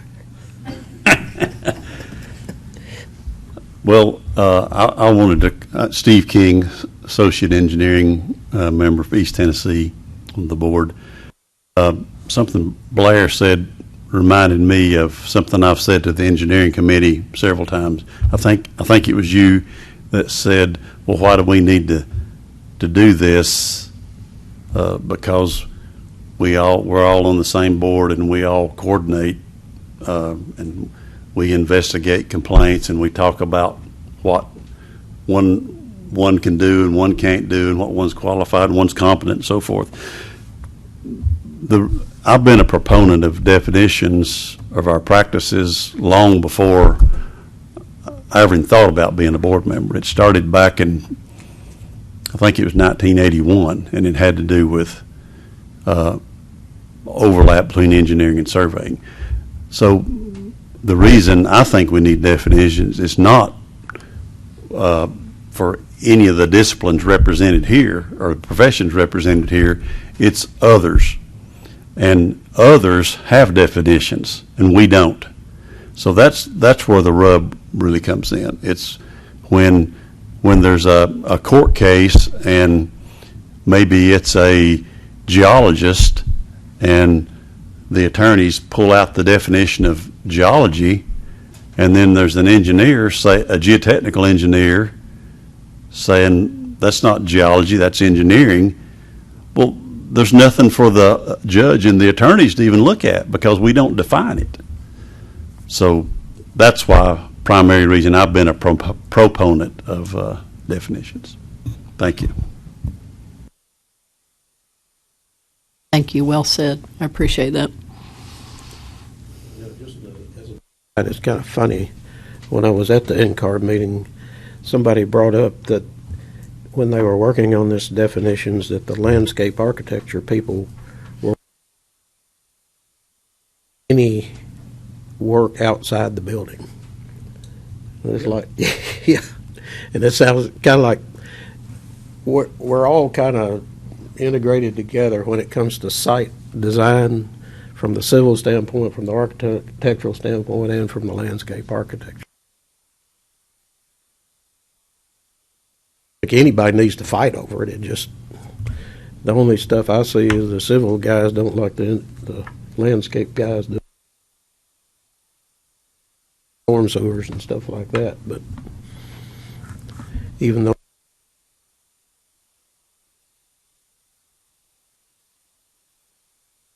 that may be the type of rub you're talking about, you know. Yes, sir. I mean,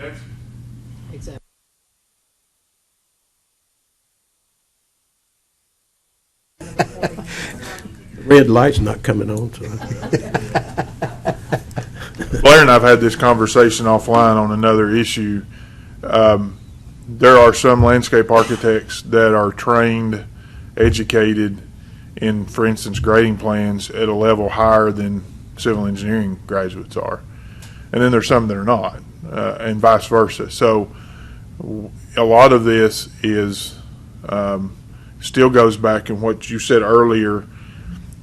Even though you've got the degree in it, even though you took the test in that certain discipline, even though you did that, if you've not been doing it under the direction of somebody who knows what they're doing, it really, a lot of this, I'm not going to say it doesn't matter. That's not right. But it minimizes what you can do. So we need to, I mean, like Kathy said, make sure that that training and that experience for doing that stays in place. I know a lot of people that, for instance, took the test in environmental engineering or doing transportation or vice versa. So the test is one thing, but it doesn't necessarily indicate what your level of expertise be. And again, we've had that discussion. So, but we need to figure that out, what that means. You know, if we're going to step on each other's toes to a certain point, but what we don't want to do is restrict it so that every time a landscape architect does a grading plan, they're running to the board to say, well, they did a grading plan, and we all end up sitting here listening to two people argue about something that they both know what they're doing. It just doesn't help our profession any, and it confuses. Work all those things kind of out. And if we decide to both have it in there, then we just need to agree that both can do it with certain caveats to it.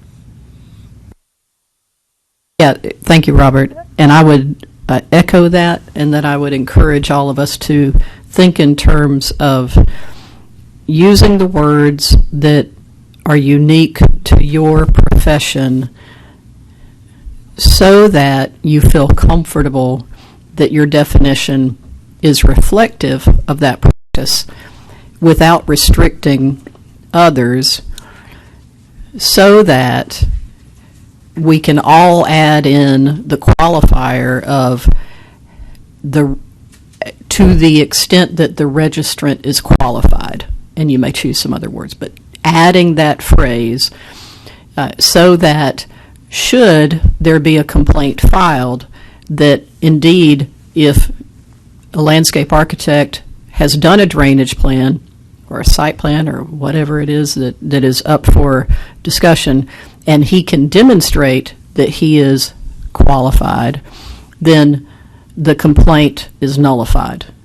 Likewise for engineers doing the same thing, so that we aren't trying to write definitions that restrict or provide barriers to practice or competition, so that we aren't perceived as doing something that is somehow protective of the license that we all hold so near and dear, so much as that we are trying to protect the public against people who are truly not licensed nor qualified coming into the construction industry and the built environment and putting the public at risk.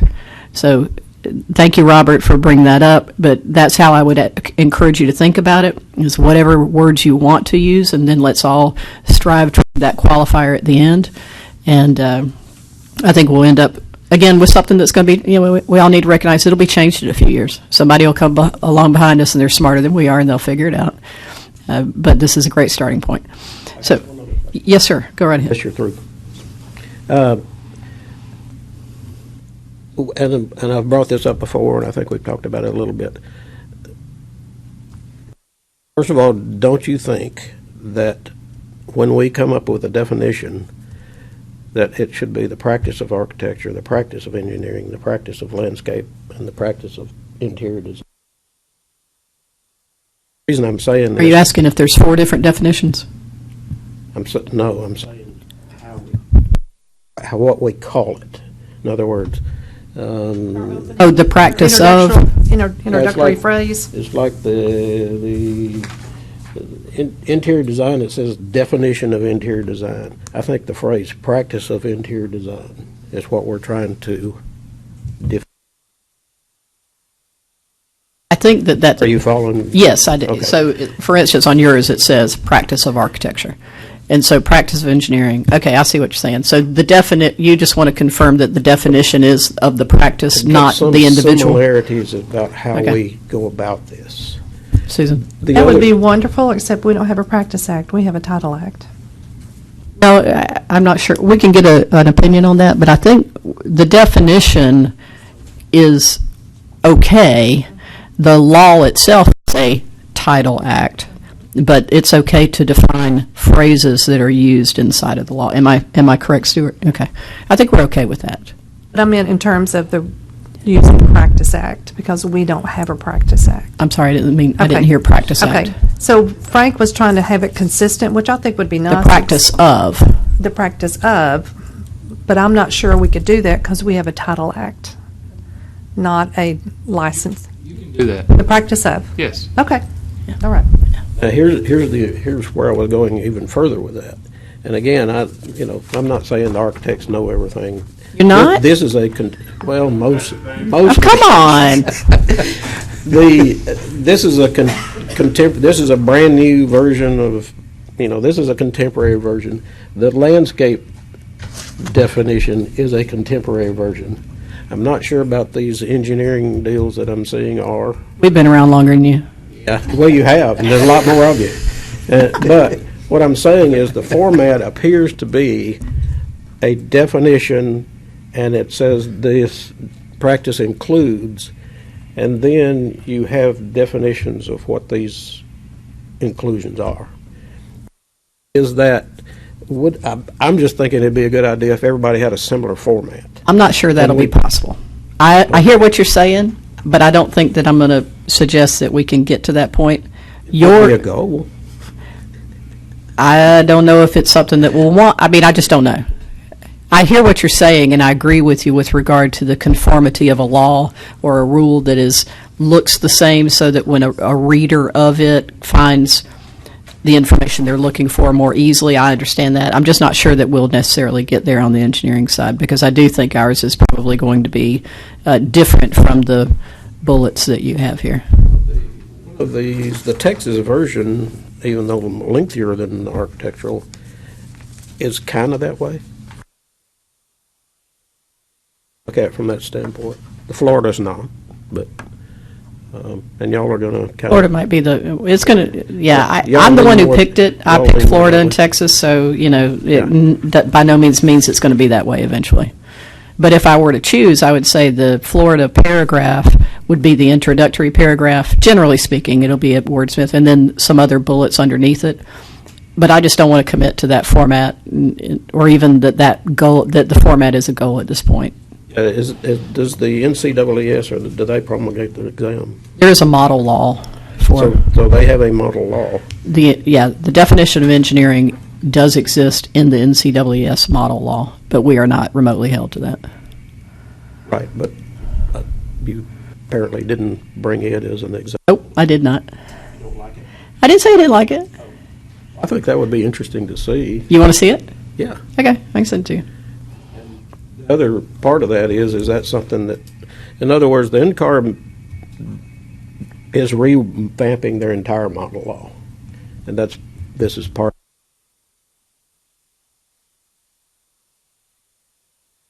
Last time, I think, was 8 or 10 years ago, so. Well, I know that in the past, not the most recent engineering committee meeting that we had, but 2 cycles ago, 4 months ago, we touched briefly on the NCAA, on this issue. And I think we read through the NCAAS model law definition and decided, generally speaking, that was not going to be sufficient. I don't recall the details of why, but I know that we touched on it. I can't remember the details. Anybody else remember the details? No. I just think that there's a greater likelihood than not that we will choose something else. But I'm happy to share it with you.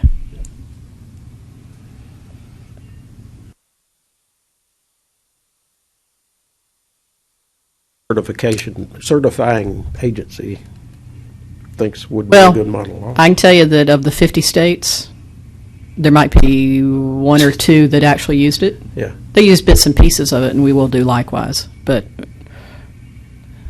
it's not going to be the foundation for what we write.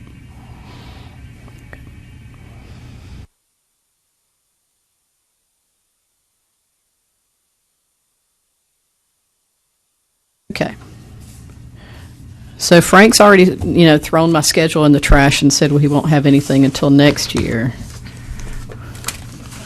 But that doesn't mean we're going to stop working on this, all right? So,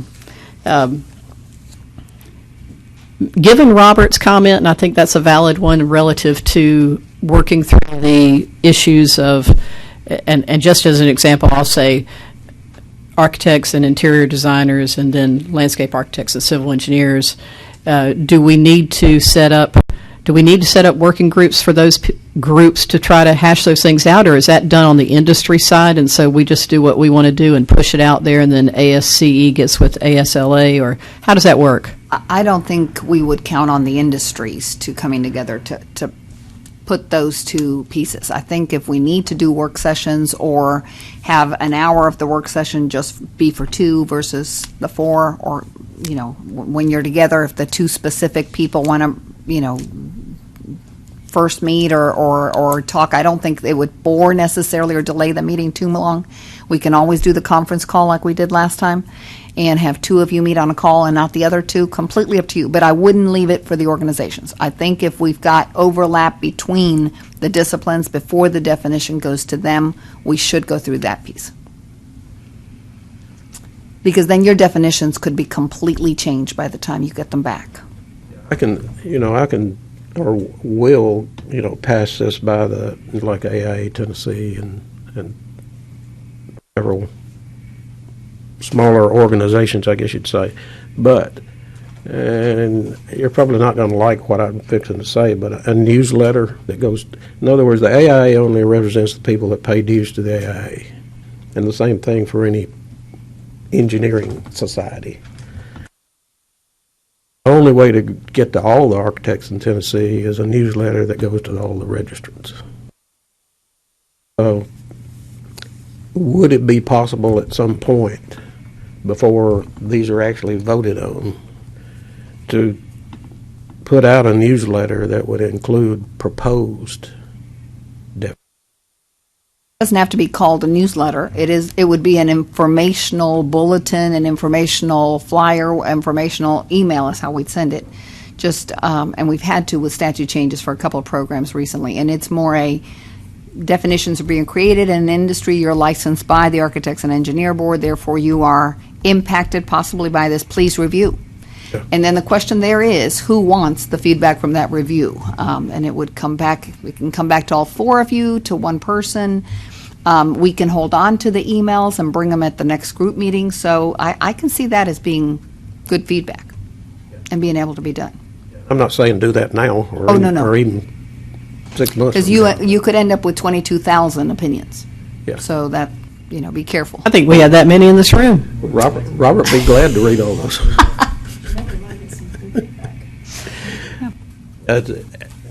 It would be interesting if we got that many. Or added my 2 sentences to But it's mine. good to know that we have that mechanism in place. So that, just out of curiosity, say out of the 100% of registrants that we have for all the disciplines, how many percentage-wise emails do you have that you think are accurate? For this profession, pretty good, Pretty high. accurate, Okay. over 80. Now, so we have two methods with which to correspond with our licensees. The preferred method is through Get Notified, and hopefully you all are signed up. It's just where you select the profession on our web that says, I want to be notified on everything that impacts motor vehicles, contracting, home inspectors, interior design, architects, and engineers. You pick your programs, and you would get an email anytime there has to be a notification. So, for example, at the last meeting, Ashley filled us in on statute changes that impacted all regulatory boards. Anyone signed up will be getting those in the next week or two, because once the law is signed by our governor, then they go out. I've been impacting already three programs that got law changes. That's the automatic email that would go out. That's your easiest method. But not everyone signs up. Not everybody knows about it. So when there's an important reason to reach our licensees, I have to get special approval by the Assistant Commissioner, and you'll get to meet Toby tomorrow, and he would say, okay, this is a good reason to impact the licensees because they have a say on the definition, and therefore we send out that email. So it doesn't happen over just anything because they've not told us they want to hear from us, but this would be very important. Most of those, or not most, every one of those that I've done, I've used an email that is a do not reply email because I don't want to hear from the 300 or 2,000 people. It's informational. It's a statute just changed, make sure you know. This would be different. I think if we did this, it would need to be very clear how would they respond to this if they have a say. If they have a concern, an idea, a suggestion, we could tie it to a survey. I mean, those are other avenues that we now have the technology to do. Complete the survey and add, which of the 4 license types are you, and add your comment. Liked it, hated it, this is my suggestion. That survey would probably be our best avenue rather than, Kathy, you getting 10,000 emails. It could filter itself. So I think when we're at that point and we have written definitions we're comfortable with, maybe even before the organizations get it, we go down that path. So I'll find out more about it, but I've been using them lately because of statute changes. Good to know. Yeah. And you said over 80% of registrants. Easily. Yeah, This is one cool. of the professions that, that every one of Everybody you has renews one. online. Yeah. Therefore, Okay. you have to come in with an email. Yeah.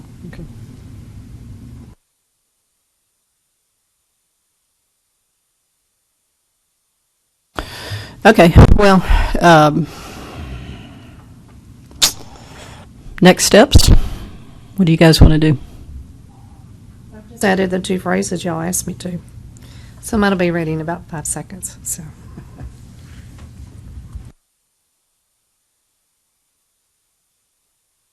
And if whether today or tomorrow, if we come up with if any of you are ready with that definition or it's at the next stage to be distributed, send it directly to me. I'll get it to all the members that need to start looking at it. And then before our next meeting, whether it's telephonically or in person, whatever else we need for the meeting, I'm happy to send out. And I guess we'll set up the next meeting. So Susan's already done her homework in the 5 seconds that I took 2 breaths, and Frank will get back to me next year. So the practice of interior design encompasses. So I did those 2 words, and then later on, where we're talking about qualifications, let me see where I added that in. To the extent that the registrant is qualified by means of education. So I've added that comment in to the 2 paragraphs. Works in beautifully. So wasn't a big deal. I just copied over those 2 paragraphs. So. What is education? Well, that's defined by Is the that college. Is that a formal education, or is that PDHs? Is that already in the law? Is that PDHs? It may already be in the law. It's in the law. Okay.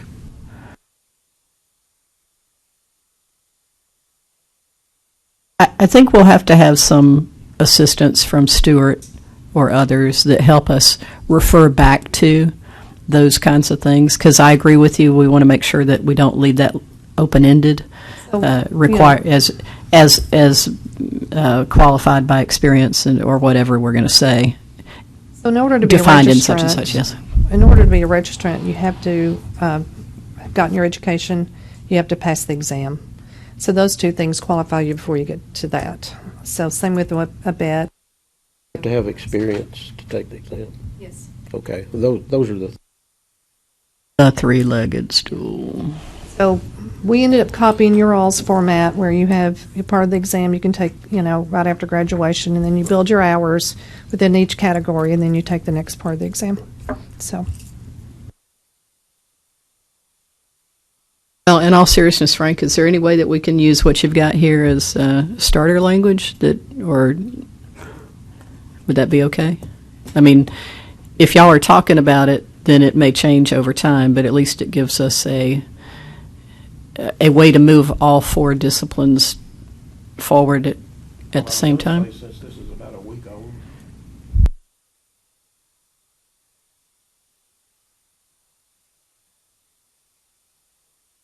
There is no Ashley anymore. Welcome to Stuart. No. Oh, Yeah. you're Ashley. Okay, sorry. Gotcha. to start Okay. the process. Okay. And do you feel likewise comfortable with yours, Blair? Your definition as a starter point? No. No. Okay. But I will come back to our next meeting, our August meeting, prepared with that definition. I would like the ASLA, which is represented all over the state, is very active on this issue, and I would really like.